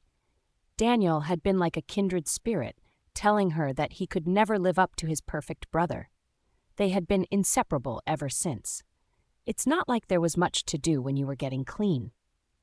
Then he'd had the idea of leaving. The irony was their parents had placed them under voluntary care, and they could check out whenever they wanted. How stupid of them. Cindy, of course, wouldn't dream of going home and dealing with a father that would simply beat her and drag her back to the center, kicking and screaming, while her mother, as usual, did nothing but watch as he hurt her. She got underneath the water and scrubbed herself from head to toe, getting rid of the stench of himself off of her, feeling the undeniable urge to create her own orgasm, but holding back. Daniel, of course, didn't bother to check on her or offer to help her in any way. Not that she expected him to. Daniel was the only boy she'd ever been with, and Cindy wasn't about to lose him. If she lost him, she'd be right back in that rehab center. But this time she was positive she would be put under involuntary care, unable to get herself out. But Cindy had a plan, one that would guarantee her safety and make sure that Daniel would be stuck with her, whether he liked it or not. Cindy wanted to be a mother more than anything. She craved a child of her own, and what better way to keep Daniel by her side than to have his child? There was no way his older brother would let him abandon her if she got pregnant. She knew Gabriel would force his brother to do the right thing. The only thing was that Daniel insisted on coming on her body rather than inside of her. She wasn't stupid. He was deliberately making sure that she didn't get pregnant, but he also didn't insist on condoms because he hated the feeling of them. She'd been taking his semen off her body and putting it inside her every chance she got, but now she was beginning to feel desperate. Cindy could tell his interest in her was waning. Heck, the writing was on the wall. If she didn't get pregnant soon, then she would be absolutely screwed. She stepped out of the shower and wrapped a towel around her body, staring at her reflection in the slightly fogged-up mirror. She was pretty, wasn't she? Sure, she was thin rather than curvy due to the drugs, but her skin was smooth and pale, the track marks faded. Her eyes were sparkly and bright, and her hair was long and golden. It's not like she was ugly, so why was Daniel so hard to please? He'd been pleased to discover she'd been a virgin, told her that meant she was special to him, but she didn't feel special. It was also a bit hypocritical, considering that he had definitely not been a virgin when they had met and been intimate together. Why were there such double standards when it came to virginity and women still? "Hurry up already," she heard Daniel's voice, husky and hoarse, demanding she move her ass, and she sighed, flipping her hair over her shoulder and glancing at the door. Why was he being so impatient? It's not like they had anywhere they needed to be. Her eyes narrowed with a thought. Was it possible that Daniel had come here to be a nuisance to his brother, or maybe in competition with him? What if she was able to get Gabriel to sleep with her, she thought suddenly. Did it really matter which brother she got pregnant with, too? But she sensed Gabriel would be too much of a gentleman to sleep with his brother's girlfriend, and that put that thought out of her mind as she quietly made her way back into the bedroom. Daniel lay on the bed, looking sulky. She hadn't taken that long to get clean, for heaven's sake. "About time," he snapped as she flinched, his eyes narrowing on her, his lip curled in anger. "You were in there forever." She knew better than to protest. The last time she'd back-chatted him, she'd earned a hard slap across the face for being so disrespectful to him. The mark had taken a whole day to disappear from her face. He eyed her with the towel. "I'm just going to get dressed," she murmured, and thankfully, he offered no objections, Cindy getting dressed hastily, fully aware of the bedroom door still being wide open. "Whatever," he mumbled, sitting up and watching her like a hawk. Daniel waved the full bottle of vodka at her, and she looked at him, finally understanding his impatience. He'd been waiting for her to come back before drinking it with her. Sometimes he could be sweet like that, on the rare occasions at least. He slowly opened the bottle right in front of her as she sat down beside him, taking a large swig and gulping it down, before handing the bottle to Cindy, who clutched it in her hand and stared down at it. She really didn't feel like drinking, but it sparked an idea in her mind. What if she was able to get Daniel so plastered, taught he would sleep with her and forget to pull out? Cindy knew full well that she was close to her most fertile time of the month. This might be her only chance to do this. He could hardly blame her if he was drunk, and if he got plastered, he might not even realize or remember what happened. She pretended to take a sip, her mind churning as she handed it back to Daniel, a smile on her face now as he began to drink. "Bottoms up," she told him sweetly, fingers crossed as he began to drink, the poor fool having no idea of what she was planning once the bottle was finished. She wrinkled her nose. She could smell her body odor from there, and it was disgusting, but the guards often would wait weeks before they let her bathe. Mindy had asked, pleaded in fact, hating to smell unclean, but they found it amusing. She wondered if it would be so hilarious if they were in her place. Suddenly she saw one of the guards stiffen, his eyes glazing over, and she knew that, without a doubt, he was being mind-linked for some sort of reason. Only one person was permitted to mind-link the guards, and that was the Alpha himself. Great. He probably wanted her to heal someone. She was weak, though, from lack of food and water, and doubted she could heal anything that was too taxing. "Alpha wants the prisoner taken up to his chambers," the guard said to the other one gruffly. She stood up and moved back, chains clanking along with her shackles and restraints. Mindy couldn't believe they wanted her so soon after the last healing and felt a moment of anger rise up within her. Did they not know just how taxing it was to heal someone? How much of her energy was drained as a result, or the pain she underwent each time she used her powers for someone else's benefit? Of course not, she thought bitterly to herself. All they cared about was using her. The guards opened the cell door and motioned for Mindy to walk out on her own accord. She did so reluctantly, one guard leading the way upstairs, the other behind her in case she tried anything. She almost laughed at the thought. Where was she going to go, shackled up as she was? The silver burnt her wrists and ankles, the pain a dull ache. She'd become that accustomed to it. It was a short trip to the Alpha's chamber, pack members sending her looks of contempt and disgust, some even spitting towards her as she flinched and walked, her head hung low in defeat. They would never treat her like one of their own, and it was because of the Alpha's orders. She entered his bedroom and took in the scene at a glance, her face paling and, despite herself, feeling immense sympathy towards Crystal. For once the Alpha looked rattled, unsure of himself. Mindy ignored him and the guards as they left, looking at Crystal, who lay on the bed, looking pale and wan. Her hair was a mess instead of its usual perfection, and she wore nothing but a nightgown on her body, a stark contrast to her normally being naked. This was not a normal circumstance, however. This was a nightmare. Mindy swore silently under her breath. There was blood pooling around Crystal's legs, a fair amount of it. "You need to heal her," the Alpha interrupted her thoughts, undoing her restraints hurriedly and dropping them to the floor. This time he even undid her ankles. Sparks flew between them both, but Mindy ignored it. Instead, she stared at the Alpha, in disbelief. Surely he didn't think she could heal Crystal? It was far too late to do anything for her. "What are you waiting for?" snarled Crystal as Mindy hesitantly approached the bed, her mate and Alpha glaring at her from the other side. She felt her heart sink. They both believed she could do the impossible, but this was way beyond her skills. "I can't," stammered Mindy, gesturing towards Crystal, who'd stilled in shock. "I can't heal this, I'm sorry. Nobody could heal or prevent a miscarriage from happening. It was just something that happened, no matter how dreadful and agonizing it was. The most she could do for Crystal was to take the pain away." "I can take the pain away," she whispered, and saw tears on Crystal's face, and she blinked away. The Alpha was furious. "What do you mean you can't fix this?" he spat. "Or is it that you don't want to, because you can't bear to see your mate with another woman, you jealous harpy?" Well, that stung, thought Mindy with a grimace.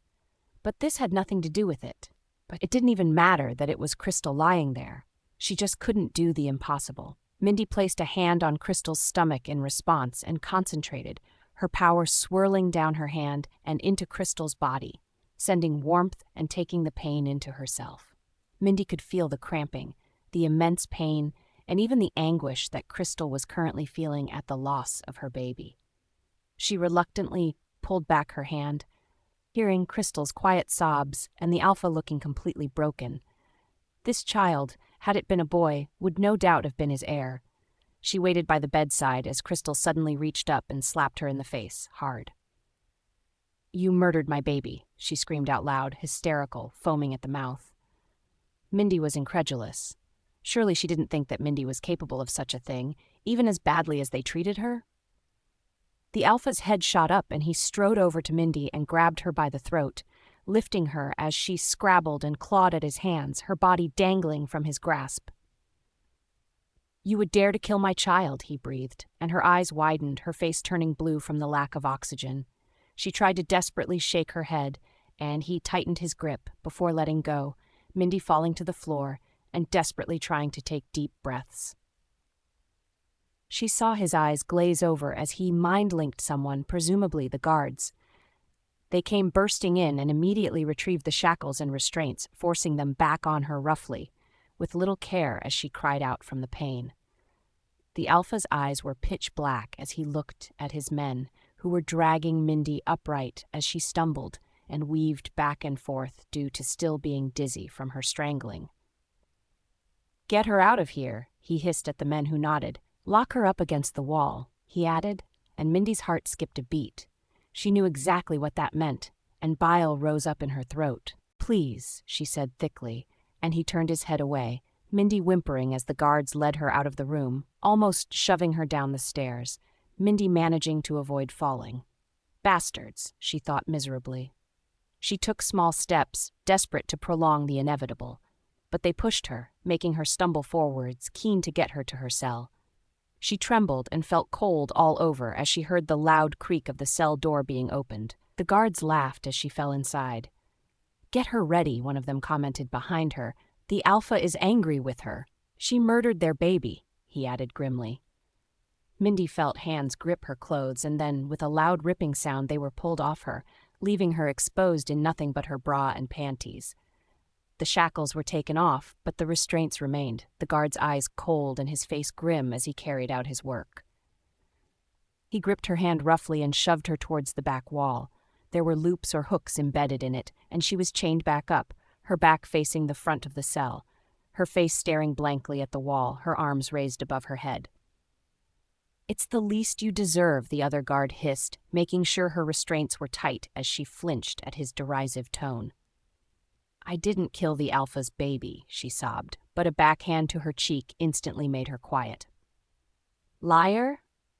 One of them snapped at her, and she heard their footsteps as they walked out of her cell, the loud creak of the door as they slammed it shut behind her. Mindy closed her eyes, tears trailing down her cheeks. She was being left there, chained up for the Alpha to punish her later. She knew exactly how painful the punishment would be. She had scars all over her body to prove it. She trembled and felt bile rise up in her throat, puking up all of her stomach's content in her fear. The worst part was not knowing how long she would be left there, dangling to wait for him to arrive.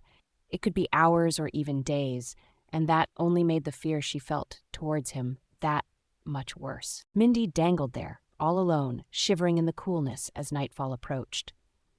The guards had taken turns at taunting her, but even now they had grown tired and merely watched over her, bored. Her back was cramping, as were her arms. She'd been left in the same position for several hours now and offered no relief. She closed her eyes in resignation, aware that she might be spending the entire night in this way. It wouldn't be the first time. Scars littered her back, her legs, and even across her stomach from Alpha Logan's previous punishments. She felt sick, her stomach churning and growling with hunger, not that she'd be able to bring herself to eat anything, even if she was freed from her restraints. How could Crystal and the Alpha accuse her of killing their baby? The miscarriage had nothing to do with Mindy, and she couldn't heal something like that, no matter how much it hurt her inside to acknowledge that.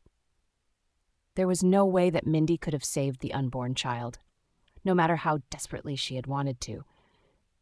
It had been far too late when they had taken her to the Alpha's chambers. But because she was the Alpha's mate and his prisoner, they had needed someone to blame, and she had become their scapegoat. She heard the loud creak of the door to the dungeon opening and stiffened, praying it wasn't him and knowing that it must be. It wasn't time for the guards to change their shifts yet. Footsteps boomed down the steps, loud in the silence of the dungeon. Alpha Logan, one of the guards, greeted him, and Mindy flinched. He was here, finally, her body trembling anew in fear. "Is she ready for me?" he growled, and the guards stammered that Mindy was almost talking over each other in their haste to please their alpha. "Get out," Alpha Logan hissed, and the guards wasted no time in bolting up the stairs and out the door, completely leaving Mindy to her alpha and mate's mercy. Not that he would show her any. She could hear him behind her, rifling through the various torture implements that were always kept on a trolley. She flinched. She heard him come closer, his breath on her bare back, cracking what sounded like a whip in his hands. "You thought that killing my child would break me," he whispered. You'll pay for murdering my heir." Mindy said nothing. Nothing she could say would get through to him, and it was pointless to beg for mercy. Crack! The whip stung as it hit her bare back, and she cried out in pain. He was savage, tiny silver studs ripping into her flesh and pulling chunks out with it. He didn't hold back his arm either, hitting her as hard as he could while she sobbed and screamed, her screams seeming to urge him on even further. Blood trickled down her body, her back in so much pain that she'd had to turn her head, vomiting up her stomach contents. "This is for Crystal," he grunted as he struck her again and again. Finally, it stopped, and she tried to turn and look at him, but was unable to fully do so, hearing him in the background as he chose another instrument with which to torture her with. "Please," she breathed, unable to bear the pain, her voice thick and hoarse from screaming. He laughed, sardonically, coming back behind her. She could sense his presence, and dread rose. The longer he stood there, not saying anything, standing completely still, the more her fear increased. "You dare to ask for mercy," he growled, and she screamed as he plunged a silver knife into her ribcage, twisting it in as far as it would go, as she kicked and writhed in pain. He left it there, letting her skin sizzle and burn, her eyes rolling up inside of her head, until, with a sickening sucking sound, he pulled it back out. "I didn't do it," Mindy screamed, unable to hold back any longer. "I didn't kill your baby. Crystal had a miscarriage, that's all." He plunged the dagger into her back, and she felt him drag it across her skin as though he was writing something along her back. It hurt so bad as her skin sizzled, Mindy's body limp as he continued, until he pulled the dagger away and surveyed his work with satisfaction, undoing Mindy's restraints and retying her so that she was forced to face him and the cruelty in his face. "Want to know what I wrote on your back?" he taunted, and she shuddered. Whatever he'd written would remain there, a permanent scar and permanent reminder of what he had done to her. "I wrote slave," he mocked, "because that's all you are to me. A slave who will forever be chained to me. I will never let you go, never reject you, for as long as you are useful to me," he hissed, his eyes turning pitch black. She swallowed, eyeing the knife in his hand as he turned it over and over, thoughtfully examining it. "Should I write all over your body?" he whispered. "Should I make it so that no man will ever want you? So ugly that you'll forever be alone?" he added, and she shook all over, her head shaking back and forth adamantly. "Please," she cried out, and his lip curled back in contempt, his arms striking forward and slapping her across the face so hard, her head tipped back at an alarming rate.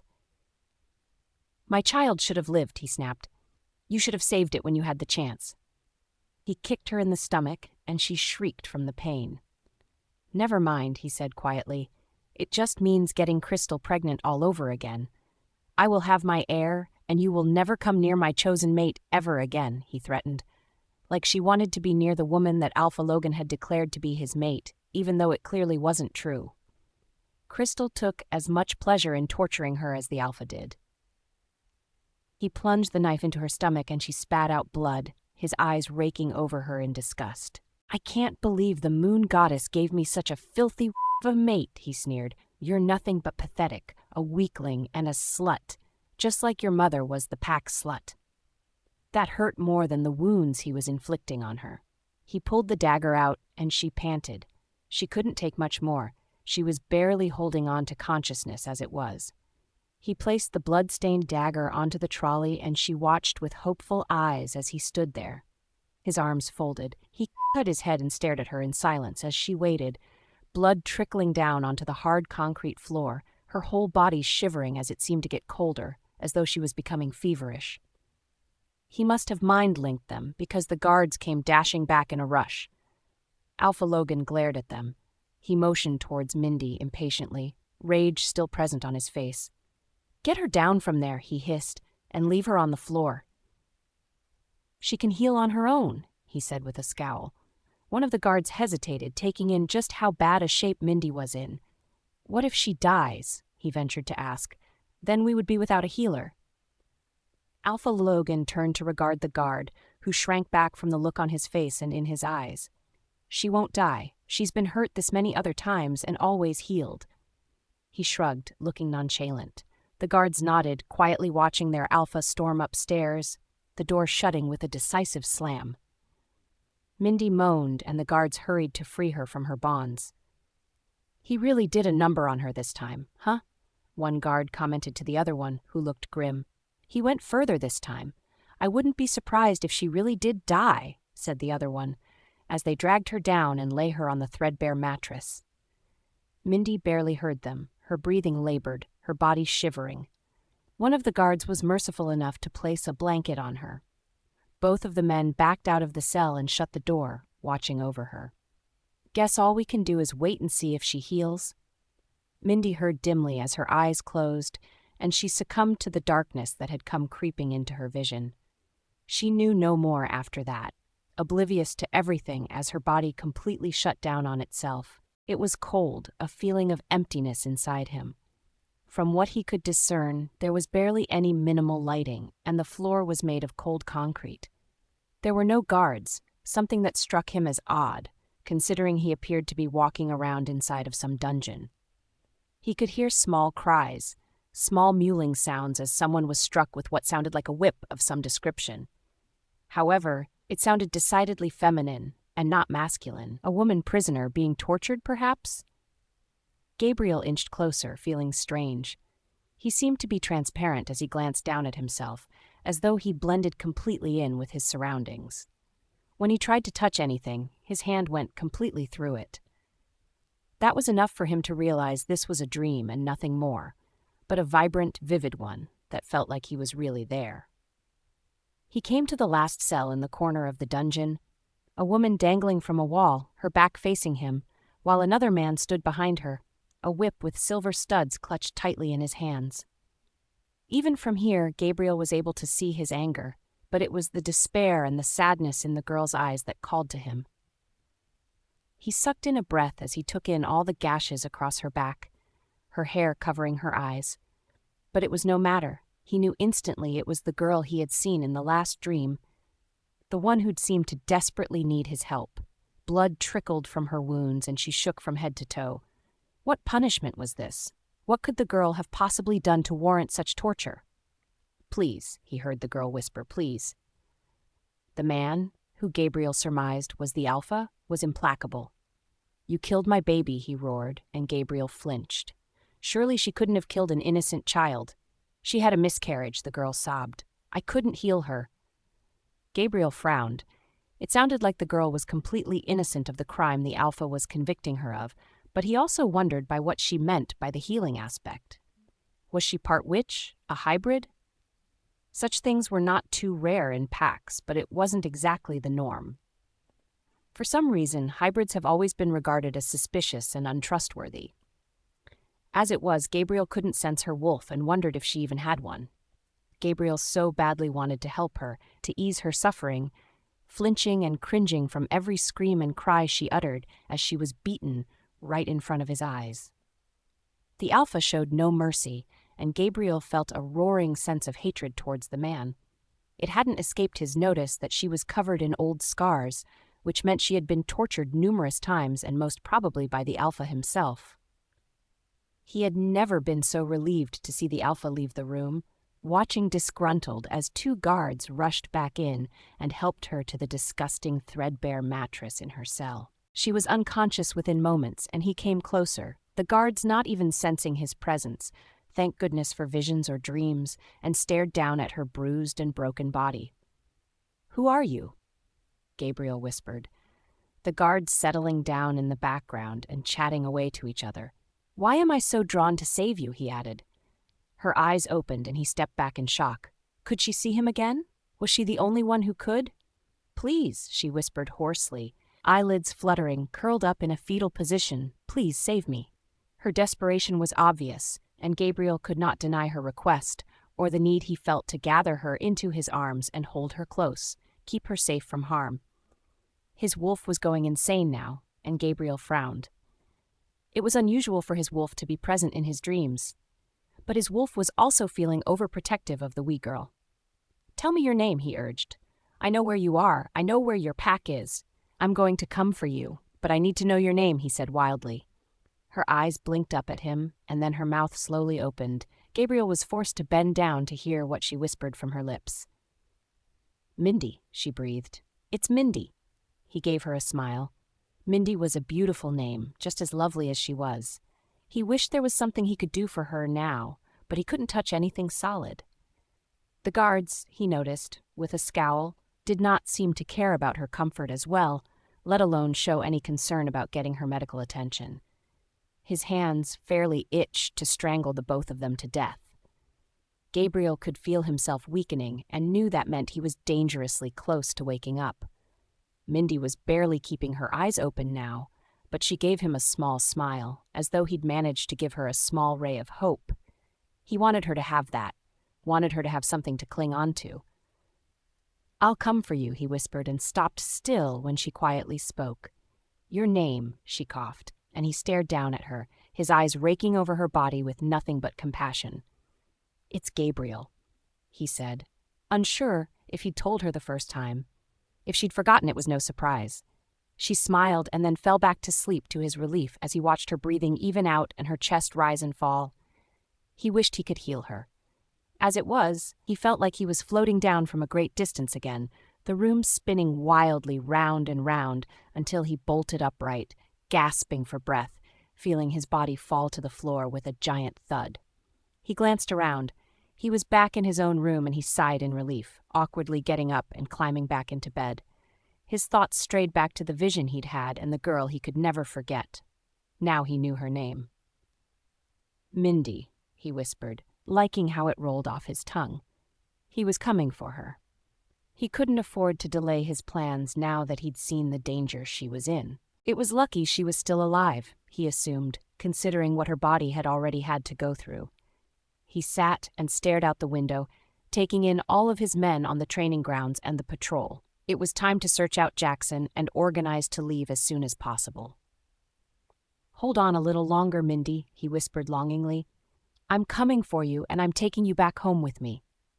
It was a promise, and if Gabriel had learnt anything from a very young age, it was to always keep his promises. It finally happened. She almost couldn't contain her squeal of excitement as she held it in her hands. The lines were there. It was positive. Her gamble of getting Daniel drunk enough to sleep with her properly had paid off. The proof was in the pregnancy test she now held in her trembling hands. She was going to be a mother, thought Cindy, ecstatic at the thought, and she was finally going to force Daniel to be by her side. Now, did she tell Daniel, or did she just keep it secret for now, wondered Cindy, unable to make herself put the pregnancy test away. Luckily, Daniel wasn't in the bedroom right now. He'd muttered something about joining the other men for some training and sparring, but there wasn't anywhere inconspicuous she could put the test, besides inside her bag, and he tended to rifle through that as well. Maybe it was better to just rip the Band-Aid off, so to speak, and tell him the good news. Surely he'd be excited at the prospect of being a father. Well, at least once the initial shock had worn off. At any rate. Cindy heard the bedroom door open and close with a large slam of the door, and her heart sank. Daniel was back, and he was in a foul mood from the sounds of it. Apparently his training had not gone well at all. Either that or the pack had refused to let him participate. She tried to warn him of that possibility, but he'd shrugged off her concerns and responded that they didn't dare disobey his orders. He seemed to have forgotten that he wasn't the alpha of the pack, but rather Gabriel was. "Cindy," snapped Daniel from the bedroom. "Where the are you? Get your ass out here this instant." Well, there was nothing to do but go for it, thought Cindy a little hesitantly. He was going to find out eventually, especially since her scent was bound to change as the pregnancy progressed. She put the pregnancy test behind her back and quietly opened the bathroom door, walking into the room, where Daniel was lounging on the bed with a dark scowl on his otherwise handsome face. "How did training go?" she whispered, and he frowned at her, looking extremely put out. "It didn't," he snarled. "They refused to spar with me and ignored me. Apparently," he continued on sarcastically, "Gabriel has given orders not to fight me. Bastard," he hissed, and she nodded, feeling a bit weak and chewing her lip in alarm. Maybe now wasn't the best time to talk to him then. His eyes suddenly narrowed and he stared at her, Cindy's heart going a mile a minute, watching him as he his head at her. "Cindy," he said very quietly, "what are you holding behind your back?" Her heart skipped a beat. "Nothing," she lied hastily, taking a few steps back as he suddenly stood up without warning, sauntering over to her, a look of anger on his face. Had he spotted what she was holding? "I'm only going to ask you one last time," he breathed, his hands clenched into fists. "What are you holding?" Cindy swallowed hard and very apprehensively, took the pregnancy test out from behind her back. He flinched, seeing there were 2 lines across it, the positive result glaring in his face. "It's positive," Cindy whispered, her joyous mood gone now, feeling nothing more than scared now. He said nothing, but she saw him gulp and his eyes flash from pitch black to normal a few times, which meant his wolf was close to surfacing. He looked thoughtful now. "That night," he said slowly, "when you got me drunk enough to sleep with you, that was so you could get pregnant, isn't it?" She shook her head, but he could see right through her lies as his lip curled back in contempt. "Do you really see me as the fathering type?" he mocked as she stared at him in disbelief. "That I would be ecstatic to find out this little piece of news?" "No," she stammered. "But I hoped." She trailed off helplessly. "What?" he demanded, towering over her and making her feel intimidated. "That I would change my mind? Because that's not going to happen, Cindy. I'm not some Prince Charming that's sweeping you off your feet. You've only ever been someone to and have fun with, Cindy. Otherwise you mean absolutely nothing whatsoever to me." He finished brutally, as tears sprung to her eyes. She was in shock, paralyzed by fear. This wasn't going the way she'd envisioned or hoped at all. "You don't mean that," she whispered through dry lips. "Please, tell me you don't mean that." He shook his head at her. "I can't believe you would be so stupid and naive. Come on, it's not like I promised you anything, was it? I refused to be tied down, because you tricked me into getting you pregnant in the first place." He was implacable, unmoved by her tears as they trickled down her cheeks and dripped onto the floor. "I thought you loved me," she whispered thickly, and he laughed at her, right in her face, further causing the poor girl to be embarrassed. She'd made a mistake, a huge one, and it was far too late to rectify it now. "Stupid girl," he growled, and before she could so much as blink, he'd raised his arm and brought it across her face as he slapped her. She put a hand to her burning cheek and sobbed wildly. "You'll have to get rid of it," Daniel told her swiftly. "Have an abortion or cause a miscarriage, I don't care which, but you're not having this baby," he growled. Cindy shook her head and stepped back, cringing as he watched her every move. "I'm not going to get rid of our child just because you say so," she said, determined. "I want this child, and I'm keeping it." He scowled, not impressed by her defiance one bit. "You'll get rid of this child, Cindy, and you'll do it soon," he continued heatedly, folding his arms and moving closer as she flinched. She was mesmerized by his eyes, as though in a trance, unable to move as he came closer again. "Get rid of the child and we can go back to how things are," he said, trying to persuade her. "I do feel things for you, Cindy, but do you really want to have a child when we're both so young?" He was trying to appeal to her sense of reason, but it wasn't working. There was no way that Cindy would ever abort her child, and from the way his facial expression changed, he knew it too. "Maybe I haven't made myself clear," he growled. "Get rid of the child, or I will do it for you. It's not going to be difficult to cause a miscarriage," he threatened, and she blanched. He was capable of it, she knew it, and her heart skipped a beat. What was she going to do now?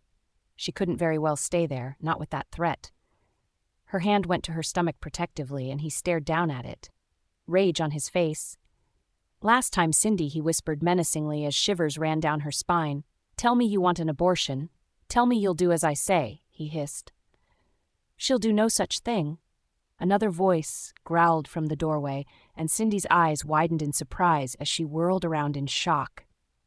It was a miracle that he'd happened to come by, and she couldn't believe her luck. She would be safe now, she thought to herself, breathing a little easier. Gabriel stared hard at his brother.